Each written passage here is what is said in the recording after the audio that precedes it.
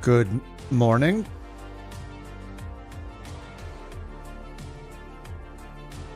Are we live? We are.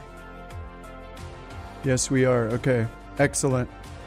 I just had to restart again because there's a new auto FPS. What's up, Rogue? What's up, Dog? What's up, Dog? What's up, North? Ken? Daniel? Max? Oh, the sim just crashed. Nice. All right. So far so good with the latest auto FPS update, I guess. Okay.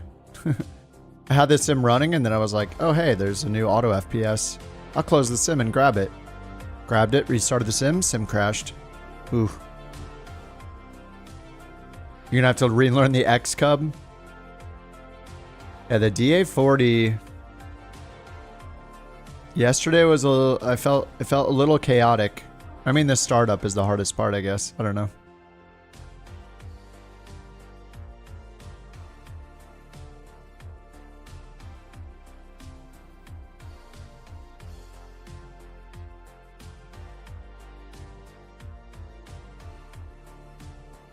What's up, Shooter? What's up, Ken? Rogue, thanks for signing up for the Couch Club. Were you not already a member? Welcome. Maybe you just upgraded to Couch Club. Thanks, Rogue. Welcome. Welcome to the super secret channels on the Discord. Where are we starting today? I'm just going to look at some random airports. I never know where I'm starting. I always use a website to randomize in some way.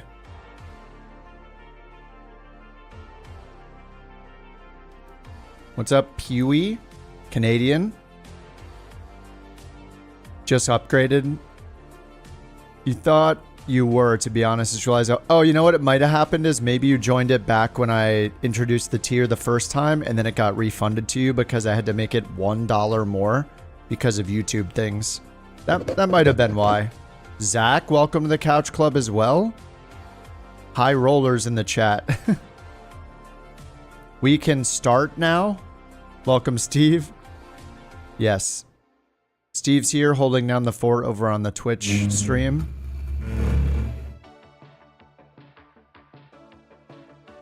Rogue, thanks for the prime, dude. You don't have to give me both your subs. Who monitors the on-air applications? Lith and Bear and me when I have time. What's your airline name, Zach?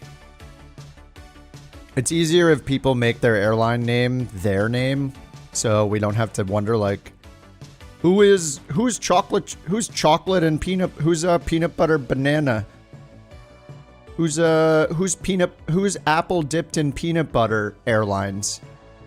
Yeah, see, outlaw. Yeah, it's hard for us to know who is who when people apply if their airline name has nothing to do with their like username. Your game crashed too? I guess it's just one of those days where we're going to crash a few times on startup. I mean, I did enable a ton of stuff, so, I mean, you know. I don't know. I guess we'll just blame ourselves, I guess. I'll blame myself for my crashes. We'll see. What's up, RJ? Not even using it. Oh, cheers, man. Well, I appreciate that. I think the Twitch stream is here to say, did somebody mention chocolate and peanut butter airlines? Now I'm thinking about dipping apples in peanut butter, which is so good.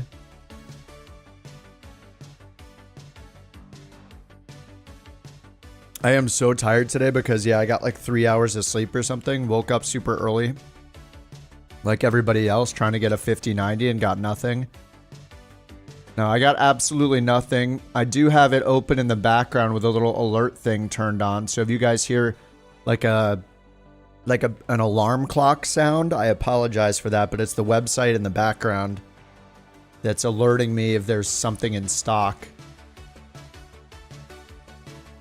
Yeah, I have no idea how many years it'll take to get one. I mean, nobody got one, right? I mean, if you guys got one, that's incredible. Yeah, the Micro Center, 150. I think it was 200 and something. Isn't that what you guys sent earlier?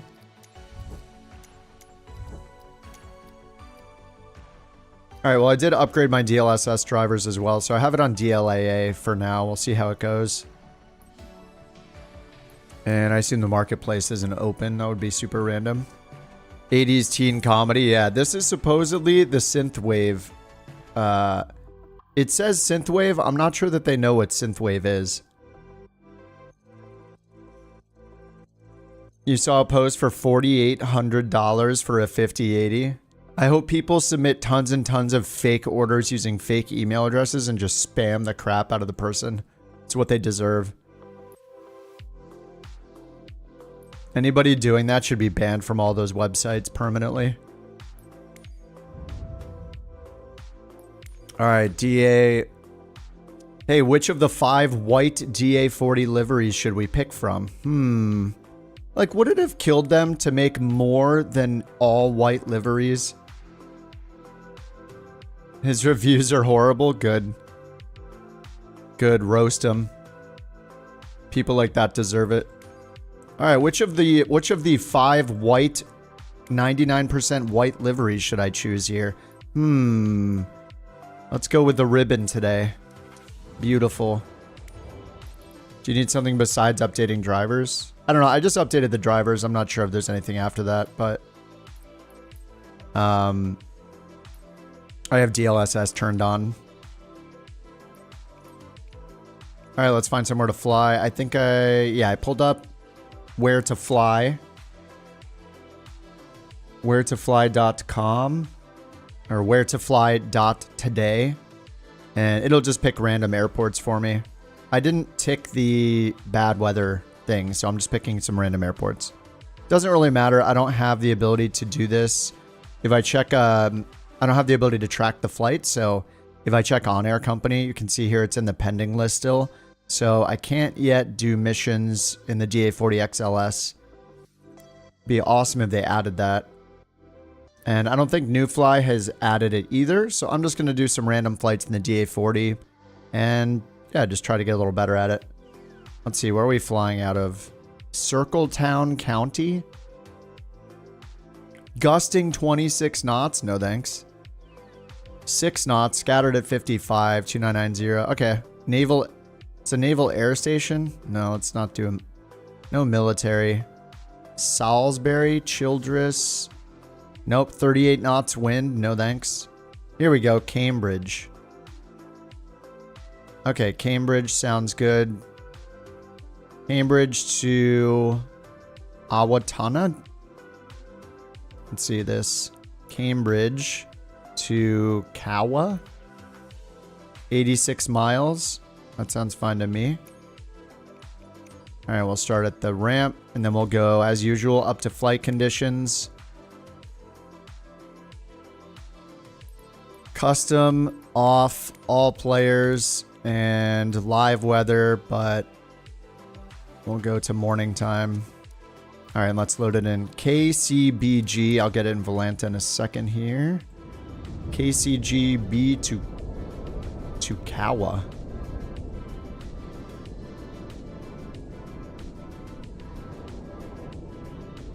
All right, that's all set. Did I see the live stream? Oh, it'll be next Wednesday or something. I think I saw the date. Yeah, I took a quick look at the release notes or the dev update today. I actually have it up here. This is the update they posted today. I don't think there's anything crazy. They just said, you know, a new pre-release build is coming soon.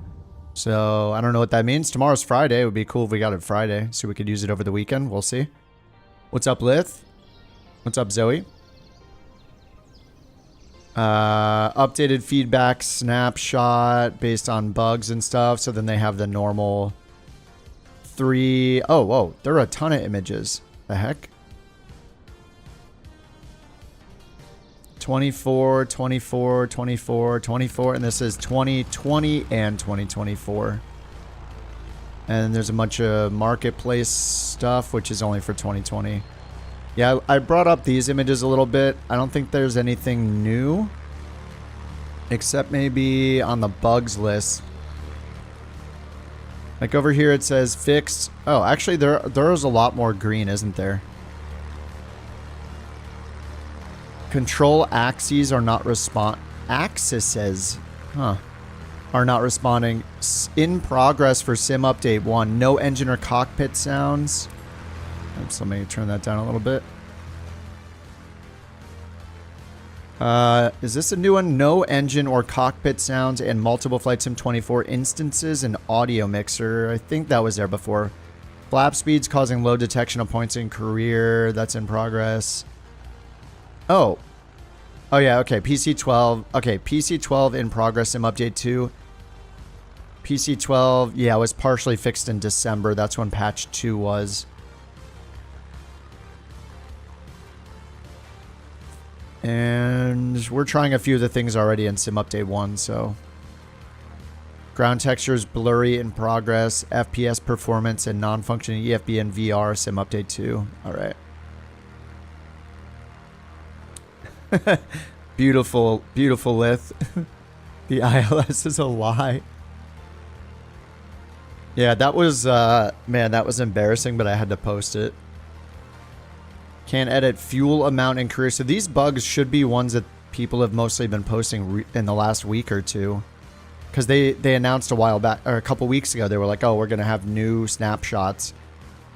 So there is a bunch of things listed in progress now, which is great. Normally, I think this looks like just everything is like pending, or what is the default thing here? I forget what they normally write. Toolbar.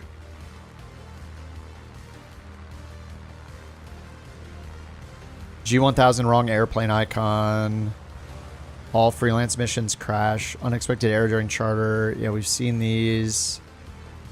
MFD thing again. Not seeing anything crazy. Oh, VIP charter missions not showing up for CJ4. I don't know if you guys have been using the default career mode at all lately, but I mean, I went and saw those few CJ4 missions and that was about it. The update, we don't know. Whoa. Little laggy here. I guess it's because I'm running in 4K instead of the normal 1440, so I'm not sure what's going to be better. 4K, yeah, this frame rate is...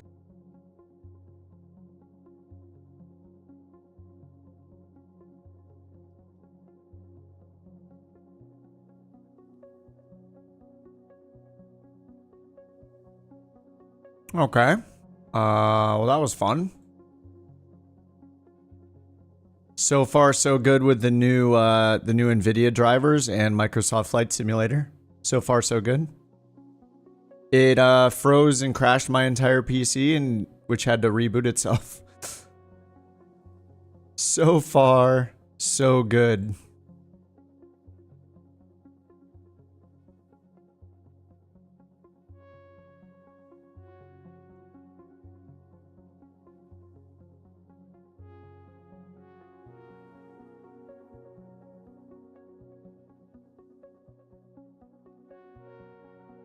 Alrighty. Getting it started again. Oh, this might happen again. Who knows? We'll find out. Hey, let's try this new DLSS driver out. Rip Microsoft. Why am I not surprised that Flight Simulator crashed my entire PC because of an NVIDIA driver update? Ugh. Alright, I guess I'm going to turn off DLSS again. Like, I can't use DLSS, I can't use FrameGen half the time. Why even have an NVIDIA card? Why am I looking to get an NVIDIA card again? I mean, it's not really the NVIDIA card, it's just Flight Sim.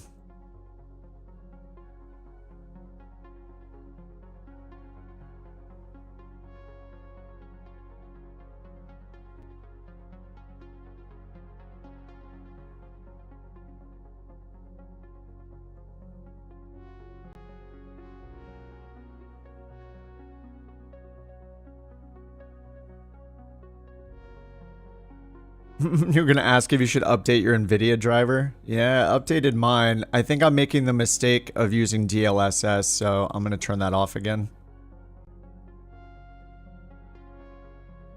I don't need DLSS and I don't need frame generation. All I need is improvements to the raw performance of a video card. That's it. That's all I want.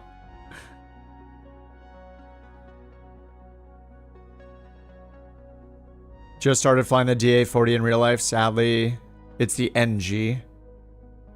Oh yeah, the NG will be... well, I mean, you have the... Wait, does the NG have FADEC? I'm guessing the NG has the FADEC, right? So you don't have to deal with mixture and prop speed. Think I'll go back to AMD GPUs. Yeah, this was not great. But isn't AMD underwhelming as well?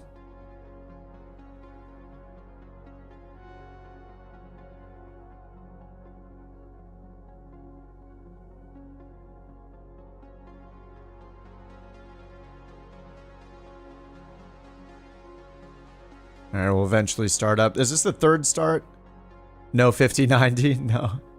Definitely not. I mean, I'm trying. I'm still keeping my eye out. A few of them popped up throughout the day today. Okay, let me go up here and turn off DLSS. And I'll bring the render scale down. Alright, there we go. TAA. Why can't I turn low latency? Oh, because of frame gen. Okay. Alright, let's try this again. We'll see if it was DLSS or not. I forgot the airport. Because the whole PC crashed, so I have to figure out what the airport was now. Oh, looks like I have it. Okay, it restored it. Oh wait, no it didn't. This is your graphics card speaking. Why are you trying to get rid of me? Here, that's me dying. Don't replace me, Kip.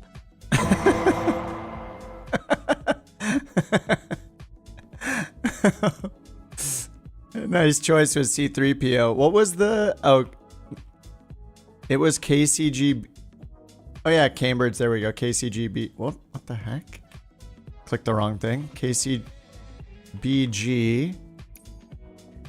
to KOWA. Nice. Thanks, Rogue. Yeah, it doesn't save anything even though I loaded into those airports. It makes sense, okay? Custom off on live weather. Sunrise. Alright, let's try this again. Parking. And I'll just find the route in here. Okay, doesn't work. No route allowed. Okay, we'll just load in. Can't play career mode because with your Boeing because it prompts you to retract. Aye. Well, sorry for all the Twitch spam. I have to restart Twitch every time because it doesn't understand the concept of resuming a stream, unfortunately. I don't know if the problem is the graphics. I think maybe something I loaded earlier is messing it up for my library. I'm gonna go delete a bunch of stuff. Maybe it's the lights or something. I realized like nothing was enabled earlier, so I enabled a bunch of stuff. And now I'm regretting that decision. Category miscellaneous, maybe? Maybe it's like the lights or something? Those are community mods. Scenery, maybe?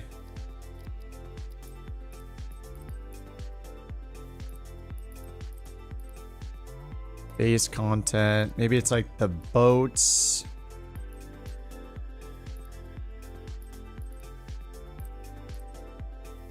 Not the dinosaurs, right? Micro stuttering, playing the loading screen. Oh, that always happens though. You guys don't get any stutters during the loading screen?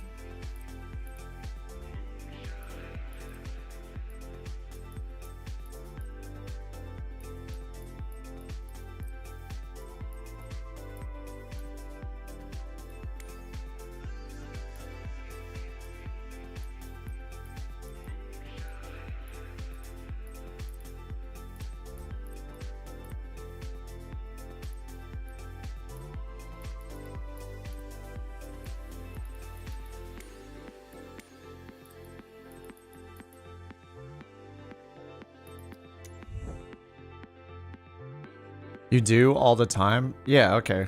Yeah, there's no way that you guys don't get stutters on the loading screen. That would be insane. It does it every time while it's loading.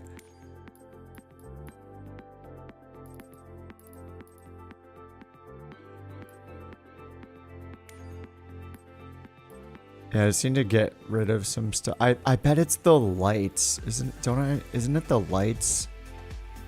Nighttime lights. I think I did emergency lights was one of them.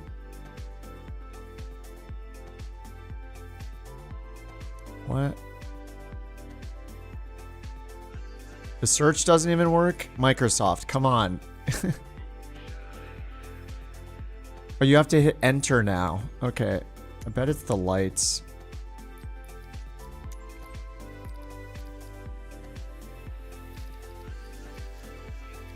Miscellaneous streamed.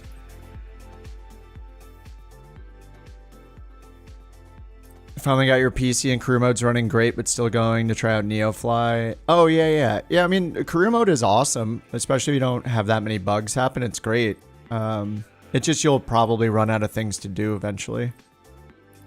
I can't believe that I wouldn't be surprised if one add-on can literally crash my entire PC in this game. I don't know. I guess let's crash it again. Here we go. If it crashes a third time, I'm not sure what I'm gonna do. If I'm gonna like restart the stream again or just call it a night and try to troubleshoot it later. This is so annoying. Maybe I should just uninstall everything. Maybe everything that's not a plane I should uninstall. Usually the scenery works fine. I did upgrade, yeah. The error messages that Windows reporting, though, they're not from the NVIDIA stuff. It's from the sim itself. And I had it running a little earlier. Like I ran it to test it out and things were running fine. So I'm not sure what's breaking. So maybe the lights? I don't know. It's something with that airport, maybe. It can't even save the airport code. I forgot it again. Cambridge something. KCSB KG, is this it? KCGE? There are 1,000 Cambridges. 5090? No. I did not. Everyone upgrading is saying they can't get in. Crashes after upgrade. Oh, you think it is DLSS 4?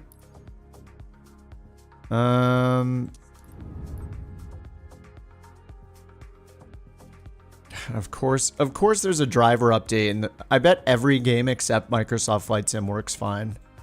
You do think it is? A few people earlier had the same problem. Yikes. You didn't upgrade, it's been fine. I had it running earlier, like to test it after I upgraded. I just loaded it and it ran fine for me. The performance was actually really good. KCBG, yeah, thanks again. Sorry about that. The sim doesn't know to save things when you load in. Like I loaded in the first time, it didn't save the Takawa. I'm gonna pin your message there, Brian, if I can click it. I can't pin it from this chat. Okay, never mind. I'll put it in my notes. Alright, well, here we go again. I'll try to load in one more time. If this doesn't work, then I'll take an extended recess between restarting the stream and roll the drivers back, so that could take like 10 minutes or something. Let's change all these settings for the 800th time.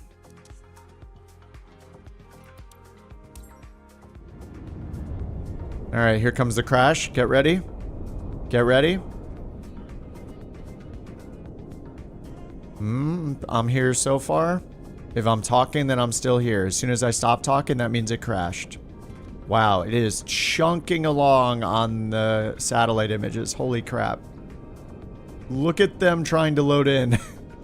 It is struggling. DLSS settings? No, I didn't touch anything. I mean, if NVIDIA is going to release a driver that bricks my game without me changing settings, then that's on them, so. I have a feeling it's Microsoft stuff. Just like the same way every single game I've ever played with frame generation works fine, except for Microsoft Flight Sim with frame gen is the only one that has problems. So, okay, we're in so far. I just assume whenever there's new technology out for anything, video card wise, CPU wise, it will break in Microsoft Flight Sim. That's my assumption. But every other game will be fine. Okay. Well, we got this far last time. We'll see how it goes. This is why you wait to upgrade? Yeah, I don't do that because generally things are fine. And we're running a beta of Microsoft Flight Sim. If it was any other game, we'd be okay. It was probably just something in my library that was causing it. Yeah, this is running fine now. But, I mean, we got this far last time. And just sitting here, I think it might have been the emergency lights thing.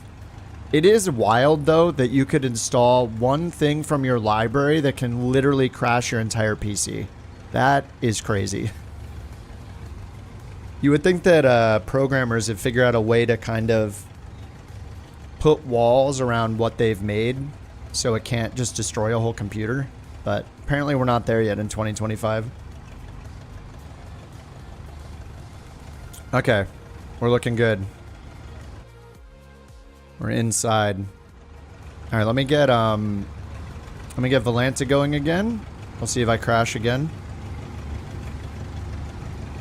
Every time I open another program, I assume it's gonna crash the whole computer. Oh, Beyond ATC has an update. Okay. Minor update, LLM new feature, add a LLM transcription processing layer. Okay, model matching fix for AIG models.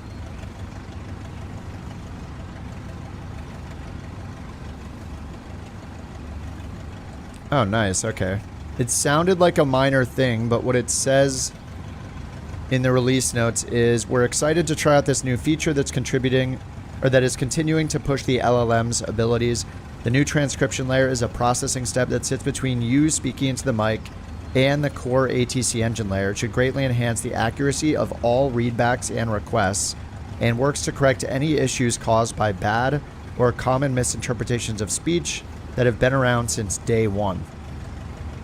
Okay, we'll see how the readbacks go.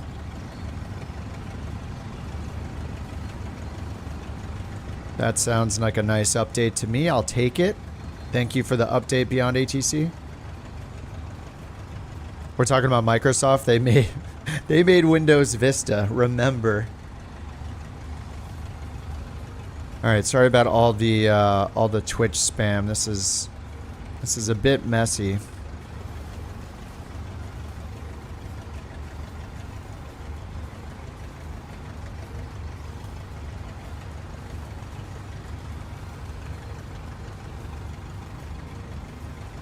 All right, and I'll need to... Wait, how do I have a flight plan? Oh my god, it's crashing again, isn't it? Is it crashing? Why? With the mouse. How do you not know how... You make an entire operating system. How is the mouse cursor unreliable? I thought I froze just opening the EFB, but my mouse just randomly disappeared. Oh my god. Okay, alright, keep it together. Keep it together. Oh my god. I'm gonna be scared that every button I click is gonna crash the sim. Looks like we're going direct. There's no route found between two waypoints. I guess it's only 80 miles or so, so that's fine. DLS. I don't have DLSS on. Anyone have an i5 13.6? Anyone ever have one? Probably. No idea what's going on. Microsoft Flight Sim crashed my PC like 2 times in a row already tonight, so apparently it seems like it was something I had in for my library, maybe. I don't know, we'll find out. You have one, what, a mouse cursor? Yeah, please send me your mouse cursor.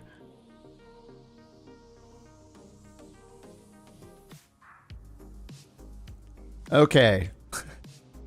Oh yeah, I have to use SimBrief if we want to use Beyond ATC, which I kind of do, so. Let me get a SimBrief flight plan going. Let me get Volanta going again. KCGB to Kawa. Okay, that's correct.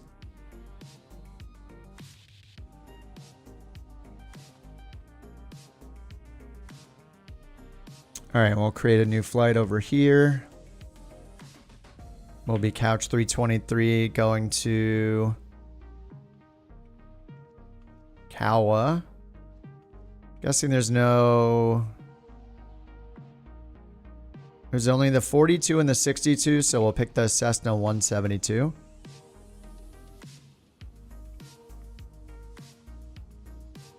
Okay, and here's the route.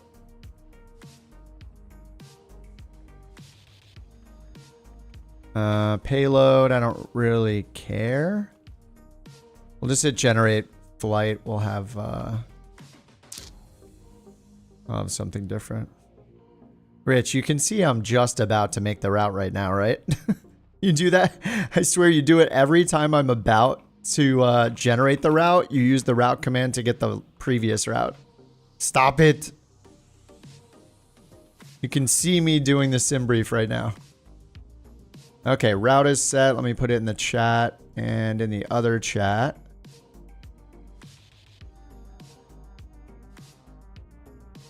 All right, there's the route. That's a simple one.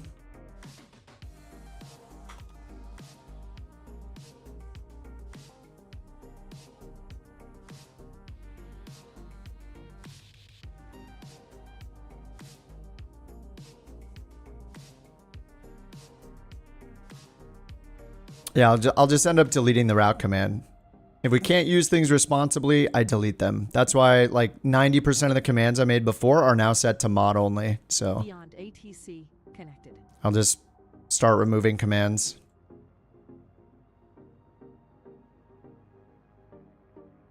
All right, initializing traffic. And let me get the new flight plan in over here. Let me get the flight plan in up here. Yeah, this is why we can't have good things. The fate of TTS is in your hands as well. We only need 78 kilograms of fuel. Okay, well, in this plane, that's probably full tanks. All right, I'm ready to cross my arms over each other to start an airplane, which is so weird. Let me bring out the checklist since I'm still learning this thing. I've flown it one time. And... see, am I missing anything? I don't think so. We got our... yeah, we got Beyond ATC going. And we'll wait a second to get our clearance.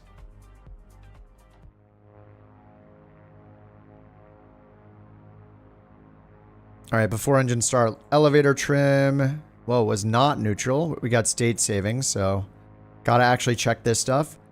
Prop and mixture set. Prop is full forward. Mixture cutoff and throttle are cut off, and all those are working. Parking brake is not set, even though this is... okay, they need to fix this bug too. The parking brake shortcut does not work in this plane. The parking brake toggle works, but set parking brake does not work. Seems like what plane was I flying where set parking brake didn't work in it either? Oh, the Learjet is all messed up. You can't use set parking brake. So anybody with a parking brake switch on off will not work in this plane. Okay, ignition is off. Alternate air is closed. Masters are 1, 2, 3, 4 off. Pitot heat and fuel pump are off. All right, all lights off. It's kind of awesome actually with state saving. Actually need to go through these things, so. Circuit breakers check. I think they're good. Yeah, looks good. Pitot heat and fuel pump are off. And then battery master on. I did bind my fuel pump switch. That one does work. All right, battery master is on. G1000 has power. Flight controls free and correct. Elevator's good. Aileron's good. And rudder's good. Okay, check. Flaps full travel. Let's test those.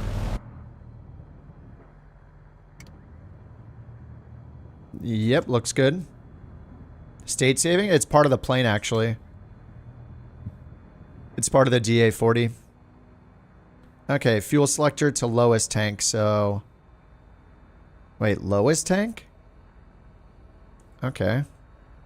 I guess it's on the lowest tank. Alright, before start, checklist is done. Let's do engine start. Doors closed and locked. Let's open the window. Whoa. No, it doesn't do automatic fuel change, no. Too simple of a plane for that. Okay, ACL, which is anti-collision and strobe light, is on. Let me see if my switch works for these, actually. Alright, that's my nav light. Yep, nav and strobe lights work for the switches. That's sweet. Throttle open 2 inches. And it actually says here, bottom edge aligned with the bottom of the E. So we have the E in throttle, so we just move it up just so it's at the bottom of the E right there. So right around there. Alright, then we go mixture full rich. And then the fuel pump comes on. I actually set a command, a switch for fuel pump, so I can switch that now. And we see the fuel pressure come up and fuel flow come up. Okay, so those are good. And we only do the mixture rich for 3 to 5 seconds, then we pull it back. Now we do the weird cross hand thing, so I'm reaching all the way over myself with this. Turn this and hold it.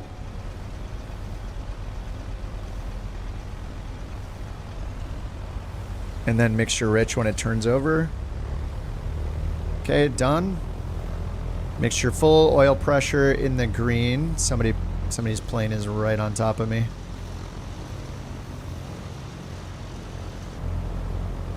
Oh God.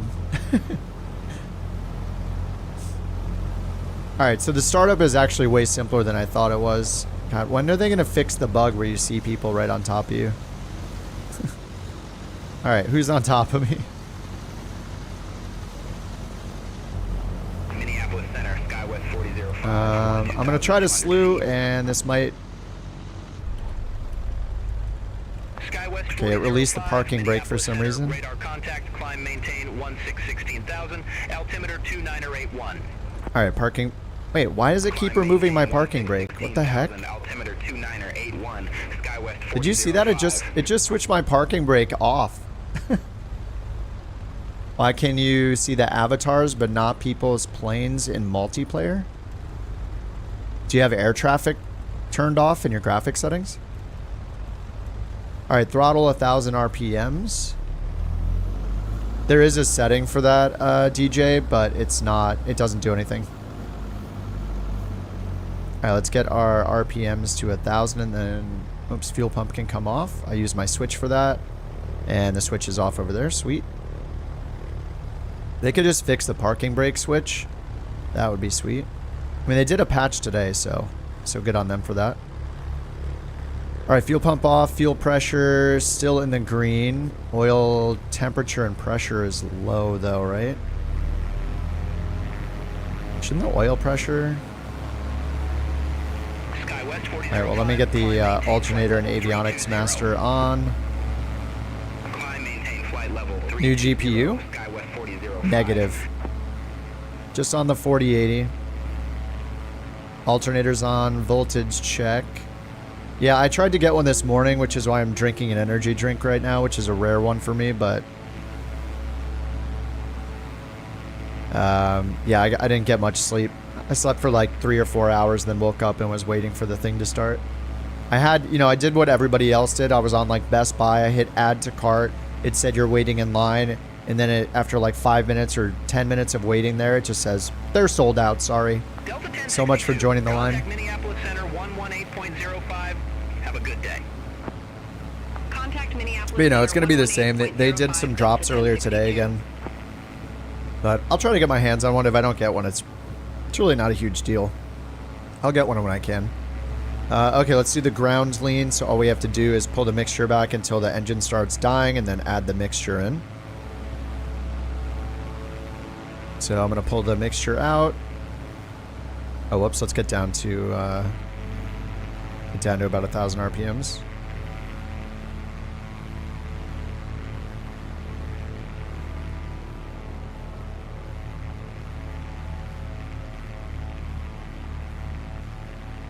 All right, there we go. Lean the mixture for ground and bring it back to 1,000. All right, that's good enough. All right, mixture, grounds, lean, lights as required. Standby cage. I would get the 50-90. I have a 40-80, so there's no reason to get a 50-80. All right, flaps to take off. Pitot heat on, and check the enunciation goes away. Avionics master already on. Transponder mode and code. Okay. And then FMS. So let's get our IFR clearance. Minneapolis Center Couch 323 IFR to Kilo Oscar Whiskey Alpha. Now let's get this closed. Couch 323, Minneapolis Center, cleared to Owatonna Degner Regal. Radar vectors Gopher, then is filed. Maintain 4,000 feet. Departure with me. Squawk 0600. Wait, what? Oh no, I have it on. Wait. Radar vectors Gopher, then as Oh, I had it off. Oh, the checkbox didn't show up in the UI. Okay. Departure with you. Squawk 0600. All right, I wrote all that down. 4,000 vectors to Gopher VOR, I guess. Couch 323, read back correct. Starter taxi at pilot's discretion. 2981 is the live altimeter. What? The heck? What did he just say? Say again, Couch 323. Uh-oh, what's he gonna say? Couch 323, read back correct. Start or taxi at pilot's discretion. Hold for release. Report holding short runway 34.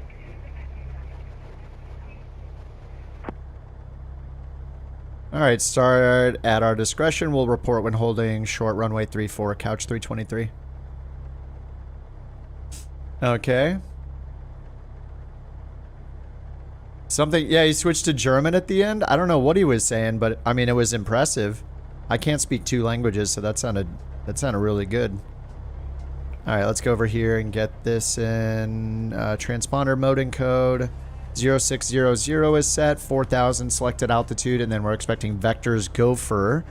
Transponder, altimeters, I just hit comma for that, 2981. I'm gonna skip the autopilot test.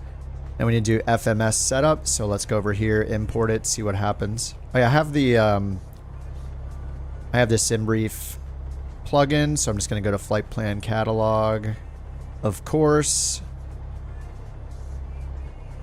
All right, linked, and then pull this in, activate, and okay. All right, so we're going vectors to Gopher, I guess, GEP, then joining the Jet 21 airway, exiting at Harpy. That's correct, and then destination. Let's go ahead and choose our runways.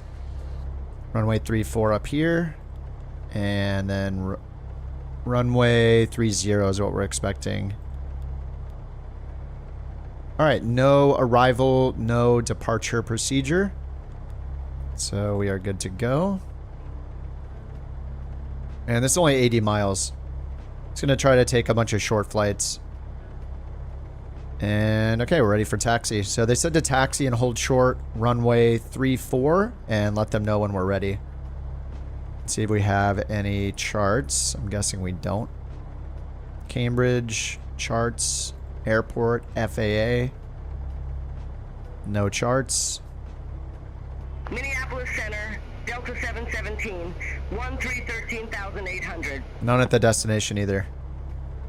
All right, let's bring up our checklist. Fuel selector to fullest tank, which is our left tank. All right, fullest tank chosen. Taxi lights on, parking brake release, test brakes, and flight instruments. And then we have our before takeoff run up. All right, let's see how far away runway 4 is. Or sorry, 34. All right, it's way over there. So let's taxi. Get the parking brake off.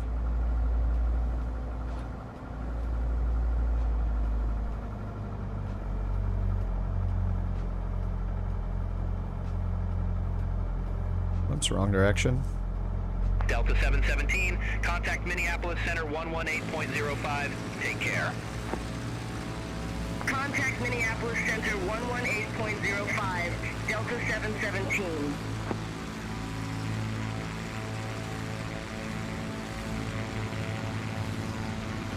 Oh, look at all these diamonds. Alright, differential braking is going to take a little while to get used to. I think what was actually crashing my PC was the emergency lights add-on in my library. And I'm guessing it worked earlier because I didn't have, it wasn't dark enough, so it didn't load it or something. So I bet I picked a time of day where it loaded the plugin.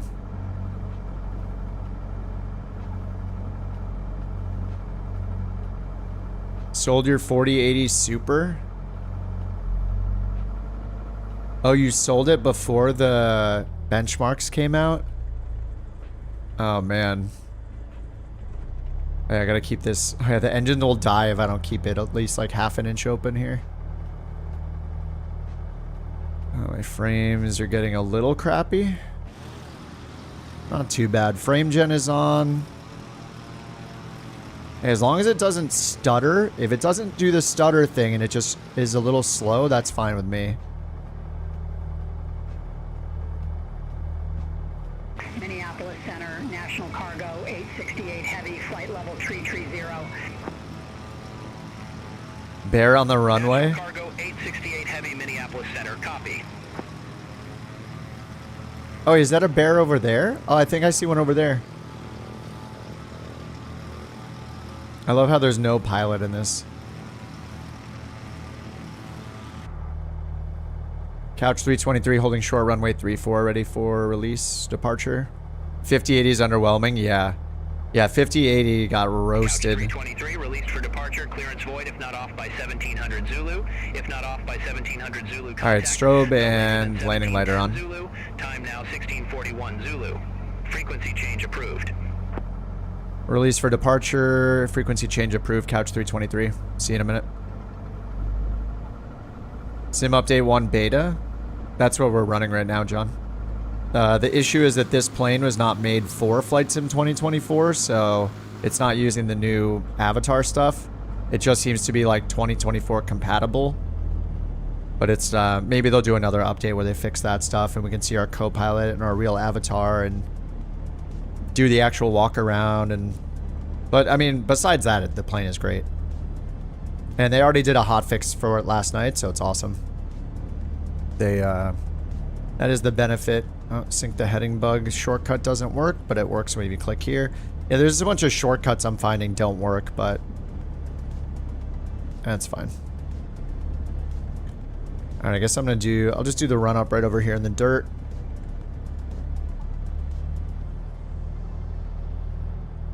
My God, how many diamonds do we have? Holy crap.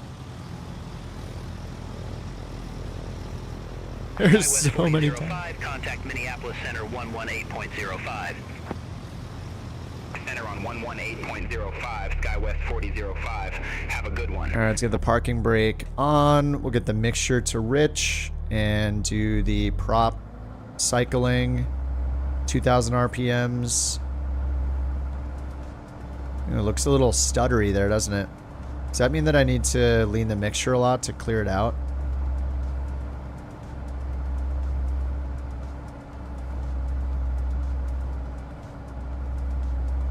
I remember with the Comanche, I had to lean the engine and let it, like a fouled spark plug.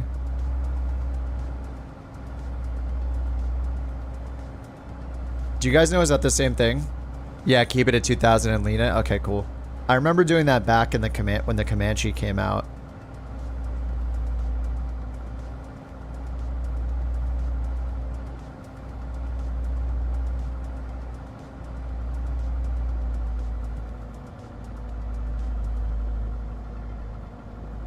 I don't know how far to lean it.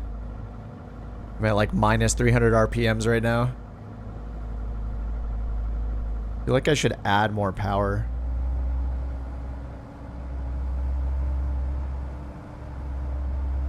Yeah, like it's not very happy.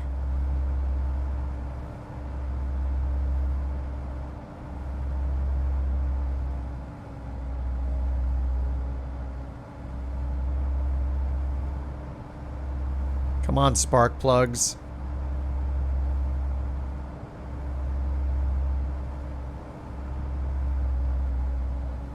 Leaning it more. I don't know how much to lean it.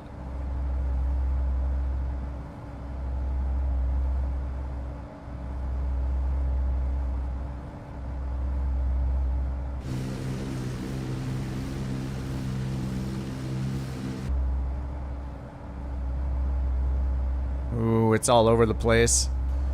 Maybe I've leaned it a little too much.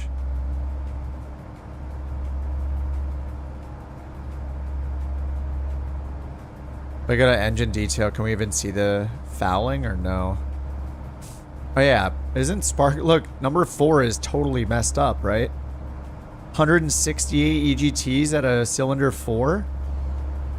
Oh no, I broke something. Yeah, the oil is 137. I broke it already? All I did was start it up. It's so fragile. Yeah, I'm running on 3 cylinders. Holy crap.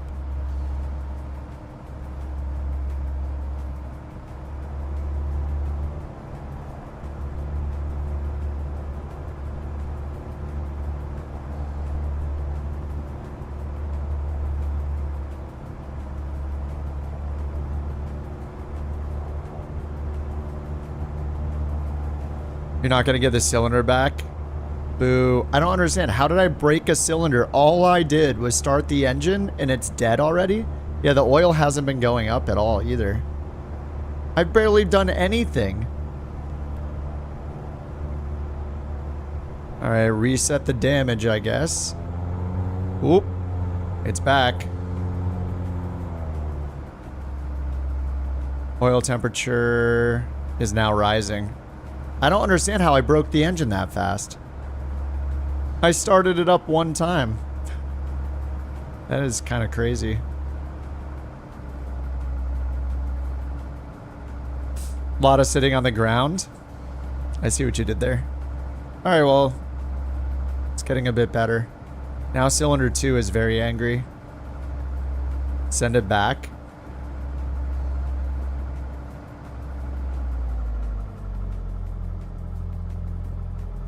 Alright, it says to cycle the prop 3 times, feather in full.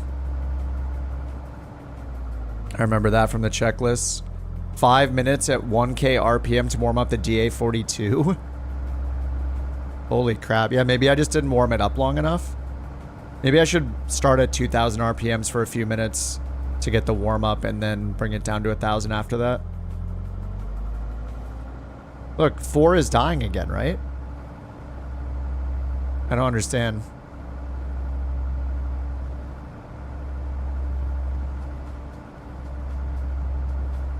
Is it failures, maybe? I just did the damage, but not the failures.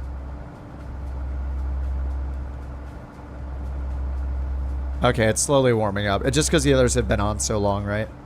The cylinder head is not nearly as, yeah, not nearly as hot. So I guess I should wait until this gets up to the 400s or so. Man, this is crazy. This is what it's like to fly an airplane. Yeah, it's as if I just restarted the whole engine essentially with just cylinder 4. So yeah, cylinder 4 is behind. Yeah, I remember doing this stuff with the Comanche and being like, oh my god, flying's difficult. Yeah, dead cylinder in real life. Oh yeah, for sure, yeah. We can just click the button here.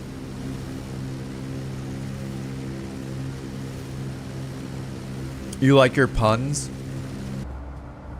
Hey, you know what they say about puns? It's the most sophisticated form of comedy that exists. Okay, yeah, the sync heading bug shortcut does not work either. Cow's team.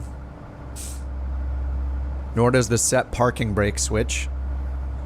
Or command.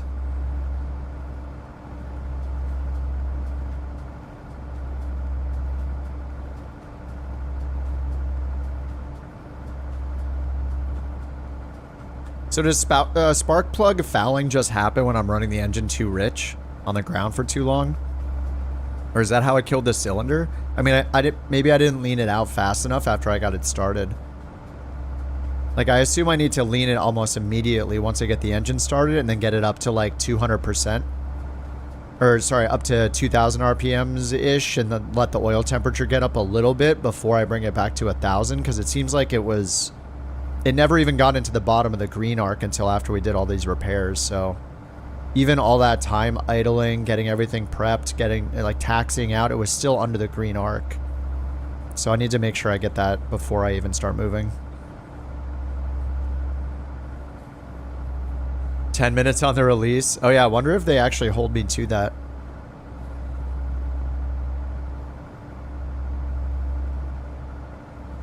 I should let them know. Minneapolis Center, we're delayed on the ground here about 10 more minutes. Couch 323. I wonder if he'll give me like a new clearance. I don't think he will. Or a new release time.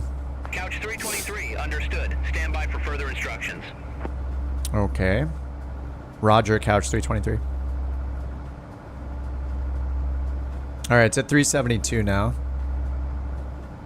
I guess we could do... Well, no, probably not do the magneto test yet.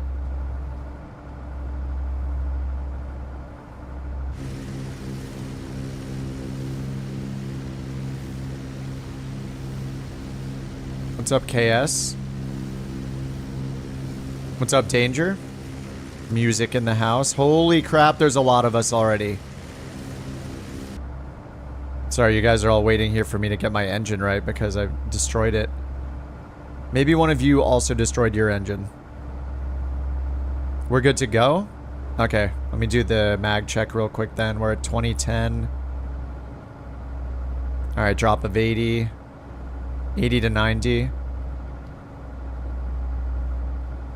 And a difference of 10 to 20. Okay, we're good. Back up to 2,000. Alright, let's go mixture rich. Minneapolis Center, Delta 2155, 14,000 feet. Alright, prop and mixture full forward. Flaps are set. Delta 2155, Minneapolis Center, radar contact. Climb and maintain flight level 340. Climb and maintain flight level 340, Delta 2155. Minneapolis, Couch 323 ready on the ground, runway 34.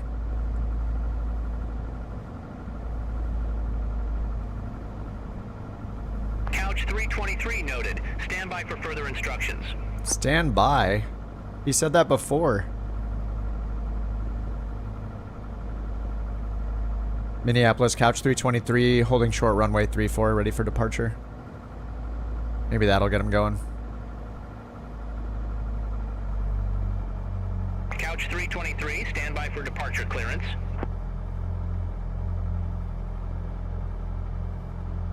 Alright, I guess we're waiting. I'll just give him a minute if he doesn't get back to us. I don't even know if he's able to. Like, is he actually gonna come back to us? That'd be really cool if he did. Watch out for the birds, everyone. What's up, Eric?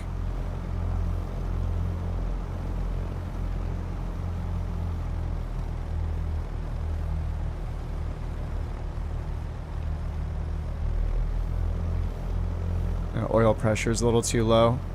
So it's not so much about staring at the RPMs, right? I mean, it's more about keeping the other temperatures and pressures going, right? Like my oil pressure just dropped into the yellow, getting down to 1,000 RPMs. So I feel like I should be waiting, like I should be adding more RPMs than I think I need, because I don't want my oil pressure to drop that far. I don't know if he's going to give us a clearance to take off or not.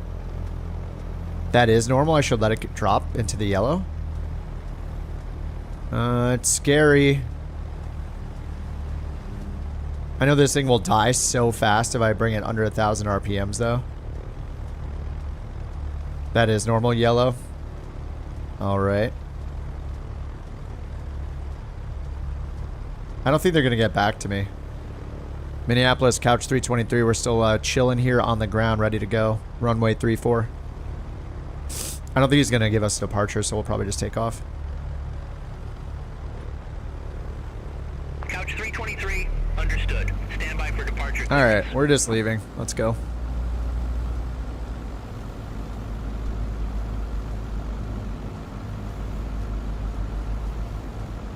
All right, props full forward. Cargo 868 heavy. Yeah, he's talking to someone else. All right, we're out of here. 126.45. Sink our heading bug straight ahead. Minneapolis Center 126.45, National Cargo 868 Heavy. Take care. My window's open.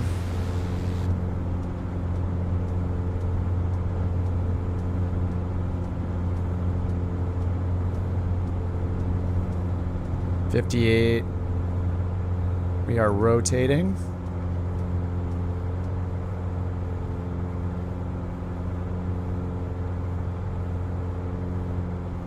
All right, we'll get up to about 1500 MSL and then I'll get the flaps up and pull the prop back.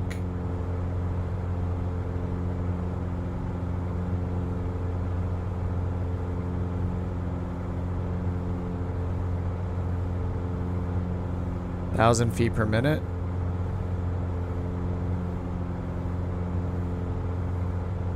All right, flaps up.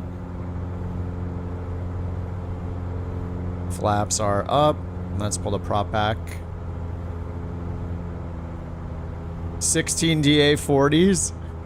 All right, prop comes back to 2400 in the green. All right, that's all set. Make sure it's still rich, and we'll do our turn to the left, I guess. Minneapolis Center, SkyWest 3673, 7,800 feet. SkyWest. Now let's get the flight director on. Center, good day, radar contact. Continue climb to flight level 200. Continue climb to flight level 200, SkyWest 3673. Delta 2155, contact Minneapolis Center 1805. Contact Minneapolis Center 1805, Delta 2155. All right, heading in nav mode for the flight director.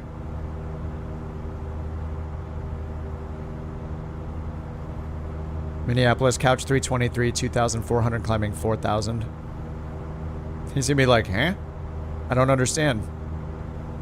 Couch 323, Minneapolis Center, good day, radar contact, continue climb to 4,000 feet, altimeter 2980. Nice.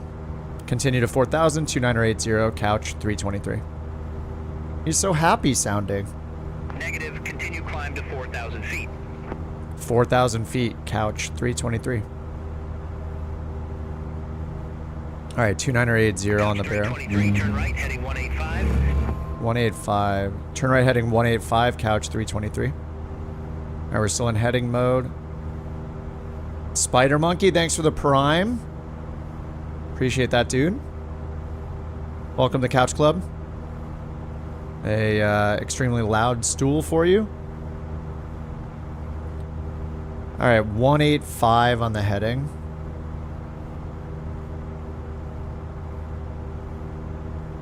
How's it going, man? I'm just trying to learn the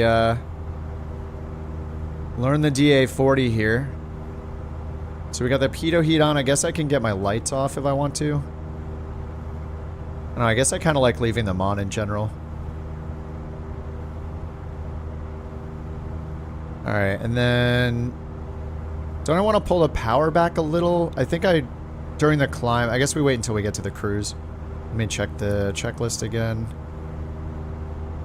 So before takeoff, yeah, we did fuel pump, throttle idle. We did all the tests there. Line up, transponder, pitot heat as required. All right, let's get the autopilot on so it'll just hold us at the altitude and heading. Lights on, pitot heat, parking brake, yes. And throttle advance, climb, flaps up 24, fuel pump is off. Lights as required, mixture, max 1350 on the EGTs. So we'll go to engine. And we're under 1350 on all of them, so that's fine. Alright, cruise power. So if we want best power, we leave the throttle full forward, and then we'll go 100 rich. What are we expecting, though? I think we're just going to cruise at 4,000. Yeah, 4,000 is our cruise altitude. But let's see how long we're going to even be in cruise. I'll just lean it a little bit for now. Actually, we have the power tables in the checklist, right? Let's just do it that way because that'll be the fastest. So we'll just go down here, speed and power table. 4,000 feet at 75% cruise, 24.5, 2,400. So I'll just lean it till we get to like 11 gallons per hour. Around there, and then pull the RPMs back to 24.5. Clear direct Gopher, resume on navigation, couch 323. Alright, 24.5.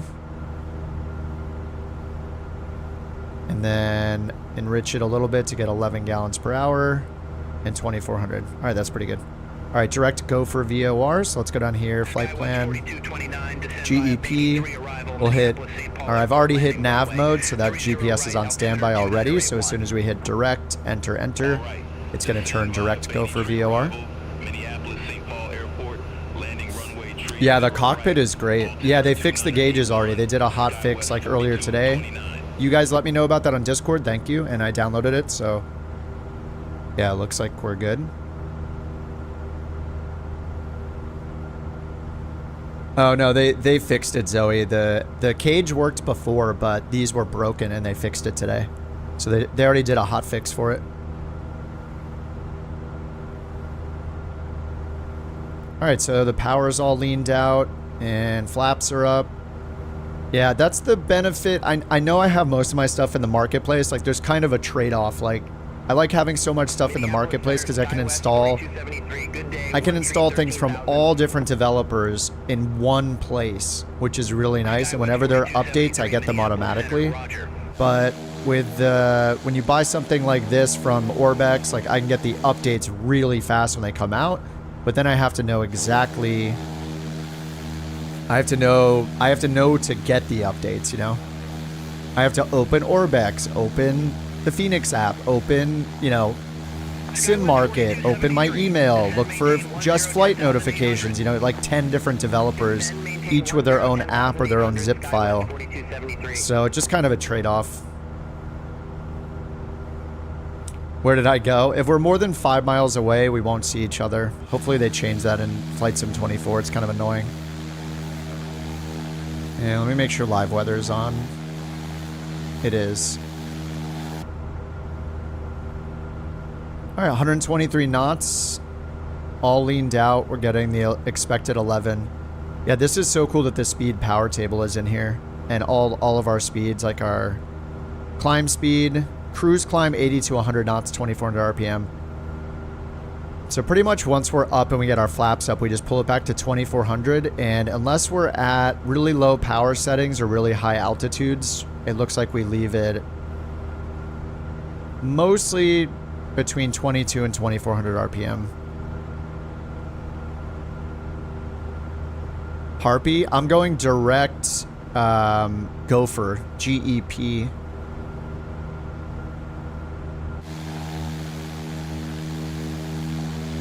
Alright, let's check our fuel. Right tank is fullest. Let's go to right tank. Let's set a timer.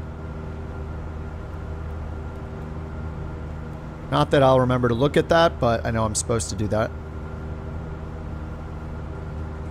Alright, sweet. Spider, thanks again for the Prime, dude. Much appreciated, dude. And Rogue. And Zach. Thanks for the early action today on the memberships.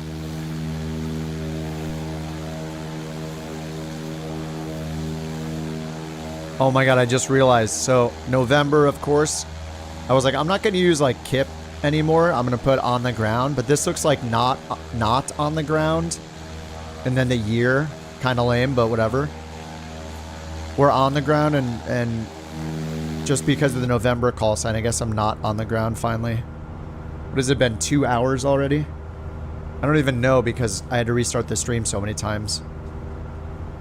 That's what I get for installing a ton of scenery mods and stuff. Alright, direct GEP, and then we're expecting runway 30, so let's just put in the visual approach for this. Procedures, select approach. Oh, there's an ILS. I'll put in the visual for now. Straight, and then load, okay. And then I'll delete the en route waypoint for our destination airport. So it'll just go from Harpy to the approach. So top of descent's now for 39 minutes. So we have some time to get familiar with the plane. Though this is kind of the easy part. We just monitor, especially with autopilot on.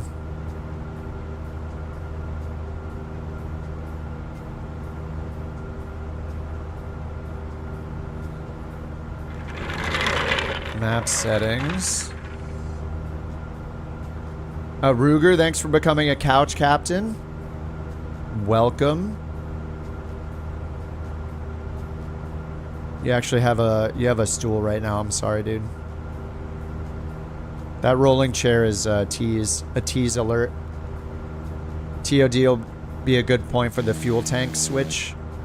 Oh yeah, top of descent. Oh yeah, it will. Yeah, 39 minutes. Maybe a little before then. And I didn't fill up the fuel or anything. It's got what it has in there from last time. Oh yeah, let me customize. Speaking of fuel, I'm going to customize the data fields up here on the top of the MFD. So we can see our endurance. So we'll go with the right knob down here all the way to aux. And then turn the inner knob to get to system setup.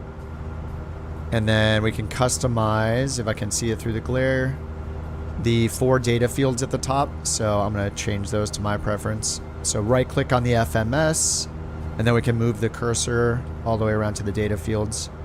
So I like ground speed. I like distance remaining. Distance to go is the total distance. And then time to go. So ET or ENR is the total en route time. And then endurance, how much fuel endurance we have. Alright, and then I'll just press and hold clear to get back to the map. Oh, that doesn't work. Let me turn the cursor off first. Nope, doesn't work either. Alright, back to map. So now we can see our ground speed, how long we have to go, total miles en route, distance to go, and then en route is the total time to go, including all of the legs. And then our fuel endurance. So as long as our endurance is higher than our en route time with some reserves, then we should be good. Should be good on fuel. The fuel gauge. Yeah, it's this little tiny one down here. But if you want to put your map over here, like the inset map, or if you like the HSI map, you can click right here, map HSI. Choose between, you hit layout, and then you can choose between the inset map in the corner or the HSI map, which shows up here. And then you can use the range like this. And then there's a detail button down here if you want to clean it up. Put it on like detail 1. You can turn the traffic off. You can make it as clean as you want here. You could use that as your primary map. And then over here, just hit the engine button and get a really big engine gauge instead. So you have your fuel down here, the 2 bottom gauges, our oil temperature and pressure, and our gallon per hour and fuel pressure. And then we have our manifold pressure and our RPMs. And then you can monitor the EGTs as well. Seems like they're running a little hot, right? 1463.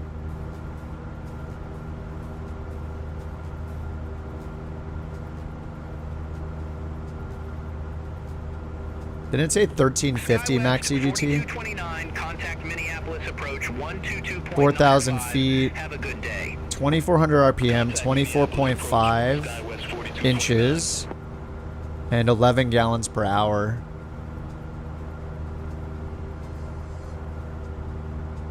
Yeah, if I lean it out to 11 gallons per hour, it gets pretty hot. Because I think for max performance... Oh yeah, best economy is peak EGT. Okay, right.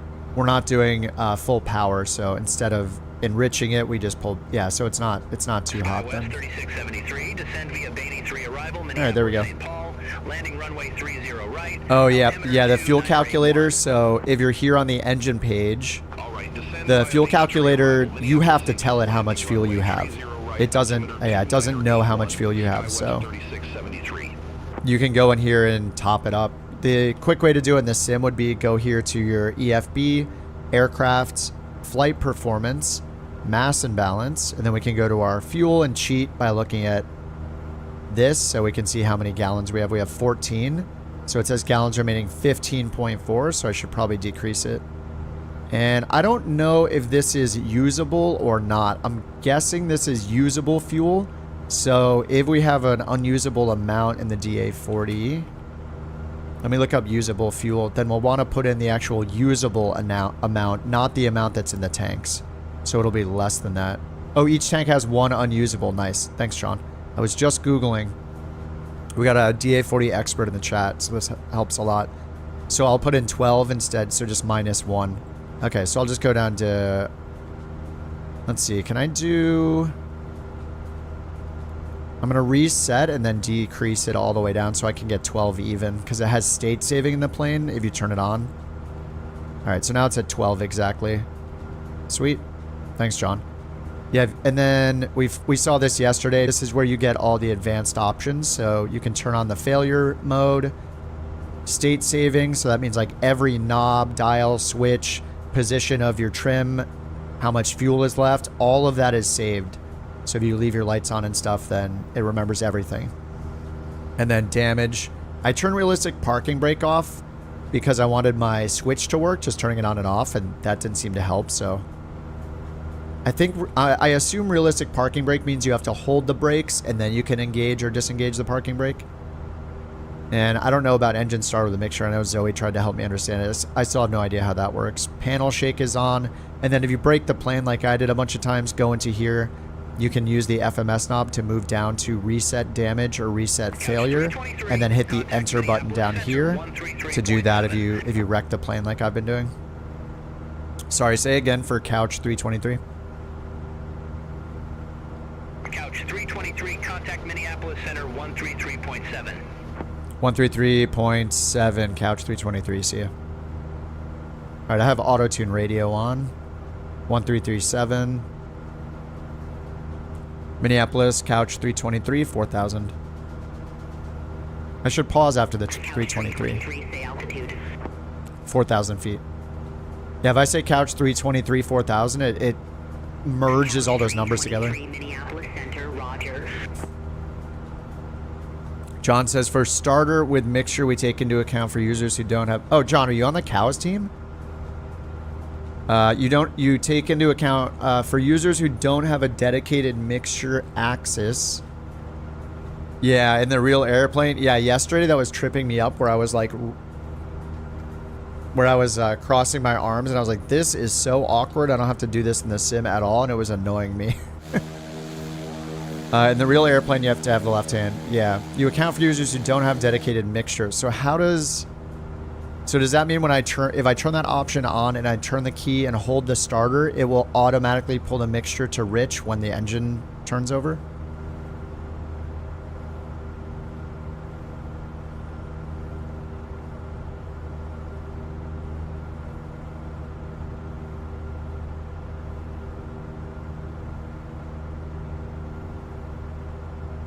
Oh, you made the engine page and mainly worked on the G1000 plugins.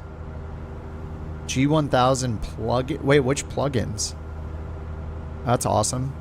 I did watch a real world DA-40 video or two today and noticed the engine gauges look like spot on. I didn't like put them side by side and compare them, but it looked very accurate. You don't touch the key, you set it to both, but you pull the mixture to engage the starter. Okay, so you turn magnetos to both, pull the mixture to engage the starter. Okay, so you lean the mixture out? Is that what you mean by pulling it? Or is there another hotspot to like pull, like some other interaction here? Like right clicking or something?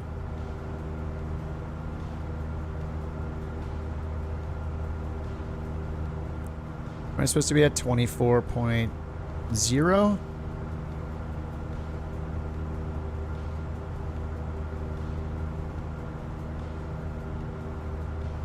Let me go back to aircraft checklist, speed power.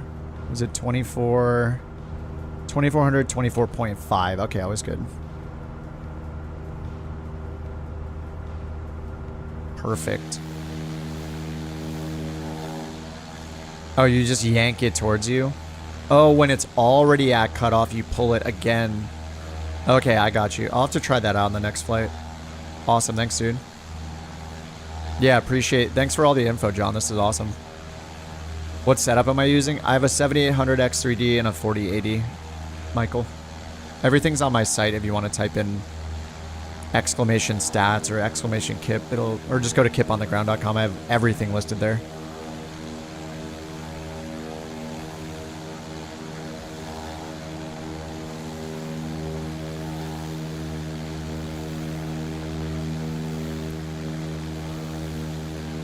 Okay, I think I have Minneapolis like Modern City pack installed, so that's payware scenery, which is why we can actually see it from here probably. It doesn't look like a bunch of melted buildings. You don't start with a mixture rich, so it's at cutoff when you engage the starter. You can't pull it back in the real airplane. In the sim, we let you start it that way. Yeah, that makes sense. Yeah, that's a cool workaround. So wait, how many of us are in the DA-40? How many of us are in the cows DA-40 right now? Can you guys type a cows? Let John know how many of us are in the cows DA-40 or the DA-42. Type a cows in the chat. Here, I'll type my own cows. I'll get it started. I mean, I know we have a lot of DA-40s in general, but I don't know how many of us are flying the cows. SR-22, nice. X-Cub, nice. I mean, so many of us are in the diamonds. I'm guessing a lot of you guys just loaded in the... Oh, the 42, nice. Jules in it. Galixian's in it. Ken's in the 42. I remember using the 42 when it came out. Sheep. I see what you did there. I think most other people are in probably like the TDI or the NG. No. I mean, when we were lined up, there were like, what'd you guys save? A dozen? Alright, so we got like 3 or 4 of us in the cows one already. I mean, it came out like 24 hours ago. The 42 is awesome. Yeah, it's been a while since I flew it. The visibility in this is so good, though. Well, the 42 has really good visibility as well, right? I always think of the 62 and the 50 with the really crap visibility. Oh, the standard DA-40 is bugged. Yeah, I think there was an improvement mod for that one, probably on flightsim.to. Way more diamonds. Yeah, there were a ton of diamonds. Oh, you took a picture of us all on the runway? I'll pull it up.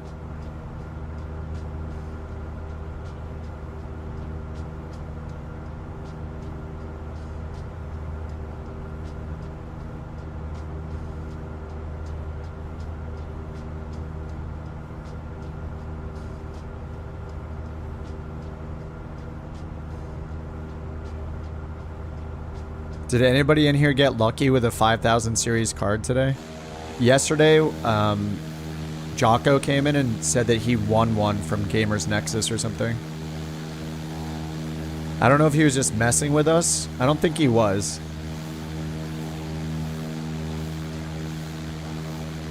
Oh, sweet. Thanks, Dorian. I'll keep my eye on the screenshot channel.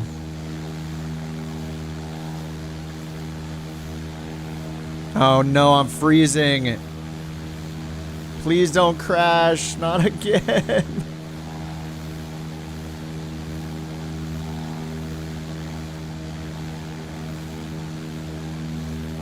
It's frozen.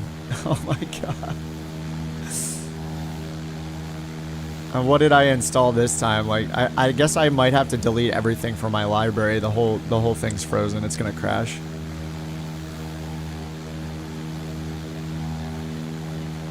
Yeah, I think I made a big mistake installing a ton of stuff from my library. I was like, hey, I want all my scenery back in, because for the most part it was working. Yeah, the screen is still frozen for me, so everything else is running. It's just the sim is frozen. Oh my god, it recovered. Multiplayer just turned off. Holy crap, it recovered. What just happened? I'll take it. I'll take it. We're moving again? Oh, that was so scary. Why did we... It's like Flight Sim 2020 all over again. Freezing for like 3 minutes straight. That was my daily thing in Flight Sim 2020. Was freezing for 3 minutes in the middle of cruise. Which is why I really don't miss it that much, because it still has all those problems too. Yeah, the multiplayer bug is back. Well, remember, this was the shaders issue, wasn't it, for me? My NVIDIA shaders. And I also don't have the rolling cache on. I don't know if that matters. Oh my god, I'm just happy that it continued. Oops, low fuel right. I didn't add any fuel before we left, so... It says we have 55 minutes of endurance. I wonder, is this endurance based on this? Hold on, if I decrease fuel, we have 54 minutes? Oh no, this is separate. Okay. Okay, so this endurance is giving us a calculation based on kind of what the Diamond knows about it. This one is probably just based on... It's just based on what the Garmin is sensing, I guess. Oh man, now I'm imbalanced, huh? Well, it's not that bad. How long till our top of descent? 25 minutes. 25 minutes till top of descent. 54 minutes of fuel. I mean, we're doing 11 gallons an hour. I could go even better fuel consumption if I wanted. Not a multiplayer bug? Yeah, I think this is the... Oh yeah, you guys disappeared. Oh no, you didn't. This is a thing that used to happen to me because of the NVIDIA shaders. At least that's what I'm pretty sure it was in Flight Sim 20. You guys finally helped me fix that. I forget who fixed it.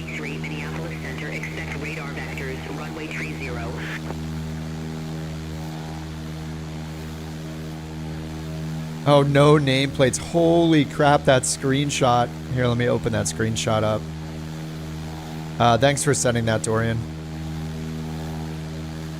Here, there are cows within these screenshots.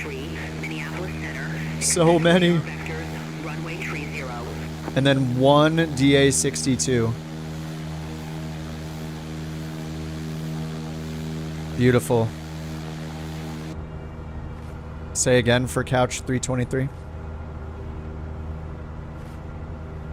Couch 323, Minneapolis Center. Expect radar vectors, runway 30. Expect vectors, runway 30, couch 323. Moo.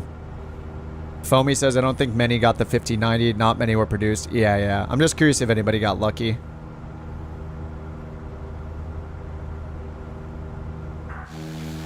Uh-oh. Sorry. Here we go. Oh, she's awake.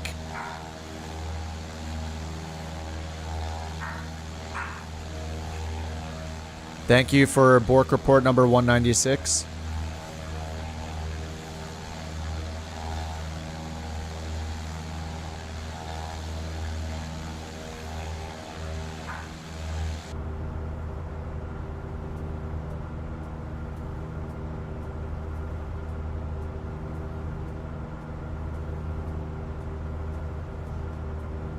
She's guarding the house. She heard something she didn't like.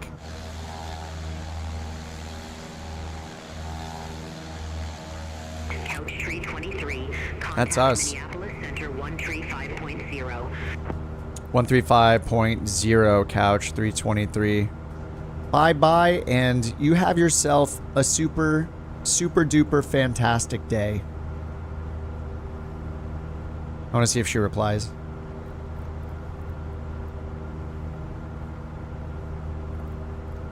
She does not. She doesn't like me. Minneapolis, couch 323, 4,000 feet. Where else can you spend BorkCoin? Couch 323, Minneapolis Center. Good day. Yeah, we haven't figured out the whole rug pull thing yet, you know, and how we could pull that off. So no real BorkCoins yet. Definitely need to figure out how we can all become trillionaires, and then we'll do that. All right, we're on with Minneapolis again.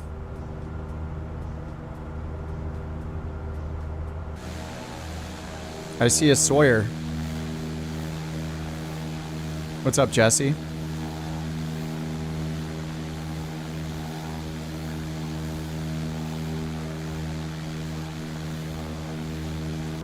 Landing at Kawa, close to where I'm from. Of course it is. Of course there's somebody whose backyard is where we're landing, no matter what airport in the entire world we pick. There's no way it happens every time. Is that your house? Probably is. 20 minutes till top of descent.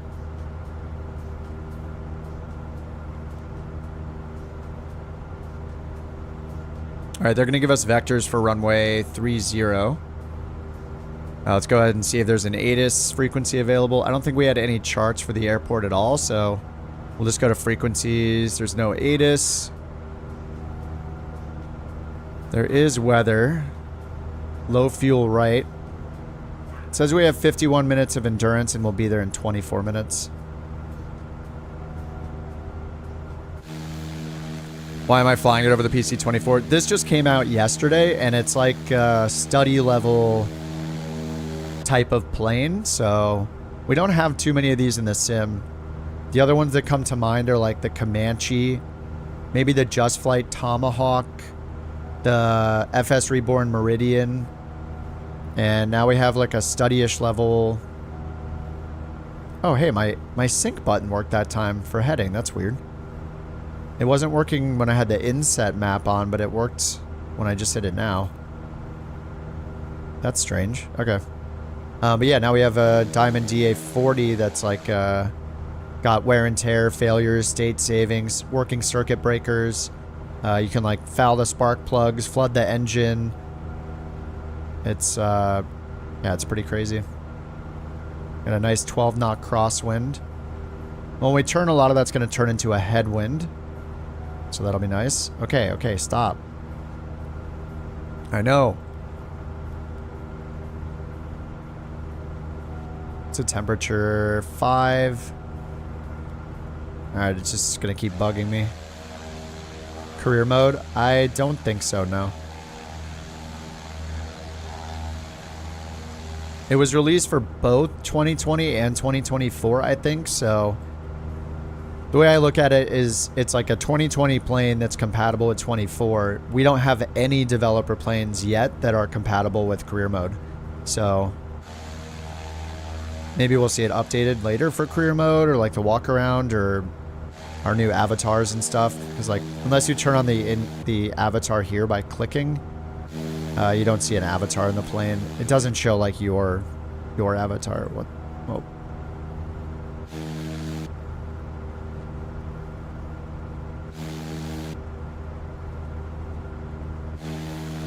Okay, there we go. Really, the mountain is filing bork reports? The mods, I don't think the mods should be able to earn bork coins. Is it possible to add modded planes? They have to be like added by Microsoft, so.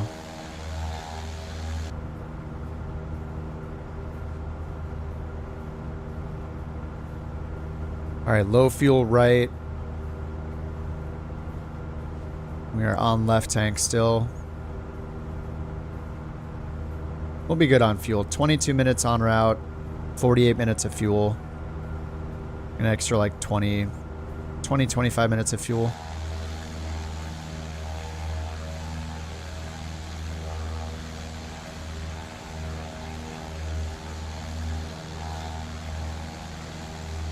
Software to port mods?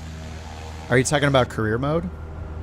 I don't think anybody has the capability. I don't know if they can or if they're allowed to. I mean, it has to work with the wear and tear system, the whole money economy system, the mission system with ATC. Like, there's a lot for a plane to work with. Think about everything that career mode, the built-in career mode does. It's kind of a lot. Fly present heading, descend and maintain 1000. Altimeter 2975. Owatonna Degner Regional Airport landing runway 30. Fly present heading, descend, maintain 1000, altimeter 2975, landing runway 30, couch 323. Sounds easy. Couch 323, altimeter 2975, expect the visual approach, runway 30. Ego, thanks for the sub. Thank you for the prime on Twitch, dude. Sorry, we had to celebrate a Twitch Prime sub. Can you say that again? Couch 323. Negative, runway 30. Runway 30, couch 323. All right, I need to start the descent here. Let's just get the Couch 323. autopilot off. Heading, descend and maintain 3,200 vectors for the approach. Expect further clearance in about 64 miles. Huh? 64 miles? We're only 40 miles away. Descend and maintain 3,200, couch 323. The heck? 64 miles? That seems insane, doesn't it? Yurbit, thanks for joining the Couch Captains, dude. You thought he said 6 miles? Wait, he said 64 miles. Yeah, expect further clearance in 64 miles. Yikes. That's a lot of miles. Why would it be 64 miles? Aren't we lined up? It's because of the turn, I guess. Yeah, we have to go all the way around and we have 40. This is estimating 40 something, 42 miles. You know what I think it is? I think the estimates for the mileage is based on an airliner. So every time they give us like go around instructions and turns and altitudes and speed restrictions, like everything's based on us flying airliners because it's very focused on IFR and airliners. So that's probably why it's adding so many more miles. It's because it thinks we're going to be going like 180 knots. What do I use to turn my camera? I have a little analog thumbstick that I use on my Virpil side stick. It's got like an Xbox-like thumbstick, a little analog thumbstick. So when you see it move like this, that's me using that stick instead of reaching for my mouse so I can keep my hand on the throttle. I also use all of the instrument camera presets a lot, like Shift 1, Shift 2, Shift 3. I use those a lot. And on my hat on my thumb, I use glance left, glance right, and forward, up and down like that, left and right. Couch 323, turn left, heading 125. Expect further clearance in about 39 miles. Turn left heading 125, couch 323.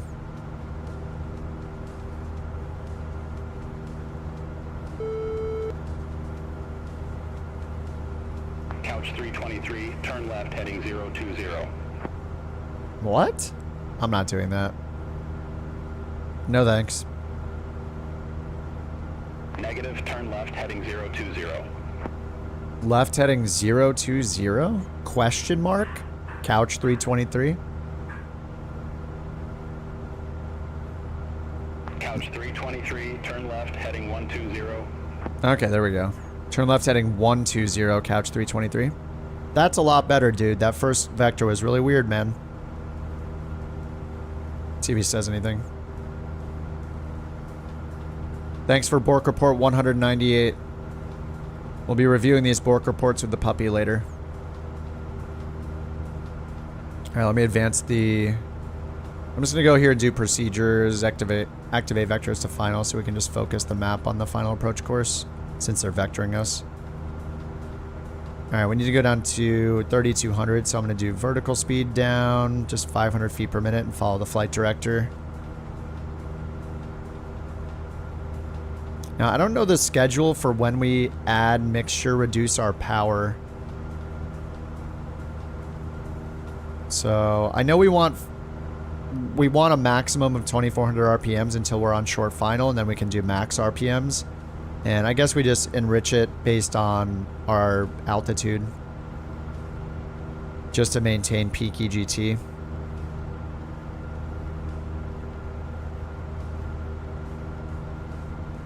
As long as my power's not at 100, we could do that. And then on final, it's going to be full rich, full prop, and... Oh yeah, I remember there are tips in here too, right? We can go to the checklist down under the tip section, and there's down here ILS approach, traffic pattern, and landing tips. So downwind 19 inches manifold pressure, 2400. Abeam the runway, Contact Minneapolis Center 132.35. 12 inches, and then flaps to the first position, or to our takeoff position, which is down 1. 80 knots, then final 15 inches, high RPM, flaps to landing. 73. I think it's 73 for the approach, 62 VREF probably, like over the threshold, while pulling the power out.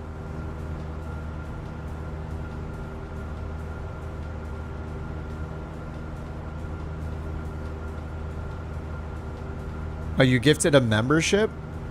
Wait, it wasn't given to anybody though. Wait, it says you gifted a membership and it didn't show a name.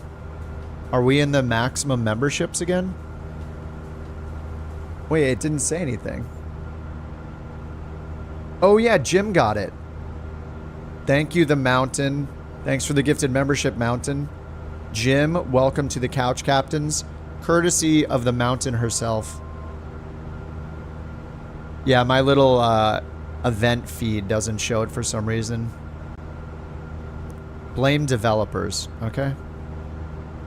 Let me follow the flight director. There are people here without one. There was a time when over the holidays we had too many memberships given out and I literally couldn't find anybody else to give them to.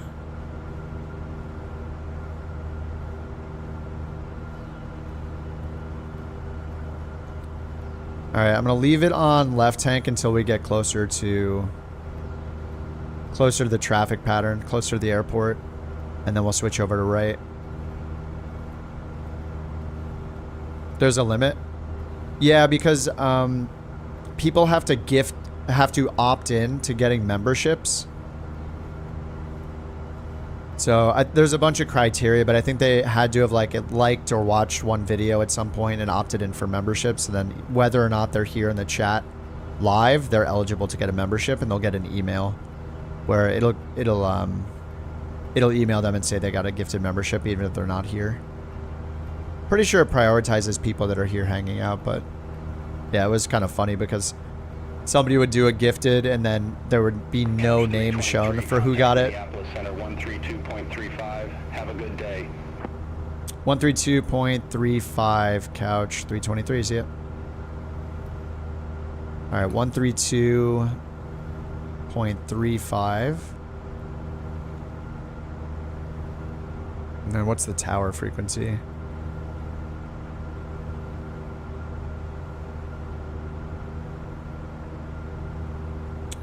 Just a Unicom frequency, 22.7. Minneapolis Center couch, 323, 3,200, 120 heading.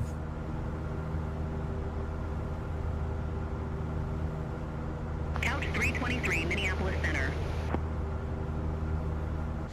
Radar contact much?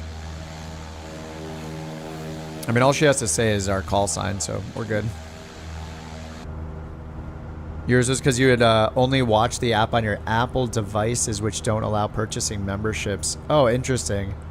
Oh, once you watched on your PC, you got one? That's so weird. Yeah, there's a lot of weird rules that go into it. Do we get anything? A horse, a small rodent? I mean, you get an amazing little badge next to your name that represents what type of chair you have. I mean, that's... The gamer's tools are highly coveted, okay? Month 2, you upgrade to a super comfortable and luxurious lawn chair. Eventually, you'll get the couch. We had things better than the couch. Later this year, when we have... I've only had memberships on for a year, a little over a year. Toward the end of the year, we're going to need a new emote, a new badge for the 2-year people. We were thinking a beanbag.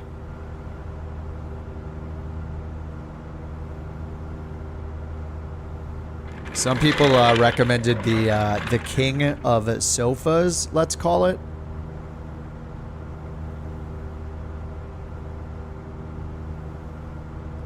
Shooter, thanks for the 3 months in the beautiful office chair, sir.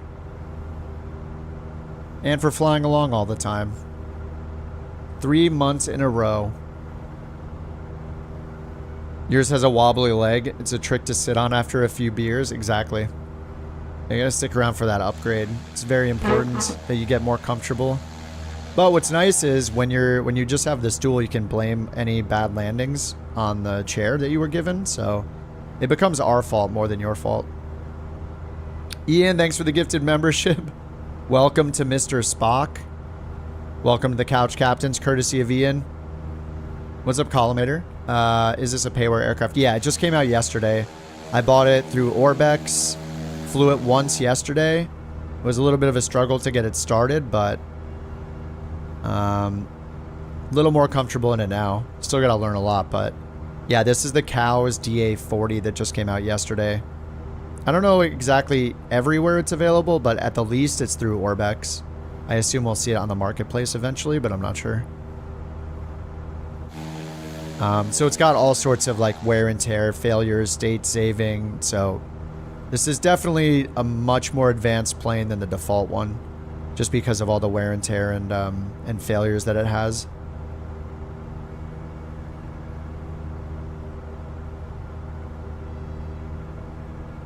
You're in the UK, 3:30 a.m.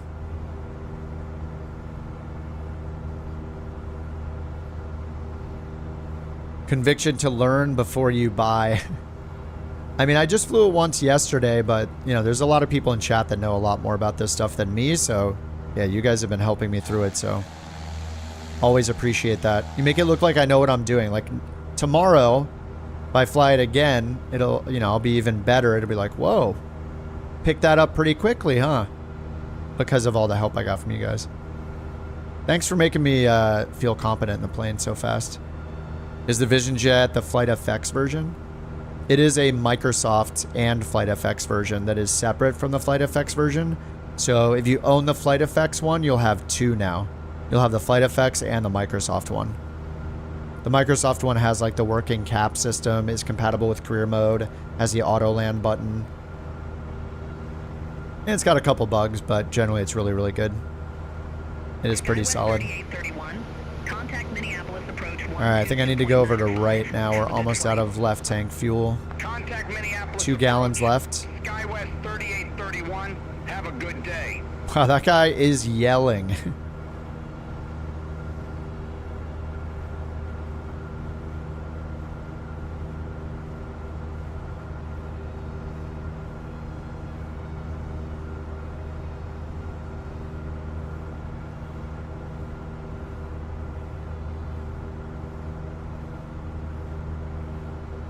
I'm just leading this for max EGT still. So we're still at 3,000. The fact you still crash shows you're not Tom Cruise. Oh yeah, yesterday going after all that weather, I like totally lost sight of the glide path. And I just trusted the autopilot too much. In the PC-24, you know. Kind of jealous your wife's currently on a 777. Nice. Oh, a 7-hour flight. Man, I hate super long flights.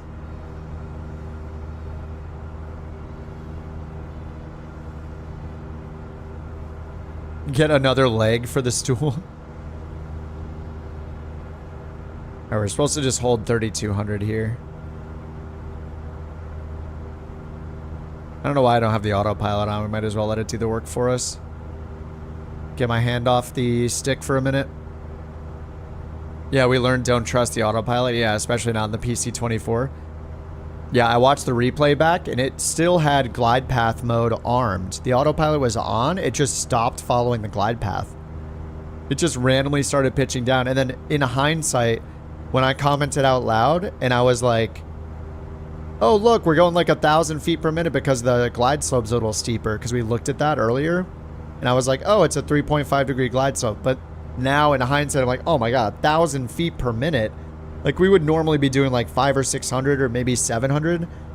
So 1,000 seemed like a bit too much.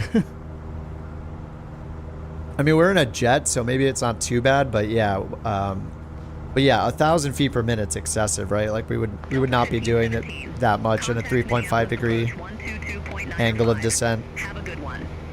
Especially when that thing lands at like 100 knots, we touch down. So say we're at like 120 or something like that. We do 120 times 5. That would give us, you know, like 600 feet per minute at a 3 degree. So 120 times 3.5. Or sorry, 120 times 5 would give us roughly, yeah, like 600 exactly. So maybe 700 or 800 feet per minute, not 1,000 to 1,100. That should have been the warning sign, like, dude, we're going too fast.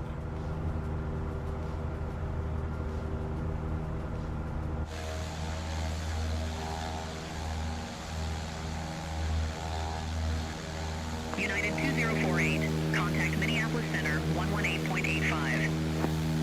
Contact Minneapolis Center 118.85. It's the yelling guy. 2048, bye-bye. Bye-bye. We got the dude that just yells.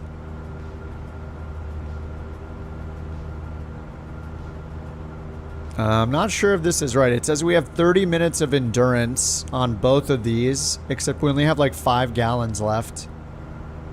I mean, we're doing 10 gallons an hour, so... I guess that does give us about 30 minutes. Alright, there's the airport right there. We're going to be turning around to land on runway 30. And if we go up here... Actually, let's just ask them for the runway heading. Wait, are they... Okay, they're not... They're just waiting on us, okay. Minneapolis, can you tell me the magnetic runway heading of runway 30? I think it's going to give me the true heading. I don't think it knows the magnetic heading. This is the true heading here. The magnetic runway heading for runway 30 is 300 degrees. No, it's not. She's just adding a 0 to the end. All right, well, it's 304 true. We don't have any charts to check the magnetic variation, so whatever. I mean, it's visible. I was just going to play with OBS mode.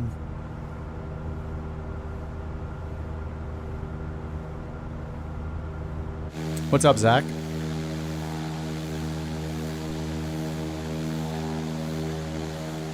Terrain similar to the Canadian prairies. It's pretty cool looking. Just in general, 24 just looks so good. The beta definitely improved the sharpness of the aerial photography by like, I don't know, I would say like 50%. Like it's not a huge difference. It's definitely noticeable. It's not like it like doubled or tripled in sharpness, but it definitely looks better than it did before the beta.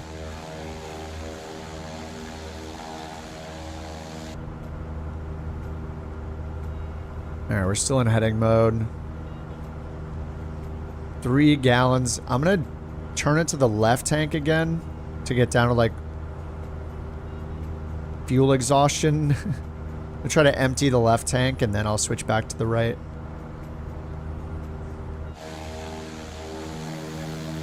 The shading, the bump maps, yeah, and the trees and the rocks and the grass and the crops, like all kind of cover it up and make it look better.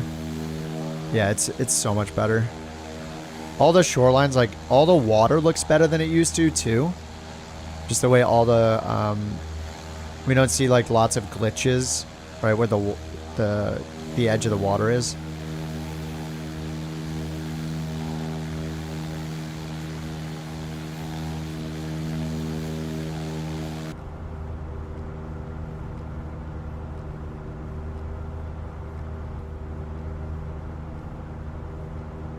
We're still hanging out at 3,200 feet. See, they're letting us go pretty far, so I'm just going to disconnect the autopilot and land. And get the mixture rich. Because they're going to have us go really far away. Like, look how far out we are. Like, this is for an airliner, essentially.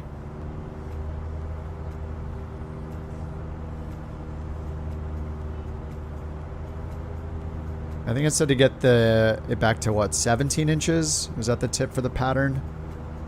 Let's go back here. 19 inches for the downwind, 12 inches at beam, and then 15 high RPM final. All right, 12 inches at beam. Airport is at your 10 o'clock 4 miles. Report the field in sight. Field in sight, couch 323. All right, it's a CTAF, so. Couch 323, cleared visual approach runway 30. Cleared visual, runway 30, couch 323.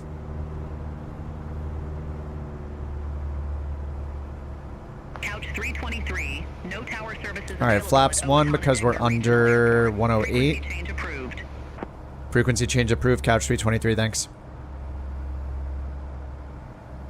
All right, we got 4 whites. All right, let's get the prop RPM to full and switch to the right tank.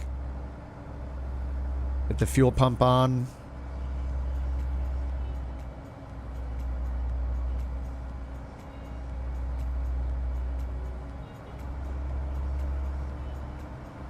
Shadows and reflections, yeah. I turned up a few settings.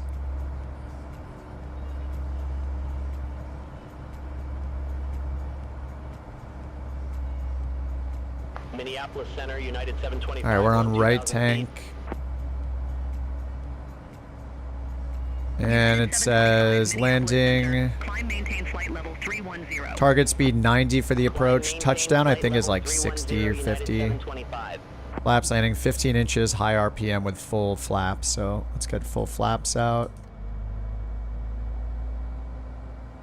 And we got like a 5-knot crosswind from the right. I'll need to slip it just a little bit. Whoa. United 725. A little less than that. Contact Minneapolis Center 128.6. Contact Minneapolis Center 128.6, United 725. All right, 15 inches, 20, or prop full forward, mixture is full forward. And we're still very high.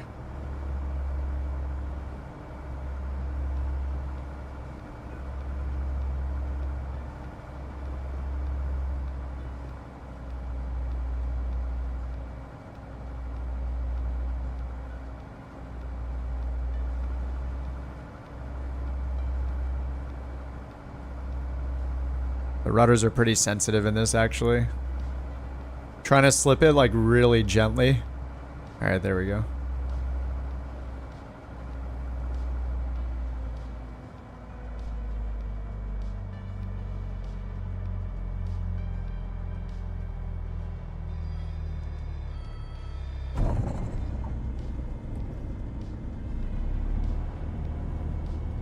Oh.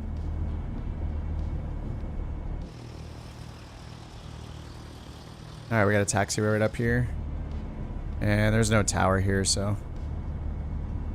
Alright, do not pull the power to 0 or we'll kill the engine. Alright, I'm gonna put the flaps up. And I'll get the fuel pump off. I'm ready on the taxi lights. 1,000 RPMs. So weird with the differential braking.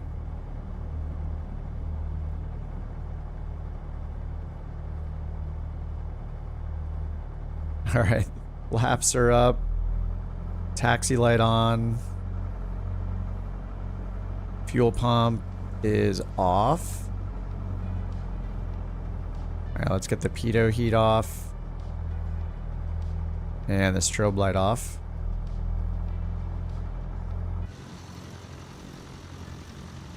Alright, let's get the parking brake on. I wish my parking brake worked. The shortcut would be so much easier. Alright, let's get it down to about 1,000 RPMs.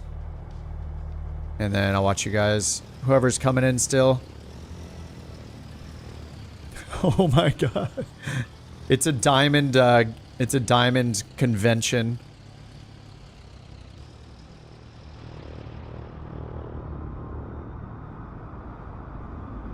Alright.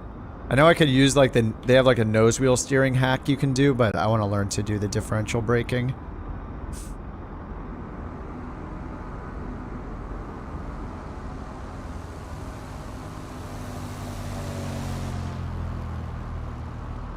Sawyer's hacking. He's hacking. Look, he touched the center line with the nose wheel. Alright, that's one cheater has been discovered. Agile is in the right lane. Perfect. Not cheating. Sawyer's hacking. Right, here comes Rogue. DA-40 NG. Very good. A little left of center line. Not hacking. Here comes Lake Pilot. News 7 is on the scene.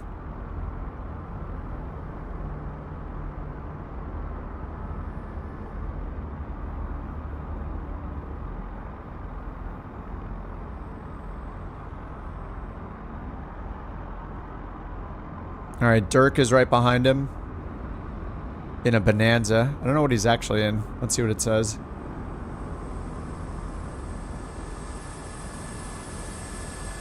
Doesn't say what he's in.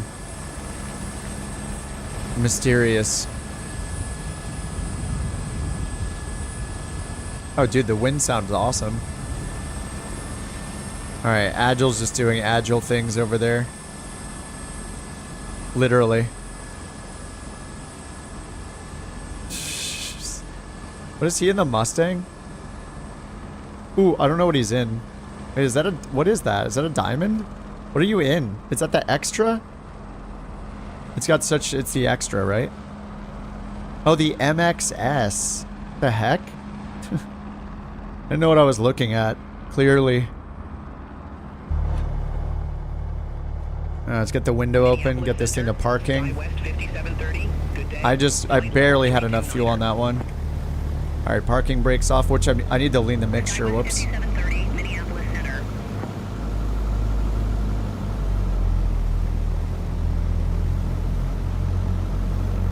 Alright, there we go. That's a problem. I need to lean the mixture more quickly when I get on the ground.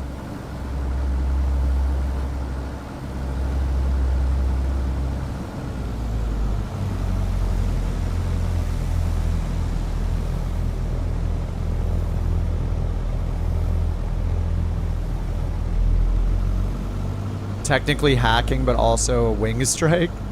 Spark plugs are fouled. Are they? Yeah, the RPMs are kind of going up and down. It's gonna take me a while to get into the habit of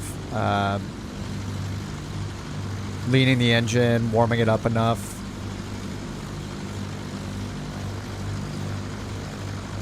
Yeah, I kept it on full rich after I landed. I needed to lean it out right away. Not on the center line, the taxiway center line, no hacking. He's just trying to blend in with the crowd now.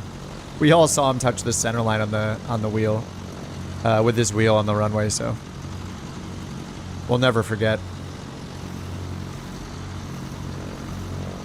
Whoa. Oh, what is that wheel doing? Whoa. The wheel is bouncing all over the place.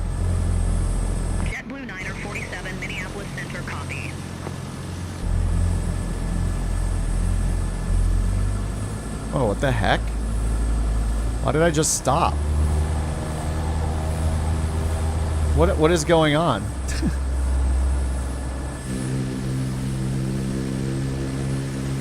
Hello?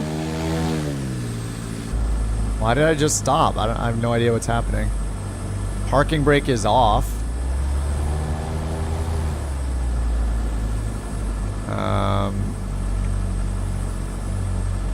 Hello?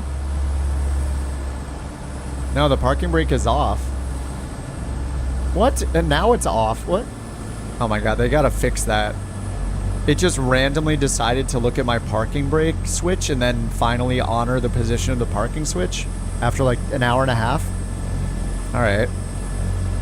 Yeah, it has a problem with the arm parking brake shortcut I've been using for 5 years. So once they fix that bug, it'll be, I guess that hopefully won't happen again. No, I didn't break the landing gear. It wasn't that bad of a landing. The grocery cart with a wobbly wheel. Yeah, that thing is wobbling all over the place.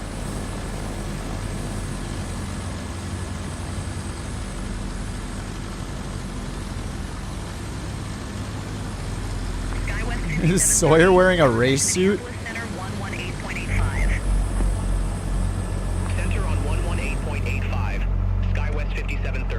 Alright, parking brake.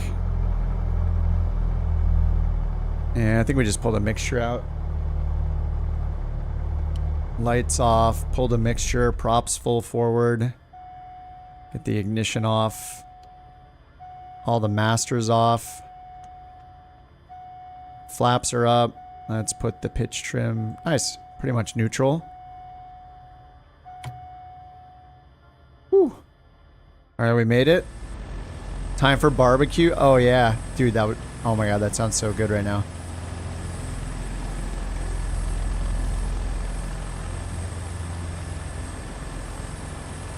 Well, well. NASA man wearing a spacesuit with stars on it. How fitting.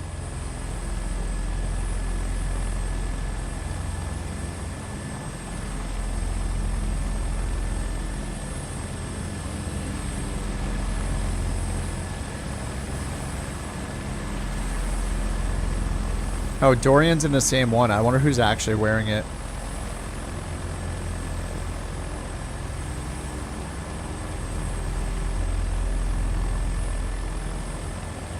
What's up, Jewel?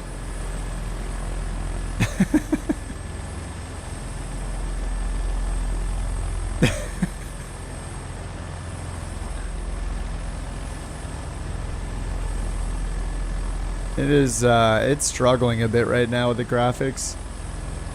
Alright, Bungalow, have a good one, dude. Nice to see you, man. Yeah, it looks like a spacesuit, doesn't it? It's got stars on it. It has to be space related. What else would it be with stars on it? Stars equals space. Alright, let's find somewhere else to go. Though I'm gonna have to fix the spark plugs again, I guess.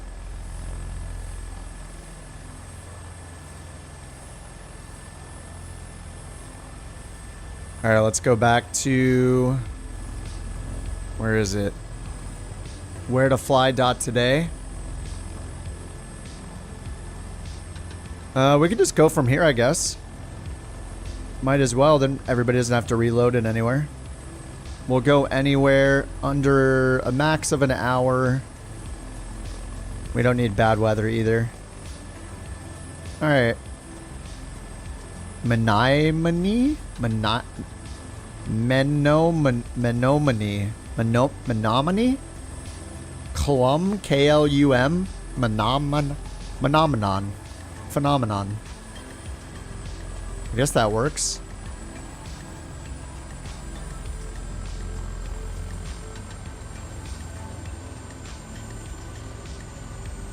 New flight. I'm gonna put in the Cessna 182 this time instead of the 172. Oh, no, maybe I'll put in the 172, but I'll put in a little... Oh yeah, I didn't even fuel it up. That's why. I didn't add that fuel. It's my fault. Okay. All right, K-O-W-A to Clum. K-L-U-M. Menominee? Menominee? Knee.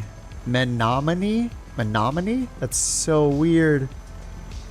What a strange name. I see people flying these little diamond airplanes, very cute, very adorable. They think they're luxurious. They are. My plane. They powerful. Their plane. It's like a princess with wings. Terrible. But hey, if you enjoy pretending, it for you.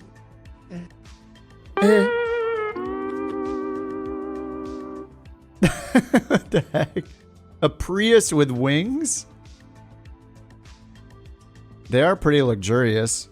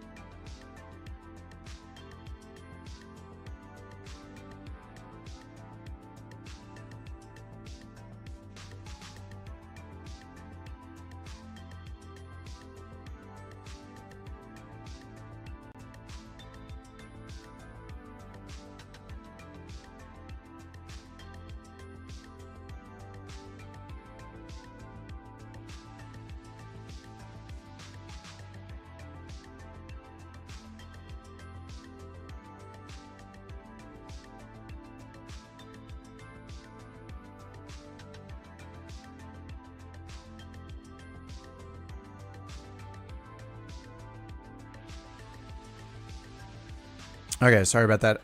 Let's generate the new flight plan. So CCX 323 Cowad to KLUM. I'm just going to choose the 172 again. We're just going direct Zibby. All right, generate flight. Direct Zibby. I'll post the route in just a second after it generates it. 3,000 feet. We're getting way up there. 52 minutes at 3,000 feet. All right, set route. Here is the new route.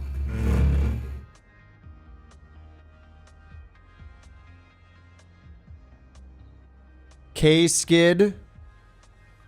Thank you for the prime. Appreciate that. Welcome to the Couch Club. That was a very loud sofa you pulled up. Flying in your home state. Yeah, where is KLUM? I didn't look it up.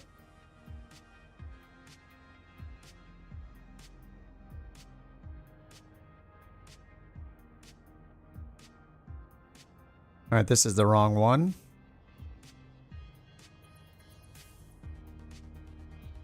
Three flights from now? No. Of course not. We make them up as we go. That's impossible. I can't tell the future. Okay, KOWA to KLUM. Menominee. Municipal.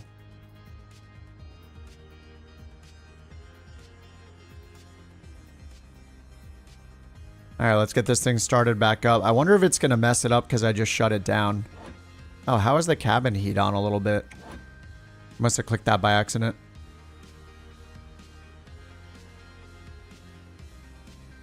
Oh, Kansas Kid. Got it, got it. Well, thanks for the prime again, Kansas Kid.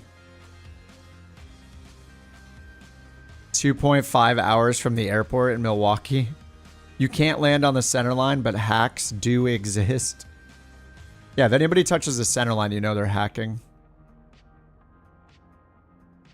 All right, let's get this thing started up again. Oh my God. All right, mixture. We're going to get the battery on first. Thank you for Bork Report 199.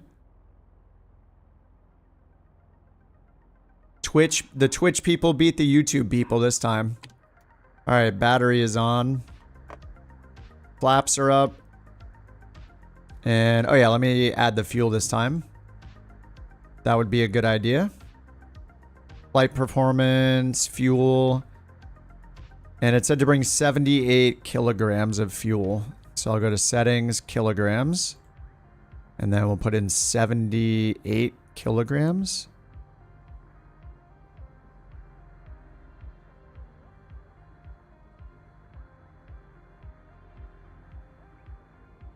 Okay, load it in. 78 kilograms loaded. All right, they're nice and equal. And then we just need to get the fuel flow going, right? So we're gonna crack this to the E and get the fuel pump on and then give it full mixture. All right, there's fuel pressure, fuel flow, and then pull the mixture back. And then just barely crack this. Oh, I said I would try the thing. Let me try the starter thing. So we go here into menu. I need to go to engine, menu, and then we'll turn on the engage starter with mixture.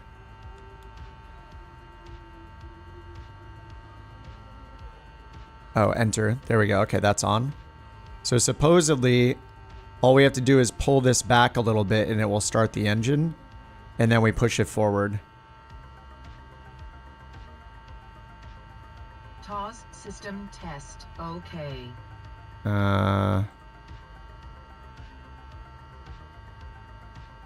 Oh no, I need to turn this to both.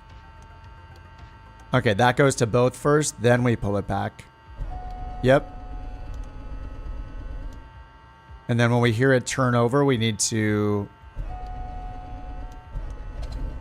go rich. Oh, nope, didn't work.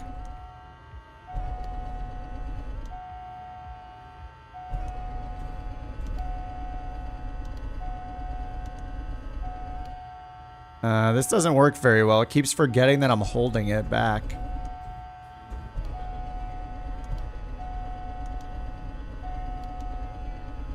Oh no. Yeah, that's not very good. Alright, we're gonna do it the normal way. Oh my god, now it keeps stopping. Oh my god. Okay, I don't like that feature at all. That does not work. Alright, let's turn that off. Probably wrecking the engine right now too, because of that not working. Yeah, I pulled it back and I'm just holding it there and it just keeps turning the key off over and over again. Yeah, that does not work well. Menu, no, let's go back to engine, menu. Turn that off, because now it's messing with me, starting it the normal way. Okay, so we'll hold the key and get ready with the mixture.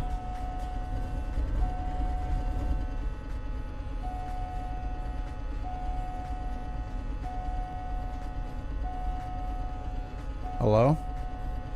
JetBlue 947, contact Minneapolis Center 127.75. I think it killed the engine. Alright, I'm never using that again. Let's fix the engine, I guess. Have a good one. Menu, reset damage, reset failures. Alright, we'll just try it the normal way. Oh my god, be quiet. Holy crap. Okay, let's try again.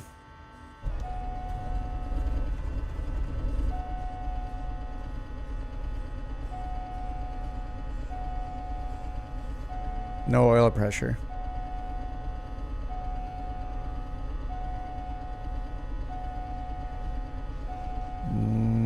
Okay.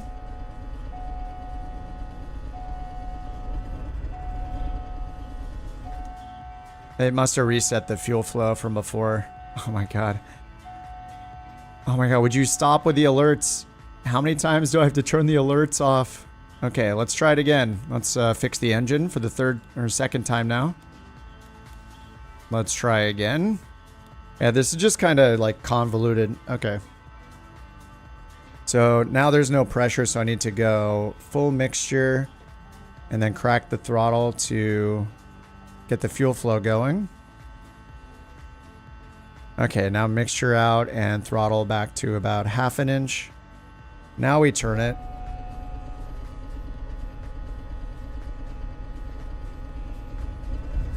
There we go. Okay. Yeah, I wouldn't, the idea is there, I guess, for the auto start thing, but it seems like a little too clever and not easy to do, so it seems almost easier to do it the normal way. Okay, the oil temp and pressure is already nice. I'll bring it back to 1,000 and lean it out.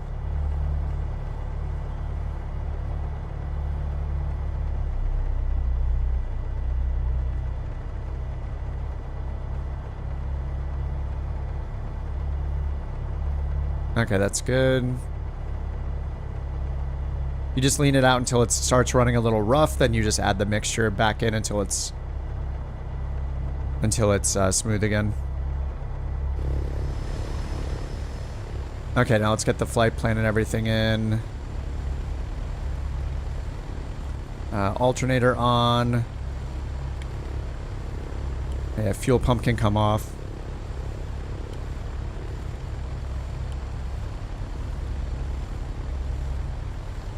And avionics master on. And then flaps down. Check our pitch trim. It's neutral. Okay, that's all good. Alright, let's get the flight plan in. Flight plan catalog to KLUM. Activate and okay. Alright, we're just going direct to Zibby, then direct Clum.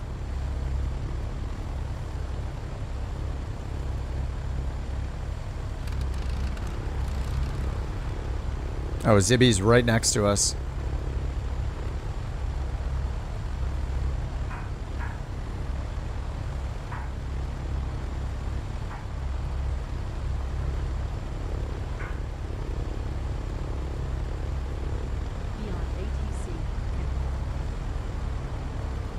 My waypoint does not contain a SID, a star, or a route waypoint. Adjust your flight plan. Okay, we can't use it. It's like too short for beyond ATC. Oh my god. Bork report number 200.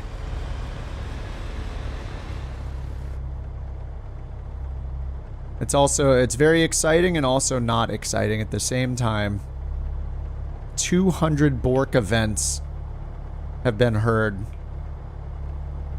In what? 2 months? I don't know. We need some stats. How many Borks per stream?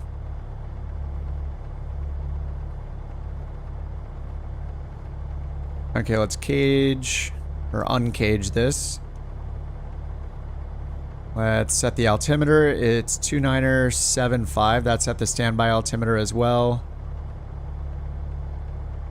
And then we're just going to climb to 3000. That's our cruise. We have no ATC. We're just going to fly ourselves.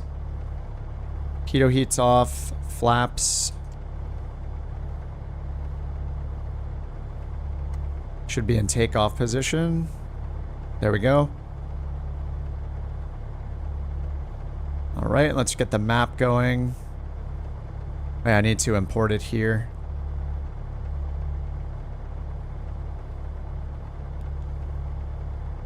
All right, importing. I don't think it'll change it here. Okay, there we go. We got the map. It wants us to take off from runway 5. I guess we could also do it here. So if you turn on the cursor, you can set the runways on the G1000 by using the FMS knob. Highlight the name of the airport. It's a little counterintuitive because you don't highlight where it says runway. You highlight the airport under it. And then when you turn the FMS knob, it'll bring up this little dialogue, and then you can keep turning it to set the runway. So we'll set 5 and hit enter, and then enter again. Use the big knob to bring it down to Clum, the destination airport. The smaller part of the knob a few times, and then choose 27 for this one. Enter and enter. And now if we zoom the map all the way in, like far enough, you'll see it pointing at the runway just like the EFB does. So then you don't need to have the EFB up, and you can still see where the threshold of the runway is. All right, let's just get the parking brake off, taxi light on, and let's go. Yeah, it's weird seeing a prop lever in a DA-40. Yeah, so I thought the same thing. Actually, I forget the DV-20. In Flight Sim 2020, there's a DV-20, which is like a really basic trainer, like even smaller than this one. I think it's a 2-seater instead of a 4-seater, and it, I don't know if that one has... I don't think that one has like a FADEX, so it probably looks more like this. I don't know if it has a constant speed prop either.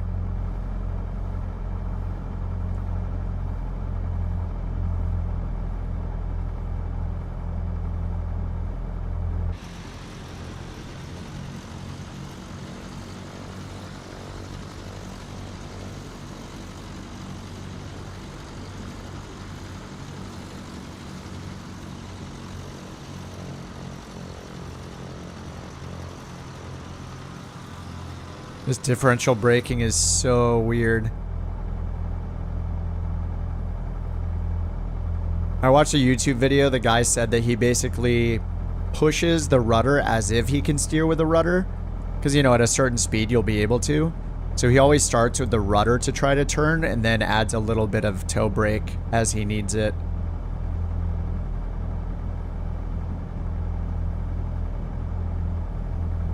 So rudder first and then toe brake second. Seems to work pretty good. It's just hard to get used to after not having to do it like ever in the sim. I think only maybe one other plane ever did this. Remember at one time the actual default, the like DA-40 NG, they changed it to have differential braking, or was it the Cirrus, or maybe both? At one point they had it and they didn't mean to do it even though it was realistic. Whoa, whoops. Wrong brake. Alright, strobe light, landing light. I guess I should do the run-up check. Let's get the parking brake on. 2,000 RPMs. And mixture rich. 2,000 RPMs, cycle to prop. And then we're going to do left tank before we take off. Yeah, SR-22 is the same way.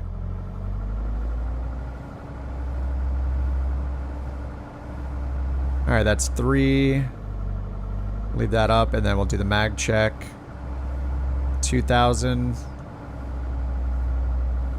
Dropped 100. Difference of 20. And then back to both. Alright, takeoff flaps. Mixture rich. And let's get the parking brake off and get out of here. Alright, lights are on. Fuel pump is on.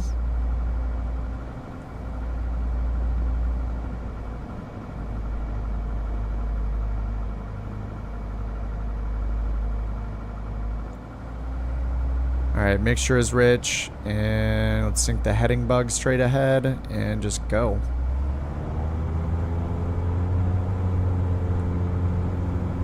Alright, full power. We're at 1140, so we want to get up like, I don't know, at least 500 feet. Probably get up around 2,000. Oh, we hit rotation already. 2,000 before we get the flaps up and pull the prop back to 2,400. Alright, pitching for 70-ish.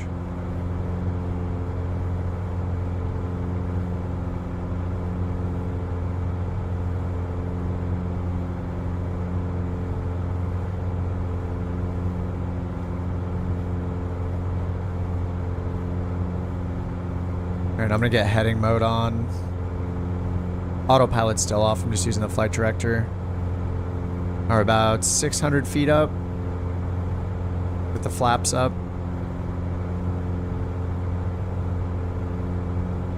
Alright, we're like a good 700 feet up. So I'm gonna pull the prop back to 2,400 till the yellow goes away. Alright, that's good.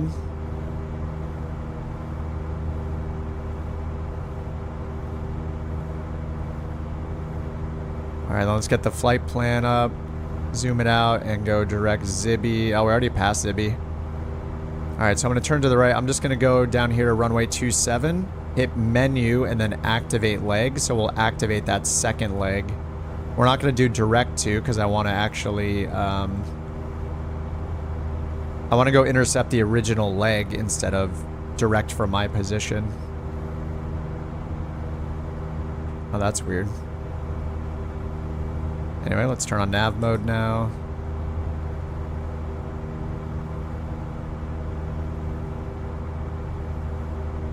Clean the mixture just a little bit.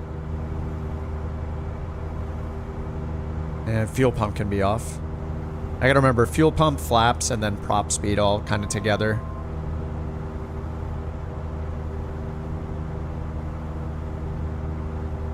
Alright, we're almost at 3,000, so we're gonna hang at 3,000. Alright, heading mode. Let's get the autopilot on. Whoa, where is it turning to? The heading bug is straight ahead. Okay. Whoa. The heck? What is it doing? Alright, chill, chill.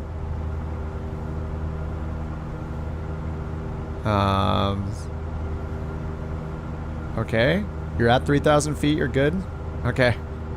Alright, I think we're fine. So that was weird. Why did it get... Whoa, it got rid of my destination airport? What the heck? Oh, wait, did I hit direct to?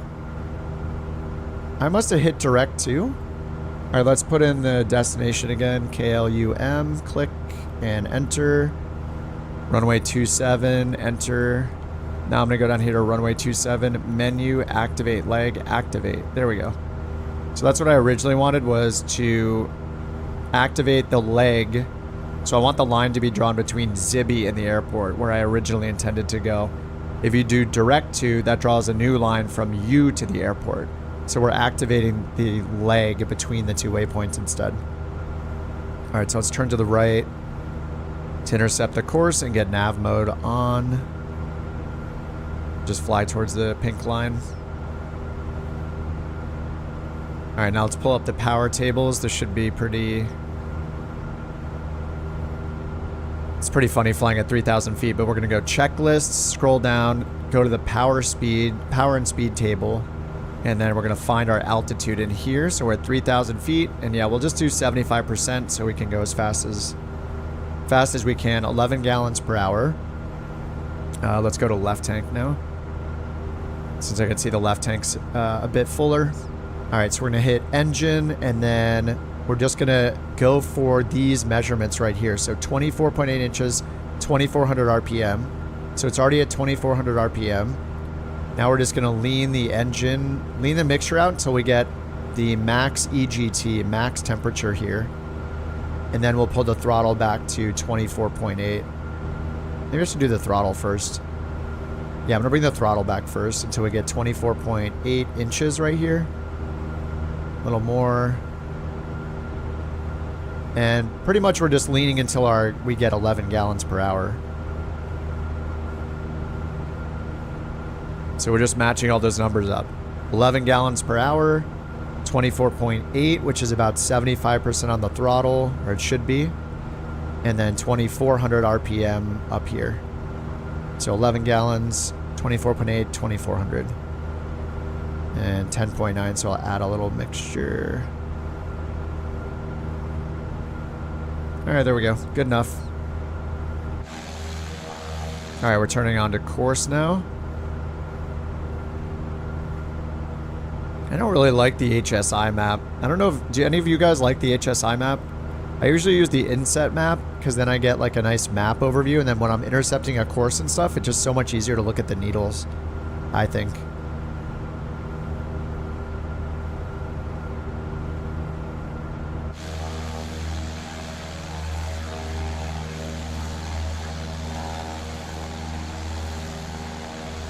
All right, we're good. We're cruising.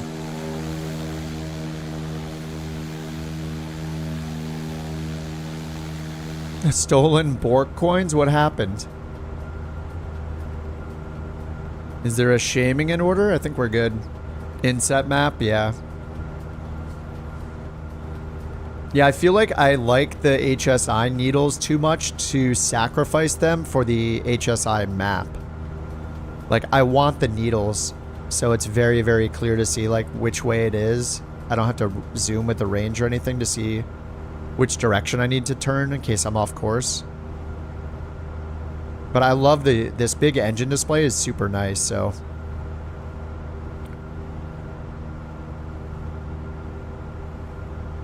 I kind of like the full screen map as well. NASA Man said he had a wrongly taken bork coin. Wait, did he? I heard borks not long ago.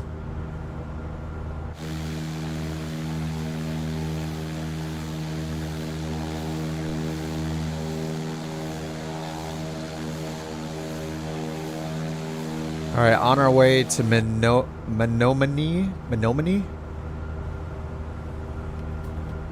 It's kind of bumpy. 11 knot headwind, 5 knots from the side. Look at the autopilot. We're bouncing a little bit. Yeah, I think that I don't know, maybe the third, I don't know. Does this mean the third cylinder is a little damaged or what? Or is this normal?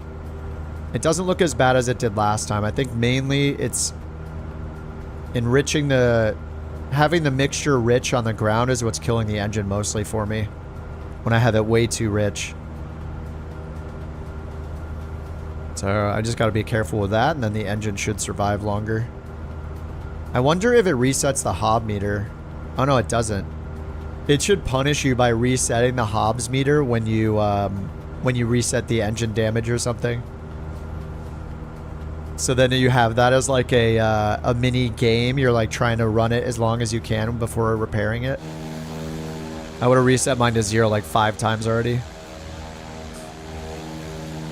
Sawyer doesn't seem remorseful for his slander. Oh man.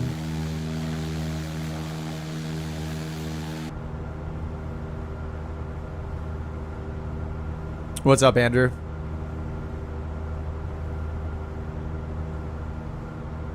Oh, you're talking about the wrongful shaming. January 26th. Never forget. The humanity, the wrongful shaming.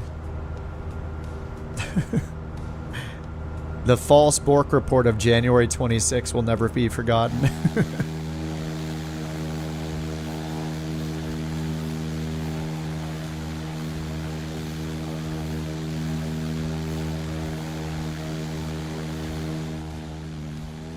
Whoa, hey frame generation.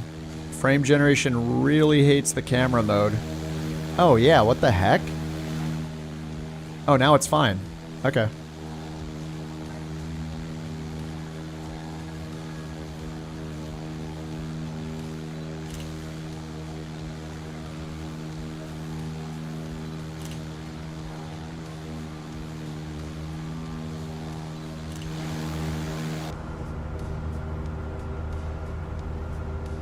Orbex? Yeah, Orbex is fine. Orbex is like been around forever. So they're trustworthy. You can buy stuff from them. Your choices are really like wait for the marketplace and buy everything from the marketplace or buy it from the developer directly. There are pros and cons to each one. If you buy it from the developer directly, then sometimes it's cheaper because Microsoft takes like a cut when you buy it from the marketplace. So it might be cheaper to buy it from the developer directly. You will get updates faster when the developer updates the product as well, because you just go to their website and download it again and then just install it and you're good to go. The downside is that as you accumulate more and more plugins or add-ons over time, the more developers you will probably buy them from. So eventually, like picture it 2 or 3 years from now, if you keep playing, you may end up with having add-ons purchased from like 5 different places or 10 different places. And every time any of those add-ons gets updated, you're going to have to see the email notifying you of the update, download the zip file, open it up, and copy that into your community folder for every single update that gets updated. Some of them also have their own programs. So like AnyBuilds, for example, Orbex, Phoenix, PMDG, they all have their own installer and manager software to install their products from. So you need a program for each of those as well. So that's kind of the downside. And then on the marketplace side, the pros of the marketplace is when it comes around, you have all of your products in one place. So whenever there's an update, you update them all in one spot, no matter which developer made it. Downside is you don't get those updates as fast. They have to go through the marketplace process, so you'll probably be delayed a week or 2 from getting an update to that product. But again, over time, as you have 100 products or something, or 50 products over the years you play, eventually, like, you're only going to be using a couple of them at a time most of the time, so you're not going to need those updates instantly for all 50 planes you own at that point, you know? The other pro of having it on the marketplace is if you have an Xbox and you sign in with your same account, all of those carry over. So the marketplace purchases are cross-platform. For the most part, there are exceptions. Some of them are only PC, some are Xbox and PC. But if they are Xbox and PC, you'll get them on your Xbox if you happen to play on one at some point. The other benefit is that it can, now with Flight Sim 24, you can stream in the things instead of downloading them all outright. So again, as you accumulate a bigger and bigger marketplace or library of things from the marketplace, you don't necessarily need to keep them all stored on your local drive. They can all just be streamed in. So for some people, they don't want that at all. For people like me, I think that's cool. I don't have to think about downloading things. But anyway, there are pros and cons to both. Right now, like I have probably like, I'd say like 80% of the stuff I own is through the marketplace. There are a bunch of things that I own outside of the marketplace. Like this plane, for example. I wouldn't have this right now, and I wouldn't have had the hotfix update immediately if it was on the marketplace. I would have to wait for that to get pushed to the marketplace to get those bug fixes, so that would have been a downside. But anyway, there are pros and cons, totally up to you. You'll probably end up with a mix of things on the marketplace or not. I also have no idea how it's going to work in the future with career mode compatibility. I don't know if they've talked about that yet, but part of me thinks that they're going to make the planes for career mode be in the marketplace because they have that encryption thing going on and they need to like whitelist them for the marketplace, like say they're approved for the marketplace. I'm not really sure what's going to happen. Like, I don't know if it's going to be a requirement that career compatible planes are in the marketplace or not. I don't know if we know that answer or not yet. Not, thanks for the follow. What's up, Lith? I'm just chatting about the differences between buying an add-on from the marketplace versus from the developer. I think the majority of people like buying things from the developer. I think I'm the exception. I'm in the minority of being somebody that prefers to buy things from the marketplace most of the time. Sometimes you just don't have the option though, right? Like Phoenix, for example, they do not sell their planes in the marketplace. They have external programs that you have to run their planes. Same with the iFly 737, the 737 Max. If you buy something in 2020, is it available in 24? It will link it into your 2024 library if you buy it from the 2020 marketplace, yes.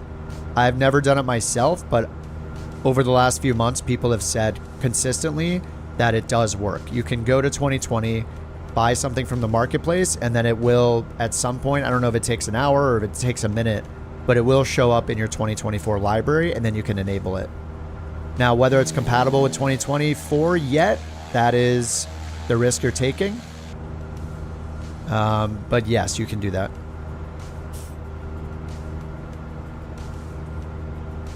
I just think I think that for me, the reason I choose the marketplace is the convenience of not having to look for emails, download zip files, or open external programs to install the updates. I prefer that. I prefer knowing that even though the updates I'll get will be delayed, that when I do get the updates, they're just in the sim and I don't have to worry about going to any website or looking for any email or logging into any site or opening any app like the Orbex app.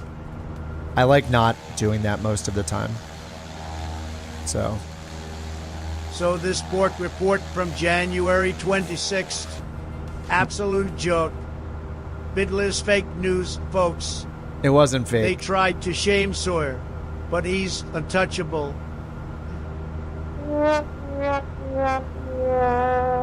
Yeah, he was shamed. He's the best at reporting the hugest borks.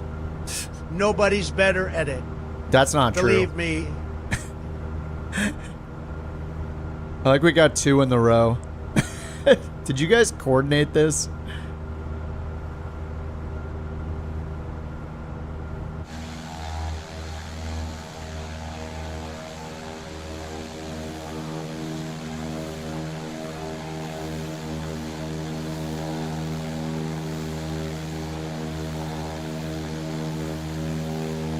Oh, is there a cooldown that caught it? Hold on, let me check. Did I have a cooldown on that? No, I think there's a cooldown that I never anticipated people using them that close together. Hold on, let me double check. That might be my fault. Sawyer, obviously everything that was said by that person right there is a lie, as we all know. So, obviously, you know, the report wasn't a joke, it was real. And it was for a reason. And it's all true.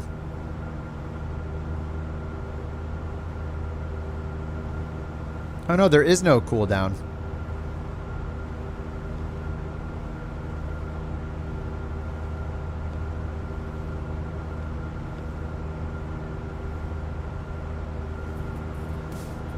I had only found one of them. Maybe it was because you did it the exact same moment. But I don't think it took your coin away, so. Yeah, it didn't take your coin away. Maybe you don't have a coin. Oh, it said you don't have any BorkCoins. Well, there you go. They don't transfer? Oh, you're right, they don't. Because you have a different username and a different user ID. Yeah, that's why. You're right. You can use it in both spots, but yeah, it's unique. It's unique to because you have 2 different accounts essentially. Yep, that's exactly why. Collusion. On January 26th, They're a great colluding. friend of mine, the bestest friend, Sawyer, was convicted of a crime he did not commit. Yeah, right. It was a fake trial. It was rigged. The trial was a disgrace. Taylor is an innocent man. We need justice. Say we're? We need to drain the Bork swamp and get justice for Taylor. Sawyer. Yeah, he's guilty. He was found guilty by a set of moderators so big you wouldn't believe it. The biggest set of moderators anyone's ever seen. And yeah, he was guilty and he was shamed for being guilty, and he'll never do it again. Think of the little baby that was falsely reported for a bork, and how she feels being falsely reported. It's 100% real and justified. And it's super weird. The autopilot gets like thrown off pretty fast. I'm gonna have to watch this autopilot too, like the PC-24 autopilot. Now I'm worried that this thing is gonna ignore a glide slope.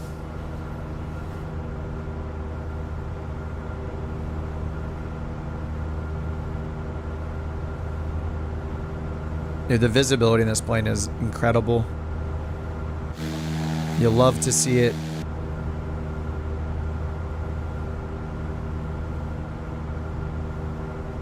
Yeah, sorry, there's no way for it to know that there's no way for it to know your YouTube account versus your Twitch account, you know. To it, you're two different people.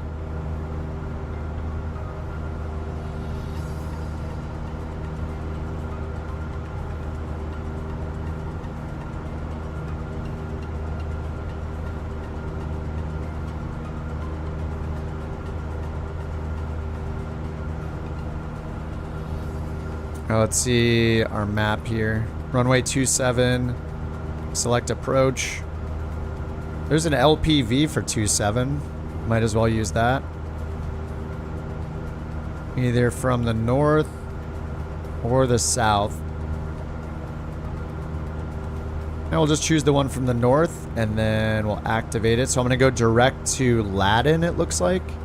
Yeah, direct LADDN. Oh no, we're coming in from the south. Whoops. No, let me change it. I'm going to choose the south one. Select approach. 27 LPV. Pay me? Fake news. Stop the count. The BorkCoin was stolen. Everyone agrees. This sentiment is for partisan support, and I also agree that it was a wrongful BorkCoin theft. No Even way. Sleepy Joe is wide awake to the injustice. Bipartisan support. Bipartisan support. The BorkCoin was not, it was not wrong. You said there was a Bork when there wasn't, and she's a precious little baby, okay? You're gonna hurt her feelings with a fake Bork report. This is serious. There was definitely not bipartisan agreement on this one, no way.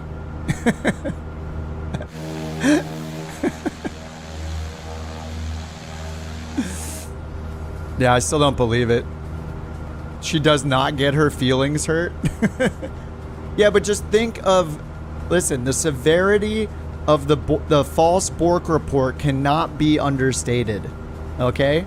When you allege that little sweetie pie angel puppy that you've all seen pictures of, she's so cute. When you allege that she's committed this horrible offense of borking when she hasn't, that's a grave crime, okay? The shaming is important to uphold her great reputation, okay? You can have her then. And now we are being told our BorkCoins are no good. They can only be used in some places and not others. Sounds like communism to me. Time to drain the Bork swamp and fight back.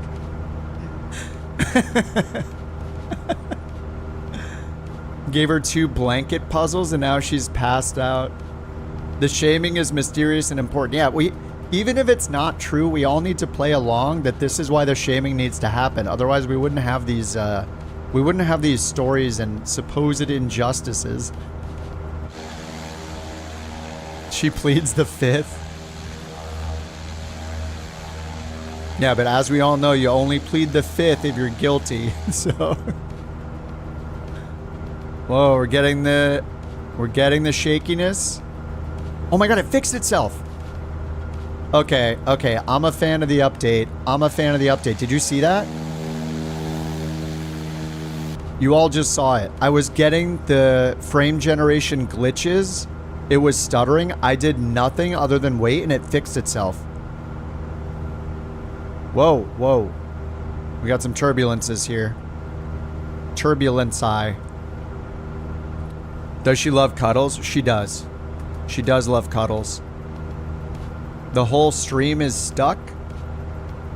I think that's just on your side. I got it going on my laptop over here. Looks fine. It could be the stream just being poopy just for you. All right, let's see when our top of descent is. We're only at 3,000 feet, so it's going to be like right when we're out there. Oh, we have to get down to 3,600 or up to 3,600 is the safe altitude at these. So let's climb to 36 and we'll just use vertical speed, nose up, just a couple hundred feet per minute. Add in the power, watch the RPMs. Little slow climb up to 300 or 3,600 feet. I'm liking the plane a lot. There's a lot to learn, but you know, it feels like learning the Comanche. You know, it's another one of these planes that is like study level. You know, I'll let a real pilot decide how study level it is, of course, but like this is it's really fun to learn. It's challenging and I feel out of my element. So yeah, it's pretty awesome. Yeah, I don't have any dropped frames over here according to my streaming software, so it's probably just internet things.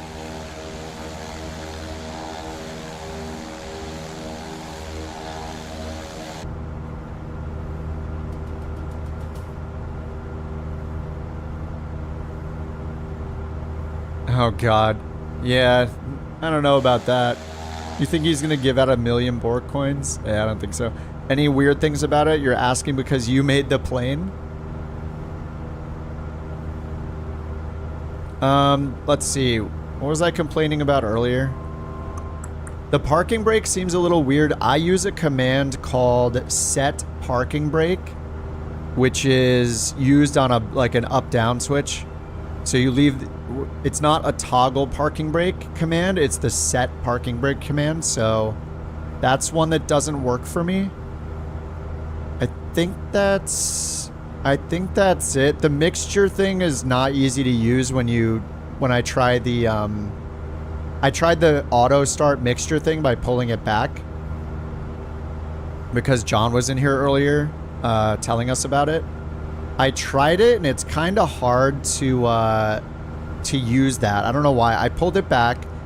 I grabbed it when it was in the lean position and pulled it back further, but it seemed to...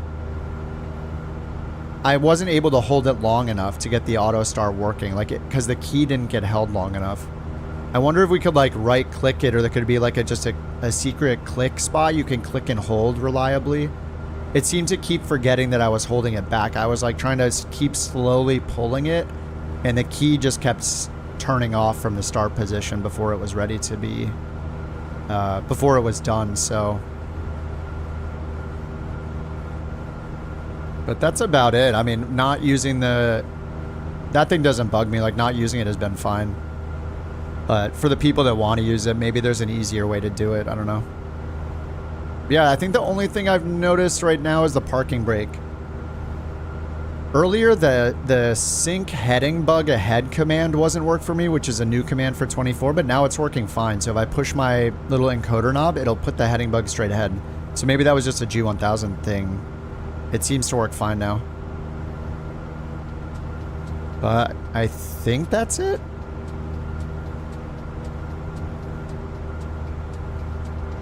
Yeah, I think the parking brake's the only thing I noticed that's been consistently not working, but My light switches work. So like landing, taxi, position, and strobe, all 4 of these work with my set light commands. I have up, down switches or 3-way. I either have 2 or 3-way switches for these, and those all work as expected. The fuel pump one works.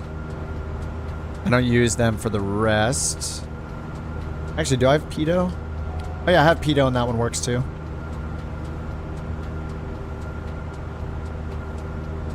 I should switch over to right tank now. Yeah, I think that's it.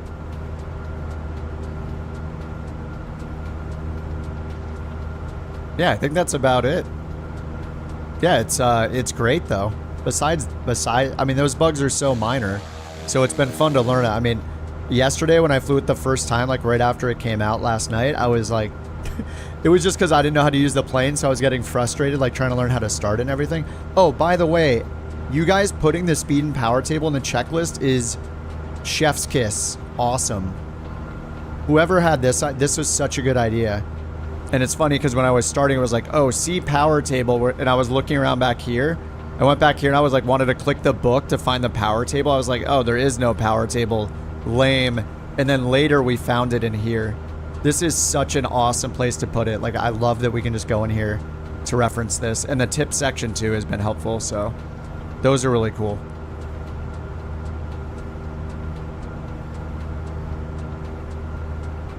But yeah, it's pretty awesome.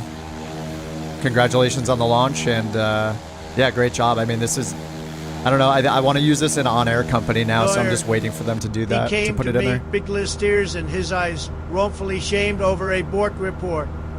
Total injustice. It's all a big hoax. Nobody gets shamed like this on my watch. Toyer's a beautiful man. They're just jealous. Let me tell you about this Bork communismates. It is Esther. A total mess. Hugo Chavez would be embarrassed. A Bork communism? A lot of hidden feedback. Sometimes you have to go look for it. Oh, yeah, yeah. I mean, there hasn't been enough for me to... I mean, it's been one day. Yeah, those are I think the only 2 bugs I found. It was just the parking brake. You're already fixing it. I don't think there's anything else, but... yeah, if I find anything else, I'll hop on your guys' Discord. But yeah, so far so good. It's yeah, it's awesome to have like another study level plane. Great job. Yeah, no feedback is exactly what you want. Yeah, I mean, I think it's more up to me to learn how to fly the plane than it is like problems with the plane. Like the differential braking is definitely going to be something to get used to. There, look, it just fixed itself again. I feel like I'm getting more frame generation stutters, but when I get them, they go away now. At least I don't have to hit Alt-Enter, so that's kind of nice. Alright, I didn't total up the fuel this time, so... Oh, I do remember one more thing. I don't know, Tommy, I don't know if you're still here. You might know this already, but... During using the lean finder, I noticed that the delta peak readout right here was like very unreliably updating. So I was just doing it by looking at the EGTs myself up here. The delta, the number down here was not updating quickly at all, so it was like really hard to use. I basically just didn't use it. It like got stuck at 30 something and then all of a sudden jumped to 100, so I don't know if that's something you have control over or not. Time to switch. Yeah, I did just switch tanks, yep. I only did it once, though. Actually, I haven't tried it today. Here, let me try it right now. Let's say we want to do lean and peak, so I'll go full throttle. Oh, yeah, I know, and I don't know if this is just a difference between the Diamond and the Cessna, but I know in the Cessna you have the option to, like, choose. There's, like, a cylinder select at the bottom. I know this one just does it automatically, though. I don't know if it really matters, but...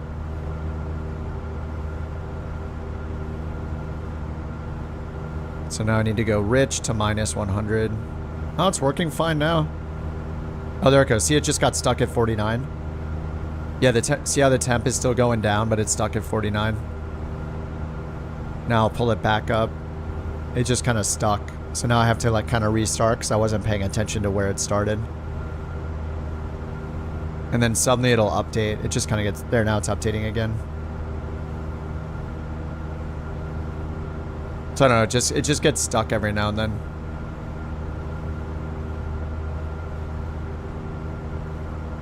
Oh, 2 identical cylinders. But it still prevents me from getting to minus 100. Oh, there it goes. Now suddenly it's at minus 100. But I don't know whether to trust it because it's not updating a lot, you know? Like, is it actually minus 100 right now? Because the number's changing and it's not updating. So, yeah, it's a little... There's some lag and I'm not sure whether I can trust it or not, basically. But yeah, that was the only other thing that I can think of.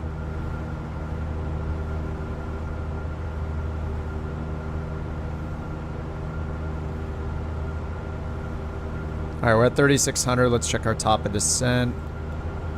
8 minutes till top of descent. Actually, I'll probably just turn left myself and land more visual. Looks like the final approach course is 271. So if we want, I can sync the heading bug straight ahead. Go to heading mode. Just so we keep flying straight for now. And then I'm going to go over here and just do a direct to the airport. So flight plan. Choose our destination. Direct to... Oh, looks like I gotta type it in. Direct to Clum. Oh, and we want 271. So direct to Clum. Click here, type in Clum. And then 271 is gonna be our course. Oh, can I put in the course down there, actually? Oh my god, does this work? I've never used this. 271. Activate. Oh, it doesn't work. Okay, but now I can go over here, and since we're direct... Oh, we're not direct Clum. Oh, that didn't work. Now we're going from Clum. Okay, direct to Clum, enter, enter. There we go. Now we can do OBS mode over here and do 271 for our course. OBS, and now we can choose 271 with a triangular knob right here.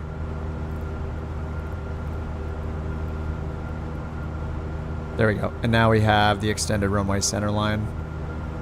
So there's where we want to go for runway 27. All right, let's get the autopilot off.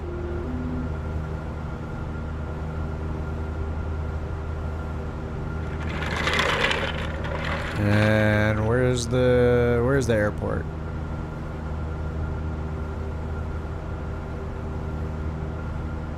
Eric, thanks for rejoining the Couch Captains, dude. Oh, it shows you have a gaming chair, but it said 1 month. YouTube's weird, man. OBS mode. It lets you specify which course to fly to or from your current waypoint on. So instead of the GPS deciding what heading or what course you're following, like 106, 310, 271, you hit OBS and it overrides it, and then you can turn the course knob to choose any course. So I'm just choosing the runway heading of 271. So that gives us an extended center line. You could also, it's basically like using any waypoint as a VOR. So you set the course to fly to or from it on yourself for a GPS waypoint. And you can use nav mode and everything with it, so I could fly over to it. Yeah, instead of, just because we're visual, we're not using ATC, I'm just gonna fly to the airport directly, but I'm just using that for reference. So this will represent the runway center line. So it's kind of like a poor man's localizer. I set it to the known magnetic heading of the runway, and we can just follow that to line up laterally with the runway accurately.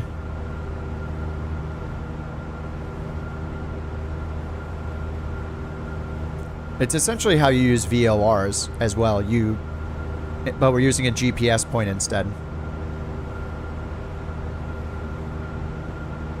Yeah, Bird, if I want to use autopilot here, it's just like any other GPS course. I need to get close enough to intercept it with nav mode. So yeah, I could turn on autopilot right now, turn on heading mode. And I'll just do altitude hold now. And yeah, I could just point towards it, and then I could just turn on nav mode. And once I get close enough, it'll fly towards the waypoint on the course that I selected. We're getting the glitches again. Yeah, I feel like frame gen. Okay, now it's smooth again. Frame gen is fixing itself when it gets glitchy, but it's getting glitchy more often than it used to. So I don't know what's better. It's almost like 6 of one, half dozen of the other kind of thing. But yeah, OBS mode is just like you don't want to. You want a little better. You want some help, but you don't want to load in an approach. Want some help lining up with the runway. New missions and new planes in on air. Oh, nice. Heck yeah. Oh yeah, you got the 2 grand caravans, right, Lith? OBS, yeah.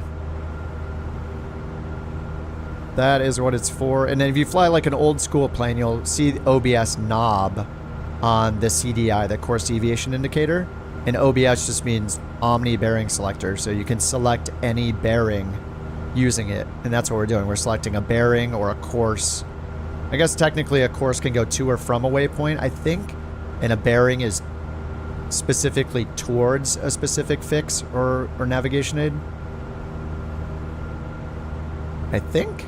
Maybe they're just interchangeable. I don't know. But yeah, it's an awesome feature. But it can be a little tricky because you have to make sure that it's the active waypoint. So I couldn't easily go direct to the airport.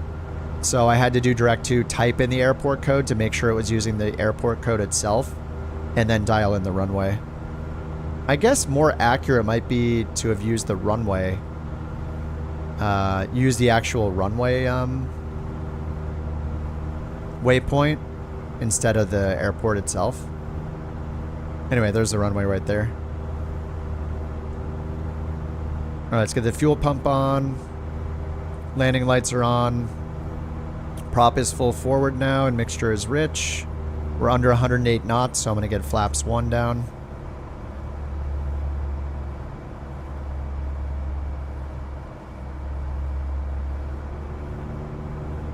Alright, we're right on the glide slope.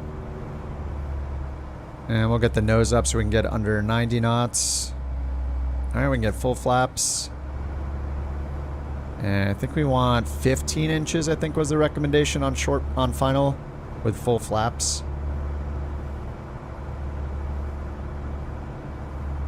Yeah, see the runway heading while not seeing the runway.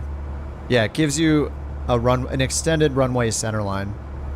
Something to know though is that if you look in the EFB and you go into the airport information and pull up the runway info, unfortunately, if I go here and I look up the runway, these headings right here where it says the heading of the runway, this is not a magnetic direction. This is a true direction.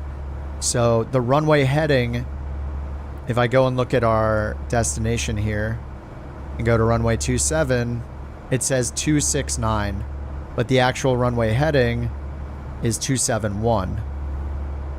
And that's because of the magnetic variation mattering where in the world you are.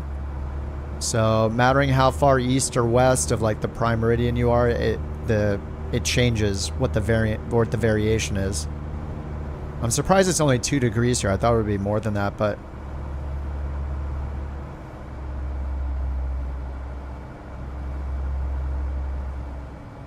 so if you look up the runway information there in the EFB, it is going to be in a true heading, not in a magnetic heading. So you can't rely on that number. It's going to be something different.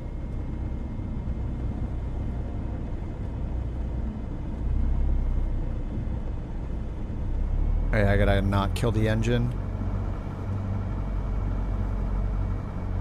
All right, let me get the flaps up and lean the engine already. I don't know how often after landing pilots lean the engine, but I feel like with this thing, if I don't lean it instantly after getting on the ground, then it's gonna kill the engine.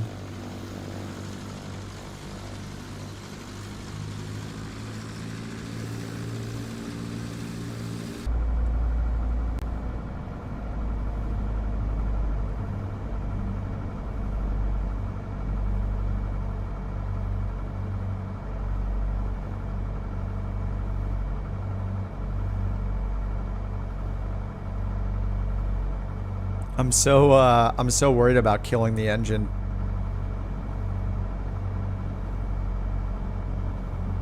Oh yeah, fuel pump is noisy. That can come off. Pitot heat can come off. Taxi light. And now strobe can come off.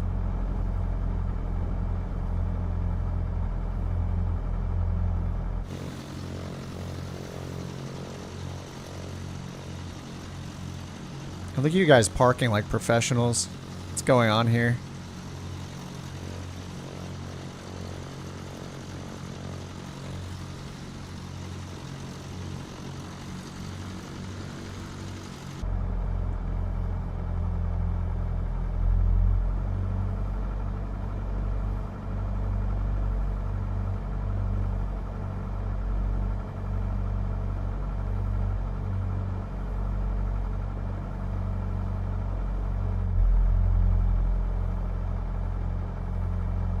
All right, parking brake on. All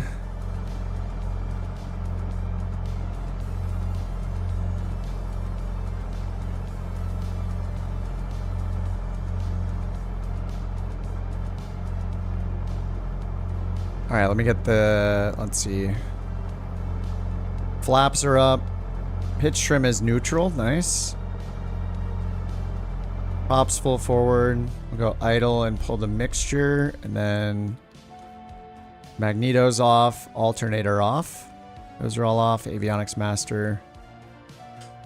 Lights and batteries. I think that's it. Sweet. Okay, let's see if anybody else is landing. Can you bind each wheel brake individually to the rudder control? To the rudder control on a stick. There is a way to just turn on nose wheel steering. I think it's in the tips here. They have a way to just turn it on, so you don't have to worry about it. You can just steer like normal.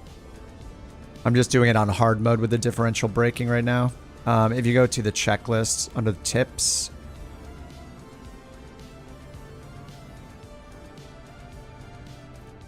Here it is. Use your toggle landing gear button to switch steering assist modes. G in Flight Sim 20. I don't... What is the brake? Is it like Y or something?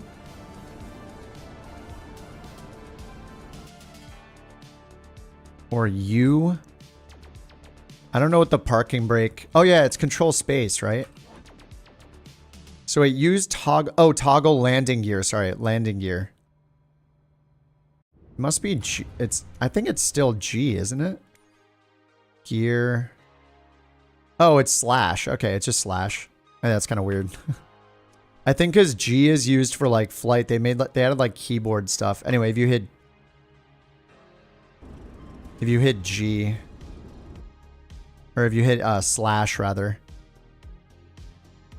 maybe I'll try that for the next one. You don't have rudder pedals. You wonder if there was a better way to use the brakes. I mean, there are... I think there's an...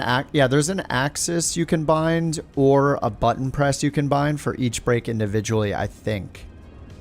To the rudder control on a stick. Yeah, I would just hit the gear button and just drive it like every other plane. Jimmy just had an incident over there.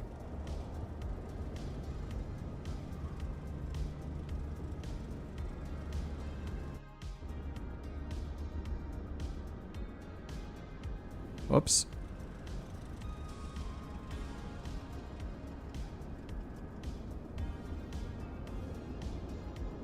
I feel like my frames are like... I'm getting the frame gen glitching thing a lot more often.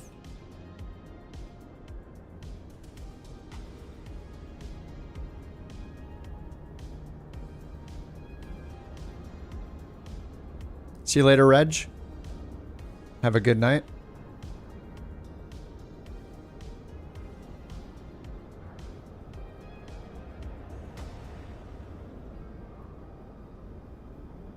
Look into the VKB settings. Maybe you can set the buttons tacked more like an axis.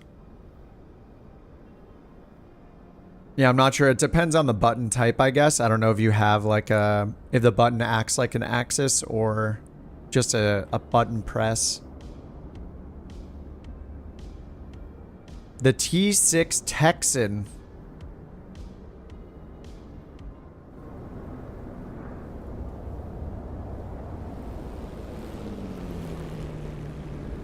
I thought he was in the Mustang earlier.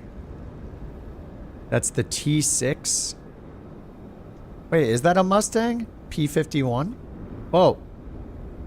Uh-oh, he hit his brakes too hard. Rip. Roll the trucks. Have to go get firewood. Nice. That sounds like a coziness in your future.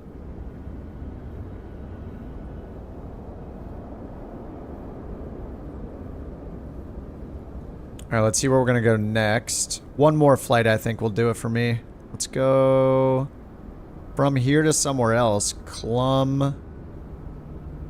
Search.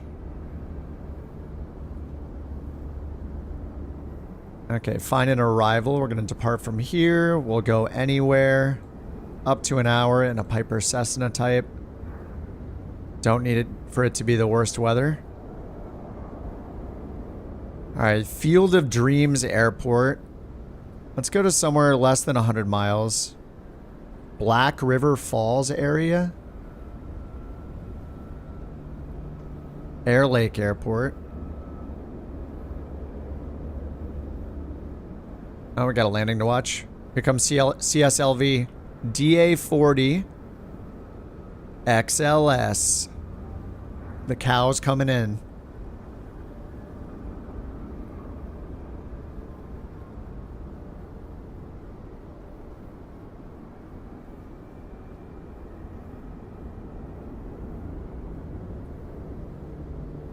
Oh, dude, Dorian.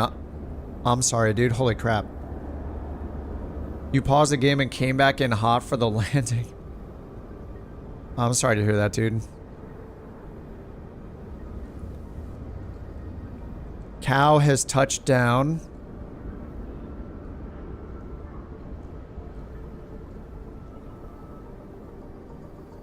Oh, yeah. We need more liveries. That's what we need. A livery that's not white. We have 5 white liveries. I mean, maybe the diamonds only have white liveries.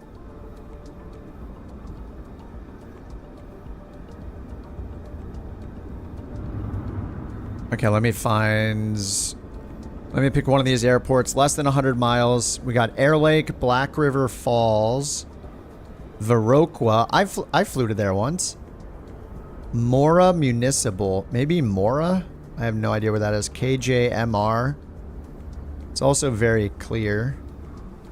Or Kawa. Owatonna. Didn't we go there already? Field of Dreams. They're only white liveries. Gonna need some non-white liveries at some point. Maybe when the marketplace opens. We're gonna need some metallic liveries.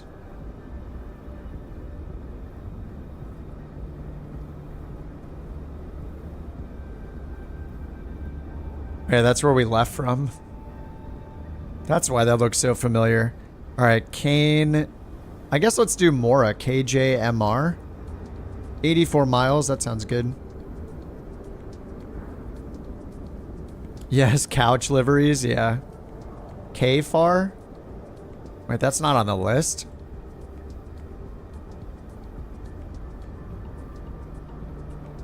How far away is that? Alright, new flight. Clum to KJMR. And I guess I'll put in the 172.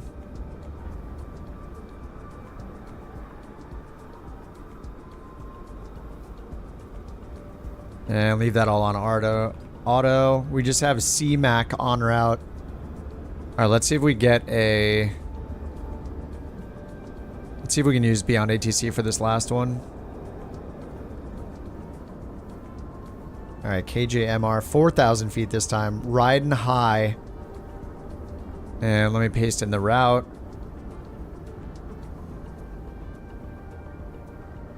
Alright, there's the route.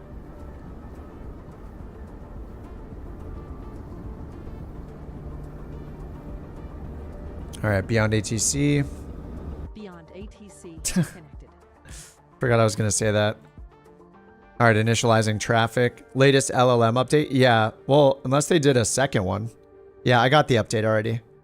It said that they added some other layer to make sure the like even better speech recognition or something like that. So I used it on the first flight and it was great.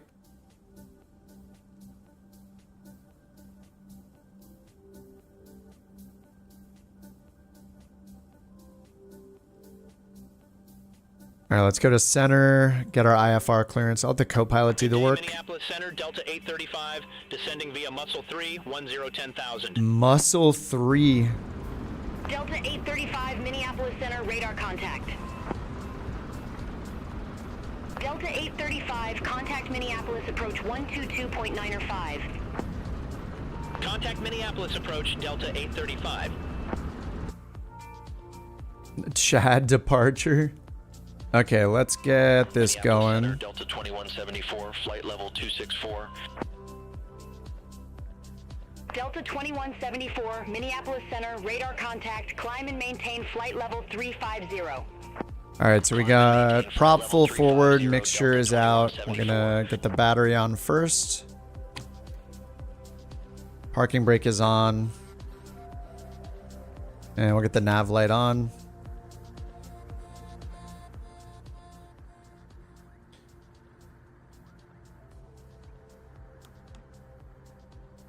All right, let's get the fuel pump on. Crack the throttle to the E and mixture rich for a few seconds. We see the fuel flow and fuel pressure. So we'll pull that back and then just crack this a tiny bit on the throttle. Turn the key and hold it and get ready to give it full mixture.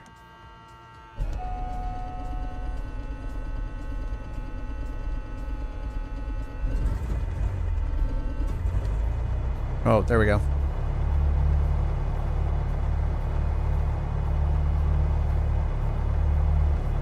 All right, let's lean it.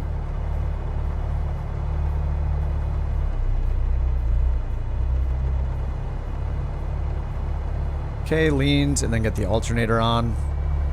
Fuel pump off. Avionics master on. Pitot heat's good. It's 0 degrees out. We'll leave it on. And bring it to 1,000 RPMs. See if I killed the engine. Let's go to engine. Oh, I didn't get the, I didn't add the fuel yet. Whoops. I'm just going to do it right now because they'll let us, I think. SimBrief told me to do 77 kilograms for a 172. System test. Okay. All right, there's 76.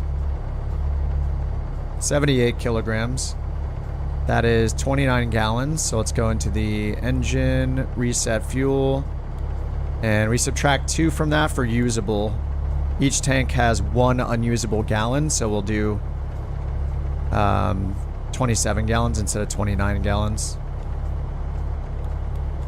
All right, 27 gallons set.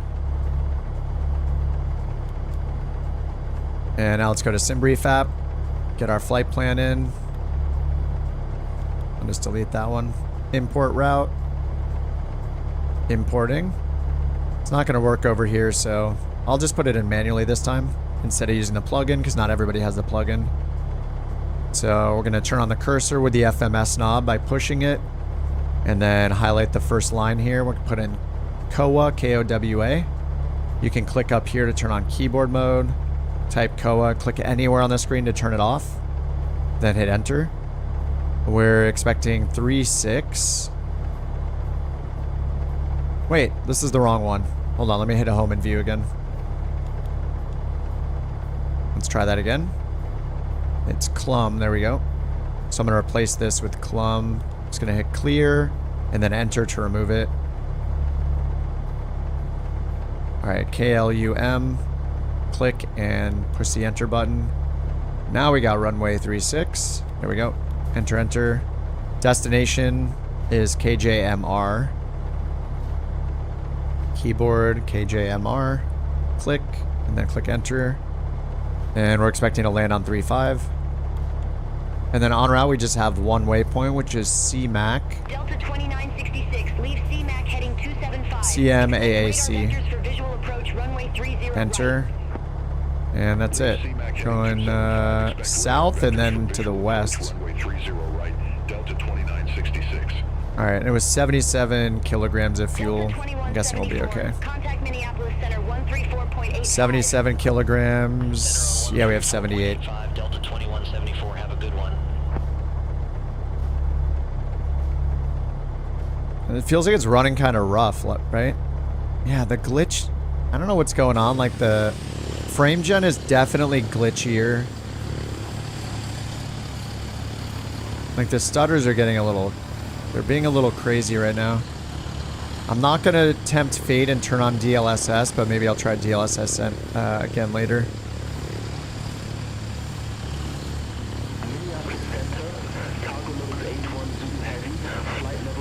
Yeah, the frames are not doing too hot right now. Oh, auto FPS isn't running. Wait, how is auto FPS not running? That's probably why. What are my settings at right now?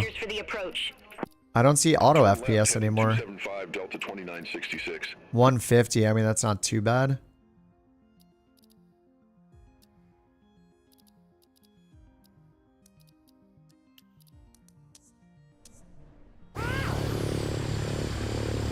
Alright, I'll turn it back to 100. Yeah, I don't see auto FPS. It died, I guess. I don't know what happened. I'm on the latest version. DLSS made it weird. Oh, the kind that gets stuck? I don't know. I'm on TAA with frame gen again. Yeah, I think auto FPS dying is something to do with it. Alright, let's get beyond ATC and get our clearance.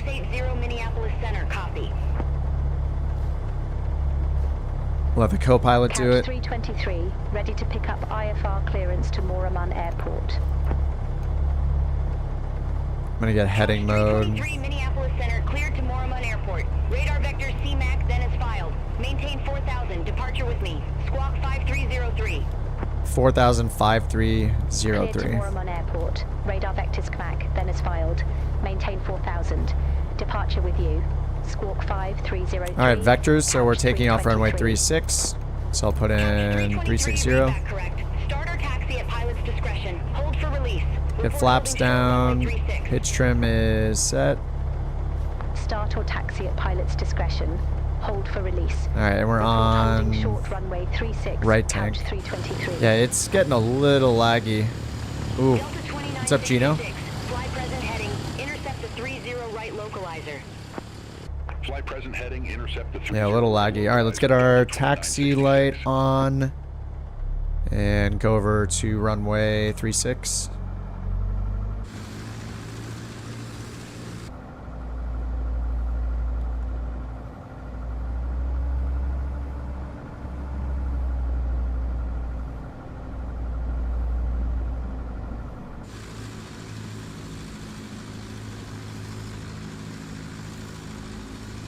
Oh, what's up, Steve? Steve just got here. I'm just taking off. Whoa. Whoa. I'll get used to this someday. Oh, it's on nose wheel steering. That's why. Okay, so the button did work. I can just use nose wheel steering. That's nice. That's one less thing to think about for now. It's kind of nice. I'll probably just use nose wheel. Yeah, the lag is getting nuts right now. And now it's good again. It just keeps going back and forth. Now it's glitchy again. Alright, let's tell them we're ready to go. Couch 323, short of 36, holding for release. Couch 323, released for departure. Clearance void if not off by... Are you using an Xbox controller? You made a way to taxi with it? Dude, I love having the option to do nose wheel. It just... Especially when you're learning a new plane, like I don't need the extra challenge right now, so it's just kind of nice. One less thing to think about. Departure, couch 323. Alright, let's sync the heading bug straight ahead. Get the parking brake back on. Delta 2966, Contact Minneapolis approach 122.905. Have a good one. Contact Minneapolis approach Delta 2966. Have a good day. Yeah, overall, I'm not sure if this DLSS, this update was helpful or not. I don't know.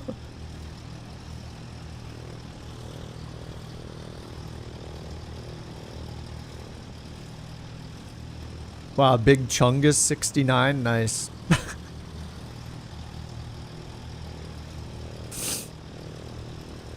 Sounds like a name that a friend of mine would use.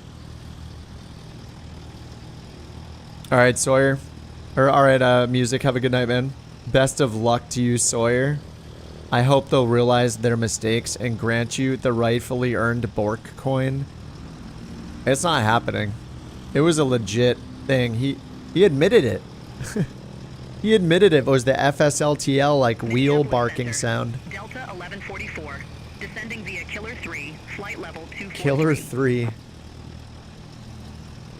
Delta 1144, Minneapolis Center, roger. Alright, we're cleared for departure. Let's get the mixture rich. Props full forward. Landing light and strobe are on. Zulu Heavy. Contact Minneapolis Center 133.65. Parking brakes on. Alright, full throttle. Oh, the nose wheel steering's so nice. Yeah, I'll try DLSS after this, but I'm in 4K. So TAA with the lower render resolution down to 2K might be better for me than DLSS in 4K.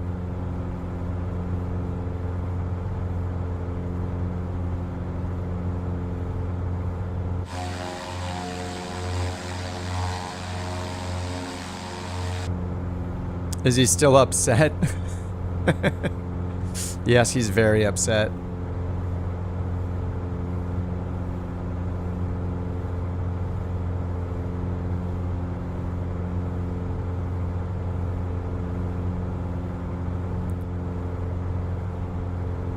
Oh, I wish the radar altimeter worked in this.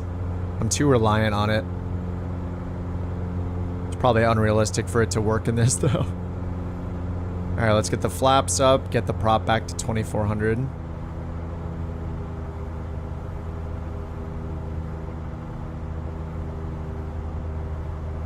Alright, 2400.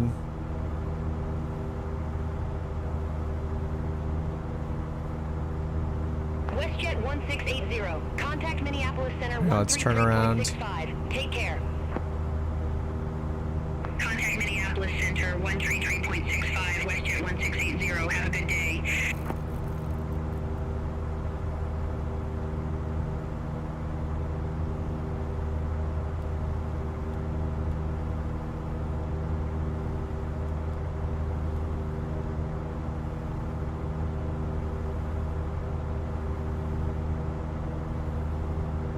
Beyond ATC messed up your approach a lot, giving vectors. Yeah, it's been I feel like it's been a few weeks of it giving me vectors really far out from my destination. Like I'll have like 5 waypoints still in front of me for my filed flight plan and be like 15-20 minutes from my top of descent. They'll be like, turn left heading whatever. Vectors for the approach. I'm like, oh god. I think it's just a bug. You could put it on their Discord or see if it's on there. I should probably do the same, actually.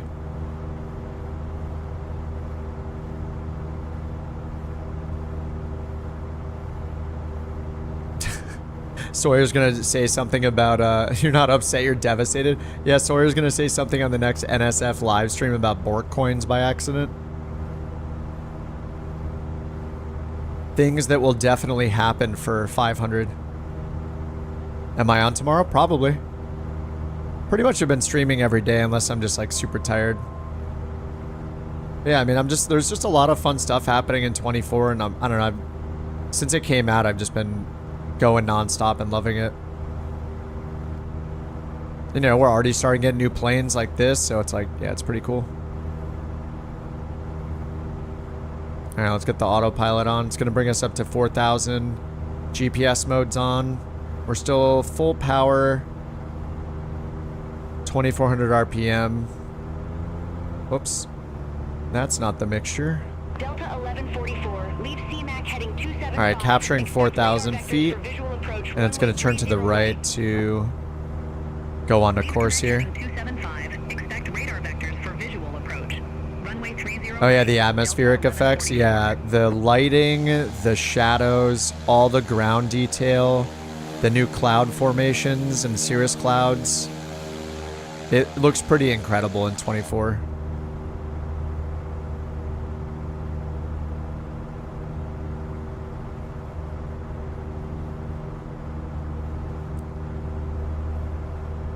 All right, I'm gonna get it over to left tank. And we're at 4,000, so let's check our cruise table.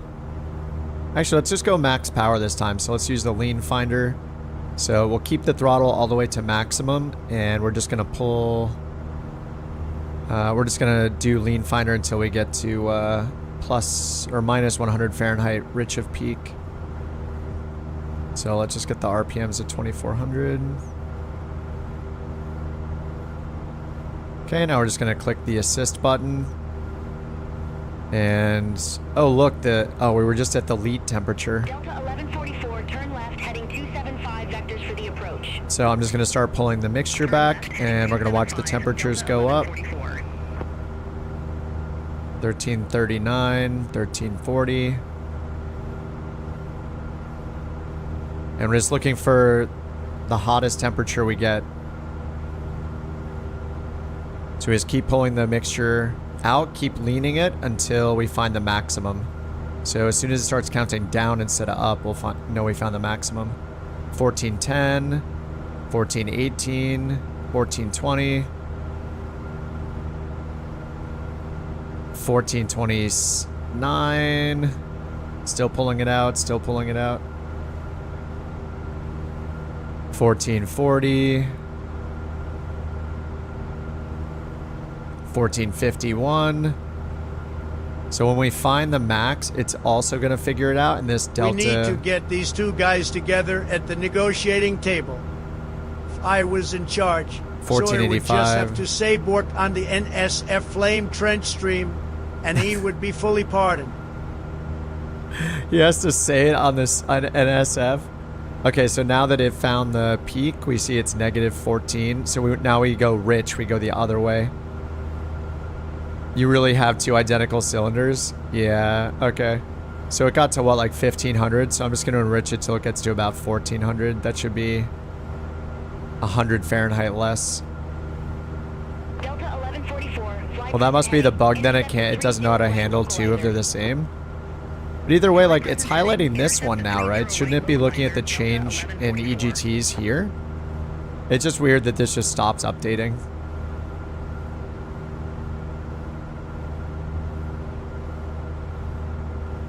Alright, that should be around 100. I'm gonna lean it a little bit now. I think that's around 100.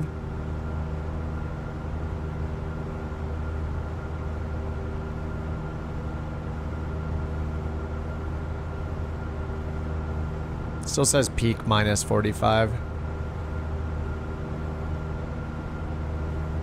Minneapolis Center, United 1310. We'll take a look. Yeah, thanks, dude. Thanks for dropping in too. It's nice to be to hear from you guys directly. Okay, there's 100. All right, that's all good. That's good enough for me. So we'll turn the assist mode off and watch the map now. Power is set. So you have either two choices. You can either look at the power tables and set it by going to the checklist. So if I go to aircraft, checklists, scroll all the way down to the speeds and power table, we could just look up what power setting we want at what altitude. So we're at 4,000. So anywhere we see 4,000, either here, 75% power, we could do 65% power, 9.5 gallons, or even 55% power at 7 gallons. And you just match all the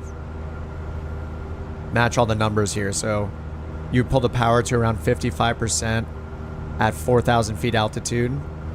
The manifold pressure you would set, it should read 22.7 when you're at that 55 power setting. And then you pull the RPMs back to 2,000. That should result in a 7 gallon per hour fuel flow rate right here, gallons per hour. So you just do that. Or the other way is, and it shows this here when you're in the cruise checklist. So that's doing it best economy. But if you want to do best power, you do what I just did. So you leave the throttle full forward. You bring the prop to 2400 RPM. And then you use the lean finder. You find the max EGTs.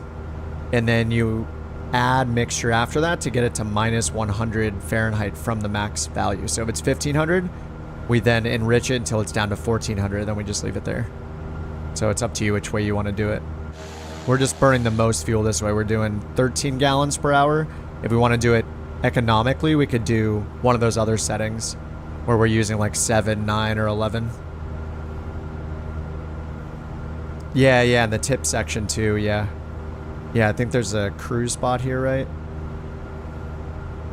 Yeah, right here. Leaning, best power. After setting manifold pressure and RPM, toggle lean assist, decrease mixture slowly until the EGT reaches its maximum, then increase the mixture until the EGT drops to 100 Fahrenheit lower than that maximum. Oh yeah, and then best economy. After setting manifold pressure and RPM, toggle lean assist.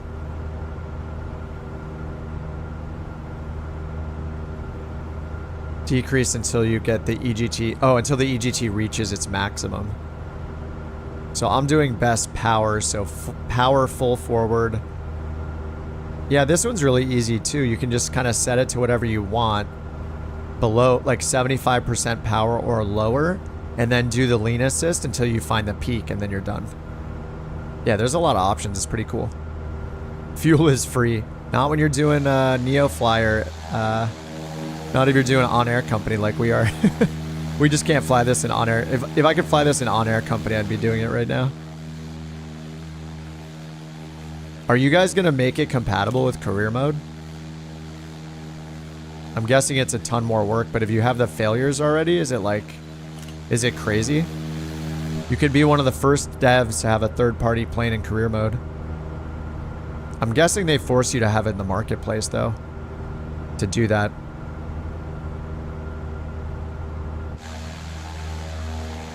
Real time? No, it's not real time. It'd be dark if it was real time. It's live weather. Live weather, but I turn the sun on. So we could turn it to like sunset if we want. But the weather will stay the same in the beta. They fixed it so it's just like it is in 2020. You can do any time of day with live weather. You don't know if it's possible? Don't they want... I mean, Microsoft has a button to buy planes in career mode, so... from the marketplace, so... As far as I can guess, they want as many third-party planes as possible in there, so people keep playing career mode and keep buying planes. Why can't it be used? They just have to add it to the database. I checked it earlier. Let me check it again. World's aircraft moderation. And then there's a list of pending planes. Yeah, see, it's not approved yet. Somebody submitted it already. They just, the people that run on air just have to review it, make sure all the numbers they put in are correct, and then we'll be able to use it. They probably have to like verify the right number of passengers and, you know, maximum takeoff weight and operating weight, empty weight, or whatever, all that kind of stuff. But once they say okay, it'll be in there and then we can use it. Good day, Minneapolis Center, November 399, Lima Juliet. All of the devs for like third-party software like, you know, New Sky, On Air Company, Pilot's Life, whatever, NeoFly, they all have to add support for every plane. Has to be in their database, so it knows that you can use it, how many passengers you can take, and all that. Contact flying cloud approach 122.9 or 5. Have a good day. Contact flying cloud approach November 399, Lima Juliet. Jewel, you are so high up. United 1310, turn left, heading 275. Vectors for the approach. Turn left, heading 275, United 1310. Delta 1406, contact Minneapolis Center 134.85. Center on 134.85, Delta 1406. Have a good day. United 1310, cleared direct Keeble. Resumo navigation. Roger, heading direct Kabul, then resumo navigation, United 1310. Thanks. Good job, bot. Minneapolis Center, Delta 1672, descending via All right, I can give it a little more RPMs. Can I get it perfectly on 2400? Oh, so close. Delta 1672, contact Minneapolis. Yeah, that's good enough. 122.905. Have a good day. I wonder if I want to run it at... I guess I do want to run it at full power, right? I don't know if I'm killing the engine doing this. I just have the power at 100% and then leaned... I think that's...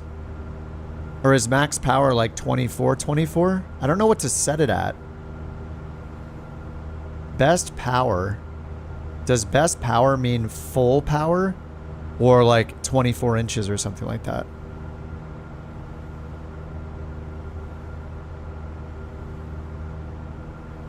Because I have it full power. All the way forward.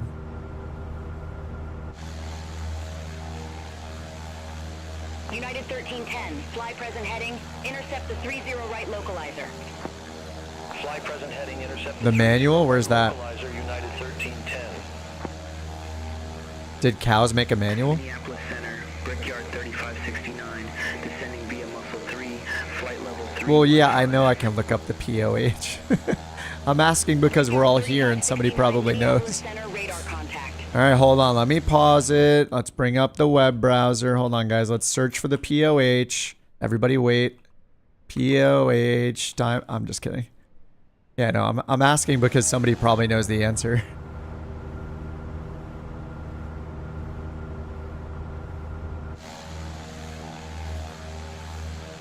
As a guy that grew up with a 5 1/4 and 3.5 floppies, the AI bots are amazing, and I approve. Yeah, AI is, in most cases, kind of cringy, but for this, I think it's a great application, especially in gaming. There's a lot of really dumb things people try to use AI for, but yeah, I think ATC and like AI generated voices and stuff for games, pretty awesome how far it's come so far. I bet a lot of video game makers will use it to get more variety and like questing and stuff like that. Just things that would take them forever to come up. Like they're just going to train their own custom AIs for everything now. I think it's great for stuff like that. The things that are extremely tedious for humans to do, that's what AI is going to be great at doing. Or like, you know, we're getting worldwide ATC coverage with, you know, somewhat more realistic voices than what we had before. So the worldwide coverage, like, awesome. All the traffic you want. Descending via Killer 3, flight level 250. Always wanted ATC but hated VATSIM. Nervous messing up, yeah. Yeah, I mean, Beyond ATC is great. The other programs that existed before Beyond ATC were decent, but none of them were good at speech recognition. Like the new tech with speech recognition and language processing is really, really good now. Usually they would use the built-in like Windows speech recognition engine or whatever, which was really crappy. I never had good results with it. I would never use the voice recognition in any of the older ATC software. Like, as much as I love them, like I thought FS HUD was great. I know they have a new version, but I don't think the speech recognition is much better. I tried it real quick. It's hard to beat the speech recognition in Beyond ATC. Minneapolis Center, Delta 1113, descending via Muscle 3, flight level 319er. FS2 crew. Yeah, I use like Pilot to ATC, FS HUD. There was one called Pro ATC SR that I used. I'm pretty sure all three of those use the Windows speech recognition system that's built into Windows, and it is very, very bad. And it also didn't have any flexibility in the order you said things. Like you had to have perfect syntax or it wouldn't know what you're saying at all. Like word for word. So it just was so robotic feeling. So I'm really happy how far it's come. Not good enough to go on VATSIM. That's what's cool about like using something like Beyond ATC. You can just practice all you want. I actually started with Pilot Edge. I paid for a couple months of that, and they have training programs or whatever, like a training curriculum kind of thing. So I did that for a bit for their VFR stuff, and then I was comfortable enough to use VATSIM after that. But it's definitely nerve-wracking, like every time you talk to a human. And then just like if you need to step away from, you know, the sim, you don't really want to ask them even though you're allowed to. Or you have to use time acceleration because something came up, but you have enough time to finish your flight. Like Brickyard 3569. VATSIM and IVAO and like Pilot Edge, it's impossible to beat the realism of real humans, but for them, it's impossible to meet the coverage of the AI stuff. Like they can't staff every airport in the world, so. Yeah, hopefully we get in the future, like maybe in 2026, after Beyond ATC is done with all of its VFR stuff this year and their like emergency procedures and stuff, maybe they'll dive into some multiplayer features. That would be incredible. Contact Minneapolis approach, Brickyard 3569. Yeah, having a co-pilot, that's always something that I always point out as, I think it's kind of ironic, like the people that say VATSIM is the most real thing are people who are generally flying airliners as a single pilot, which is completely unrealistic. So it's kind of a contradiction there. Now, if they used your controls every time with a co-pilot with them doing comms and they were pilot flying, then that would be realistic. But yeah, it's great having a co-pilot. I mean, in a single, like, you know, right here, I should be doing it myself if I'm being realistic in a plane like this, but I don't know. I mean, yeah, you could have someone in the right seat doing comms for you. Why not? Yeah, it's great. The AI ATC stuff has been great. Delta 700, descending via Killer Tree, flight level 250. The Killer 3. All right, let's check our map. All right, we're expecting 3-5. Let's check the weather there. We got Clum. We need KJMR, so I'm going to click it. Oh, we don't have it set here. I'll just reprogram it. I'll just put them in here. Clum. KJMR. Oh, it chose the RNAV 3.5 for us automatically. No charts. Info and weather. 360 at 6. Yep, so runway 35 should be good. Clear. Temperature is 0 Celsius. 2980 on the altimeter. I'm going to update my altimeter. Oh, 2980. Perfect. What does PWINO mean? I'm going to have to look that up. Endeavor 5229, Minneapolis Center. Let's look that up. PWINO, precipitation identifier information not available. Okay.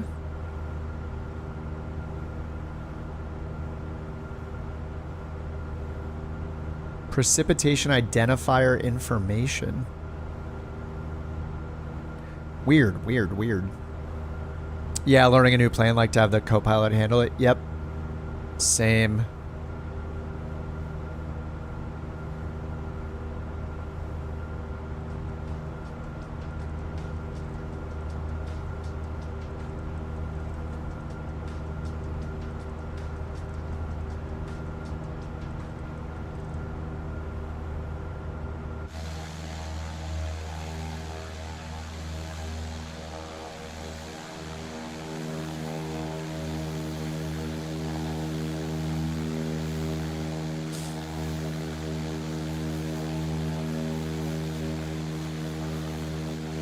What's up, Shill? How's it going?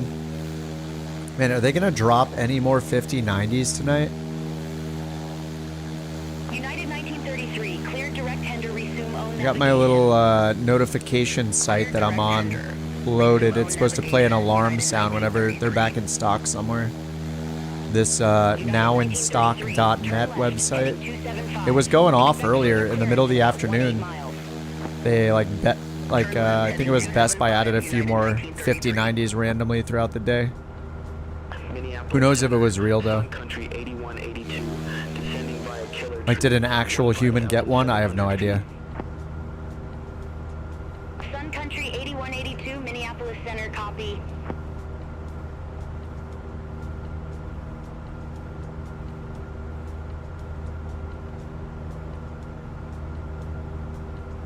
The sun is looking pretty good. I turned the textures to ultra because yesterday I was running on medium and things did not look good. $2,000 on a 5090 that only has a 6% boost. I have a 4080, so for me it's actually a very big boost because I play in 4K natively. I've been downscaling to 1440p for the stream. So yeah, 4080 to 5090 is a huge improvement.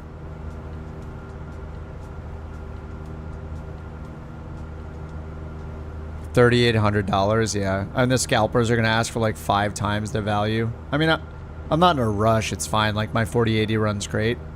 But I'm running in 2K instead. I'm running in 2K on a 4K monitor, basically, so. Mid-February, yeah. It's not a big deal. I'll just look here and there and, you know, I'll sign up for some of those alert services. And if I get one, I get one. If I have to wait longer, if it takes until summer or something, you know, whatever. My stuff is working just fine. Especially when we're in smaller planes like this that don't suck up our performance. Then we can sync all that performance into the textures and stuff. So, yeah, it's a nice little trade-off anyway. Yeah, 4090s. Yeah, you can't even really buy one. The ones I've seen on sites are like $4,000 or something. Like even on Newegg and sites like that, like they're ridiculous because there's only a couple left. But yeah, the 4080 is doing just fine.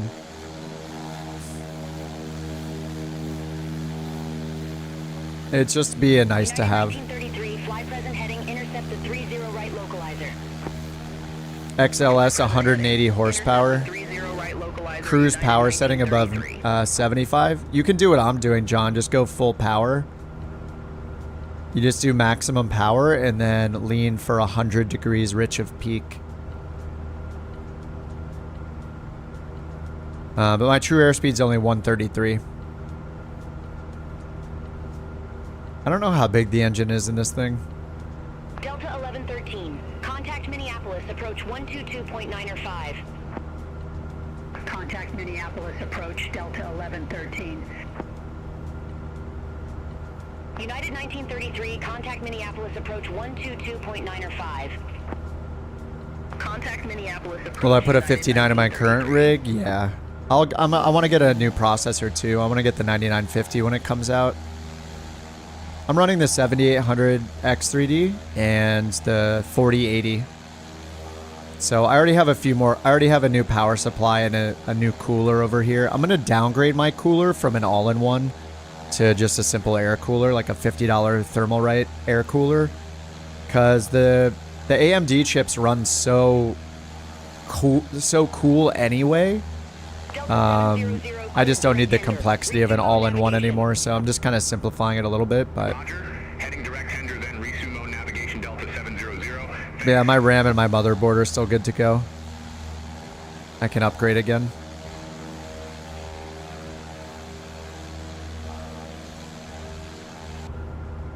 Mine's pretty new. I mean, there's the 9800 X3D that just came out, but I have the 7800 X3D. I kind of wish I got the 4090 instead of the 4080. I was gonna get like the 4070, but I just sprung for the like slight extra bit of power. At the time, I wasn't doing 4K. So since then, I've gotten a 4K monitor. I was on an ultra wide before, so I've kind of, yeah, just you know, I didn't think I would do 4K, and then that new 4K OLED came out, and my buddy got one, and he's like, "Dude, you have to get this monitor." So like, crap. Now I don't have a GPU that's really meant for 4K gaming like the 4090 is. Air cooling, yeah, I don't... I think the all-in-one is just overkill for how cool the chips run now.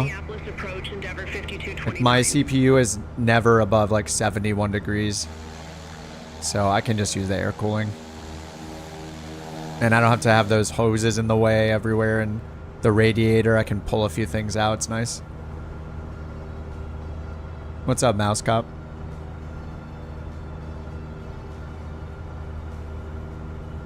Oh, we didn't check in with the controller. Yeah, this is another bug where... Couch 323, 4000. Wait, did I never check in? I thought I did. Maybe I just never did. Minneapolis Center, radar contact. Yeah, maybe I forgot. I don't know. Couch 323 Minneapolis Center, expect radar vectors, runway 35. Expect radar vectors, runway 35, couch 323. Couch 323, turn right, heading 140, descend and maintain 3,000 feet, altimeter 2987, Moramun landing, runway 35. 140? Turn right, heading 140. That's descend behind and us. maintain 3,000 feet, altimeter 2987, Moramun landing, runway 35, couch 323. Yeah, they're gonna give us another vector. Couch 323, altimeter 2987, expect the visual approach, runway 35. Altimeter 2987, expect the visual All right, we'll approach, descend to runway 3,000, but 35, we're not going to... couch 323. Actually, do we need to do that yet? Usually we tell Couch them... 323, turn right, heading 140, descend and maintain 3,300 feet, vectors for the approach. Uh-oh, it's getting confused. Turn right, heading 140, descend and It wants me to maintain turn all the way 3,300 around to feet, 140. couch 323. It's almost a full 180. 700, contact Minneapolis, approach 122.905, see you. Contact Minneapolis approach, Delta 700. Sun Country 8182, contact Minneapolis, approach 122.905. I'm just going to put in the visual for 3.5. Sun Country 8182. Couch 323, contact Minneapolis Center 121.05. Whoa. Contact Minneapolis Center 121. I didn't change our waypoint. What just couch happened? 323.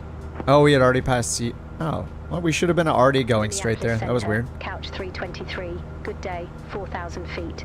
She's stressed trying to sequence me, yeah. Couch 323, Minneapolis Center, copy. Copy. Dude, the sun on the wing looks so good. And we're only in 2K. Minneapolis Center, WestJet 1361, flight level 379er. WestJet 1361, Minneapolis Center, roger. It did it to you earlier on a flight. Yeah, there's been a bunch of vectoring bugs. I don't know if these are in the non-experimental version or not, but there's definitely been a bunch of vectoring problems lately. They want you to circle to give space for ATC. I don't know. Like, we should be at an altitude that is not interfering with the other planes in traffic at all. Like, all the injected planes are IFR, like jetliner, like jets. They're all airlines, so we shouldn't be interfering with them at all. 3,000 feet, 4,000 feet. Was the heading sync fixed? It works for me. If you're asking if you can do a heading sync, there is a new keybind in Flight Sim 2024 to sync it. So I have a knob that looks just like the heading knob here, so I can turn it left and right. And yeah, the right click push to sync is now an option. So if you look here, I'm turning the knob right now, and now I'm going to push the knob and it'll push it. It'll sync it straight ahead. So that's a new shortcut or a new control you can bind in 24. I don't know. I don't think it's in 2020. I remember looking for it. I think it's just called HDG sync. It's the sequencing that it wants me to turn 180 degrees behind me. It's giving me a heading of 140, literally turning me around 180 degrees. I don't think that makes any sense. There's definitely some bugs. There should be snow on the ground. The METARs aren't saying snow at all. I don't know if it... Does it just throw snow anywhere if it's winter and cold enough, or... I don't know. I don't know how sophisticated the weather is to know whether it snowed recently or not.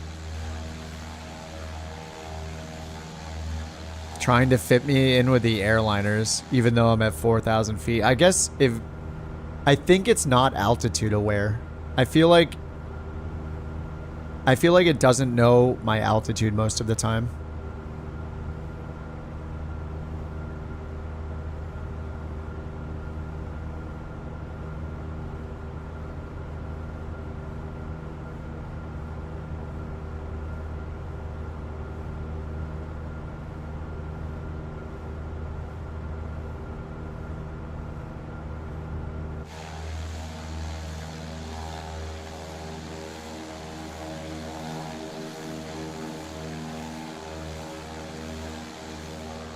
Yeah, that's not funny at all.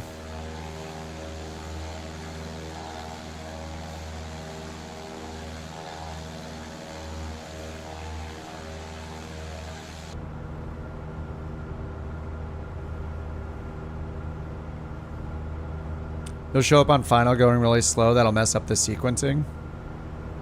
Yeah, it's not made for slow traffic. That's definitely clear.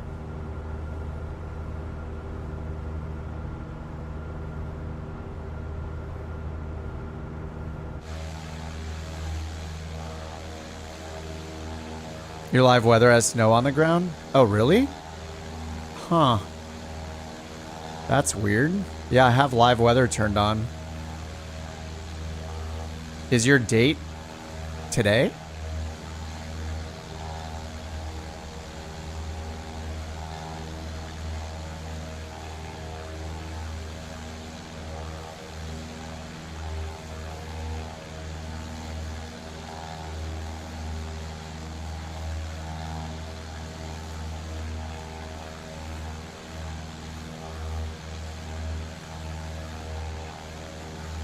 Oh, the live weather was not on. Okay. Should it be? I don't know what's going on with the weather here. If it should be snowing or not. I don't even know how they determine if there's snow or not. Like, do they look at historic weather data from like days and weeks in advance? There isn't much snow up. Oh, it has been warm a lot.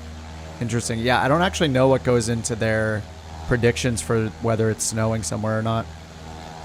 Like, of course they can use the METARs, but when it comes to like the en route snow on the ground, like I wonder if they're looking at all of the historic METARs, all like everywhere in the entire world, wherever the weather information's available, or yeah, I have no idea how it works, what kind of data they have or use. It was almost 60 today, dude. I'm in LA and it says, yeah, today it was under 60 for our high.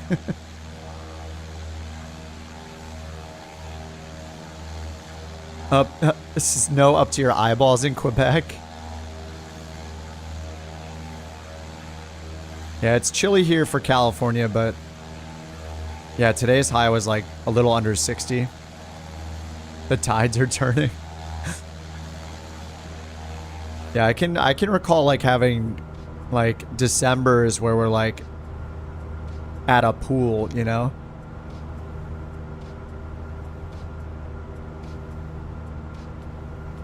But at least we finally got some rain here the other day, so that's good. 0 Celsius, -7. Yeah, I've definitely lived places that have gotten in the negatives in Fahrenheit before. It's been a while, but I do not miss it. Not at all.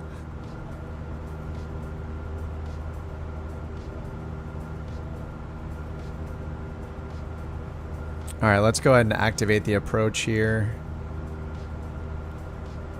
4 minutes until top of descent, and it wants us to get down to 1,800 feet. Oh yeah, my right tank desperately needs to be used. Forgot to switch the fuel. We're very imbalanced.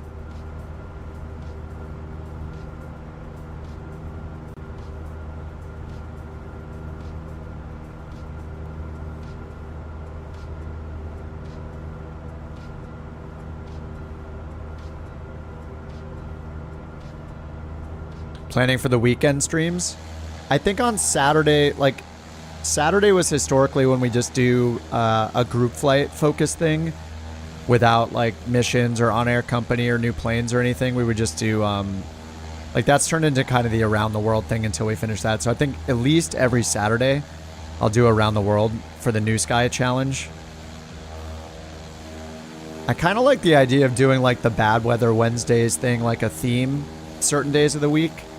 That was fun yesterday, and I like doing that like regularly because it's just really fun and can be silly, and it's challenging, and the sim looks so cool when the weather is crappy, so I feel like it does the sim justice to fly into the worst weather as well. So I might be doing that regularly on Wednesdays as like a worst weather Wednesday kind of thing.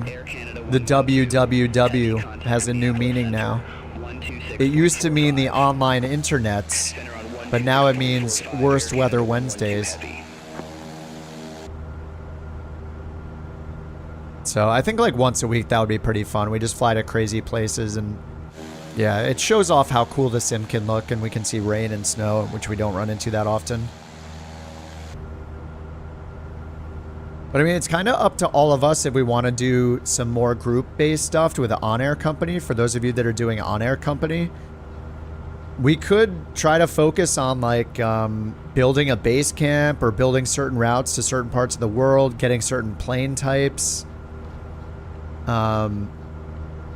Like with on-air company, we could literally land right over here and claim this spot near the forests, or like this patch of trees over here, whatever.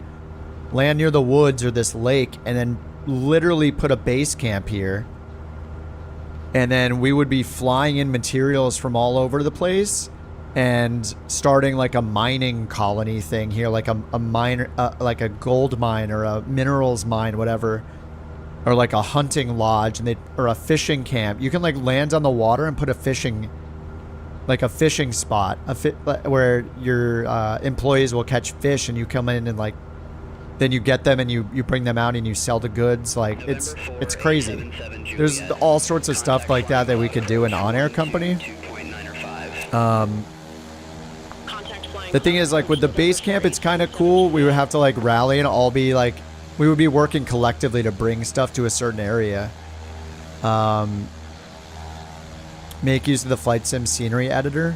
We could do something where like we find like a free scenery or a marketplace scenery when the marketplace is out, where we have custom scenery for a certain spot. So when we land there, we have a bunch of custom scenery and our little base camp object that gets added too.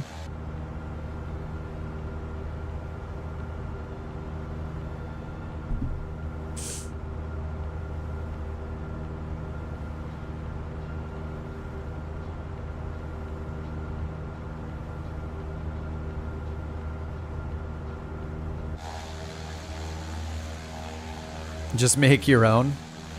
It's that easy, huh? We're gonna make a couch headquarters with like actual couches and like a headquarters like that gets put in the world. That would be ridiculous.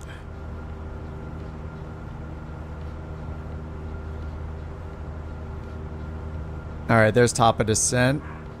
That's weird. VPath turned on even though... Oh, I did hit VNav earlier. That might be a G1000 bug, actually. Davenport's, yes. Center on 118.05, WestJet 1361. Alright, 2987. We're going down to 3,300. It said to go down to about 2,000, so let's just look at the... Alright, we'll go down to 2,000. That'll be like a good pattern altitude.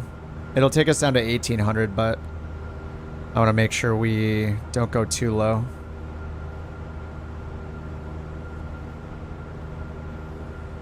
Thank you for Bork Report 201. Oy.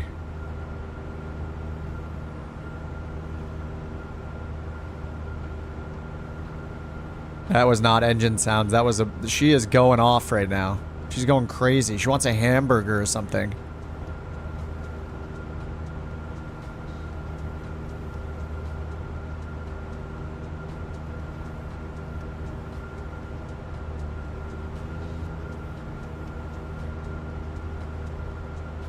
KCCX. Is that an airport code?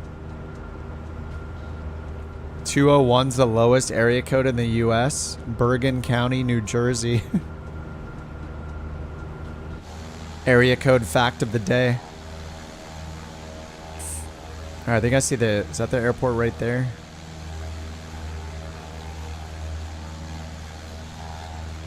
Nope, it's not. Oh, we're closer than I thought we were. Oh, it's right there. There's the runway. Nice. Alright, let's get the fuel pump on. Let's get the autopilot off. You can see the pappies from here.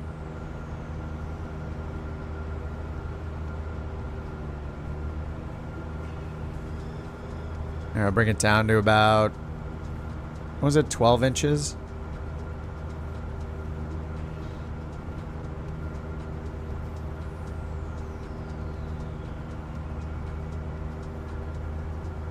Couch 323, request approach change. Whoops. I just hit the action Couch button. 323, you're already on approach. Unable. Unable. Alright, we need 108 knots to get flaps 1 down. Okay, our lights are good. Let's get our fuel pump. Oh yeah, I already got the fuel pump on. Nice. Yep, fuel pump is on. Alright, let's get prop full forward. Mixture rich. We're at 2,000 feet. We got a little advisory glide path right down here. But not really to be trusted. It'll take us into the ground pretty much. We have the pappies, so I'm just going to use those, so I'm a little low.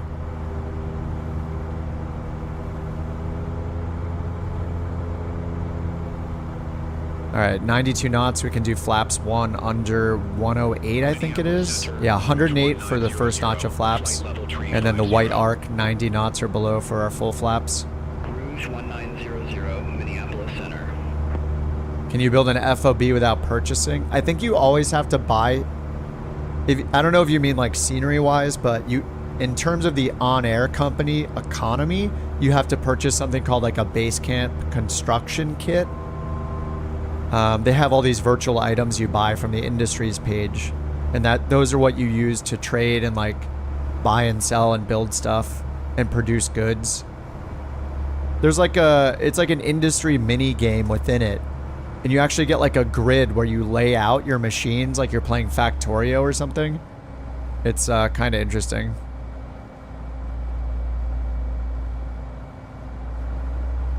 Oh, the landing light strobes on the Vision Jet. I don't know the answer offhand. I'd have to look at the POH. There is some sort of logic where it will strobe the lights. I think it's only supposed to happen when you're like coming in for a landing, like at 400 AGL or something. It's supposed to strobe, like alternate the lights, like wigwag, so you're very visible when you're coming in for a landing. So I think there might be a bug there, because I'm pretty sure as long as you have the strobe light on and the landing light on, it'll alternate them even if you're like at cruise. So I'm guessing it's a bug, but I'd have to double check the manual. Can you do that at NeoFly? Oh, I don't know. I'm talking about an on-air company. I don't think NeoFly has any like it does have the NeoFly has the concept of like a base, like a hub, I think it's called, and you can bring goods to it to like buff your mission, the missions that you get. But I'm thinking about on-air company where we do it like cooperatively as a team. NeoFly doesn't really have multiplayer features. They have like a shared multiplayer mission thing they just introduced. But that's just... There's not like player-to-player interaction the way there is in on-air company.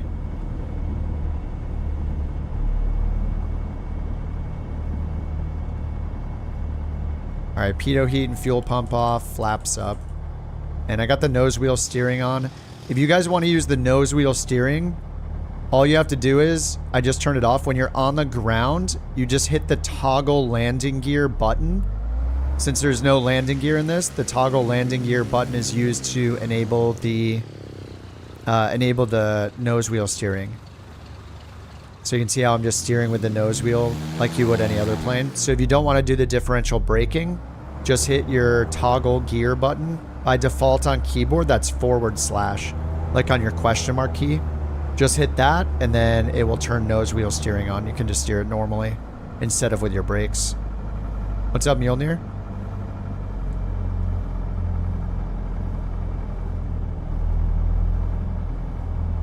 YouTube is wild. Looking on a DA-40, found a video called The Aerodynamics of a Cow. The heck? That is very weird. Wow, we are stuttering. Yeah, the nose wheel steering is kind of nice. Alright, strobe is off, landing light is off. Flaps are up. Oh yeah, let's lean the mixture out before I kill the engine. Kill the cylinders. Minneapolis Center, Air Canada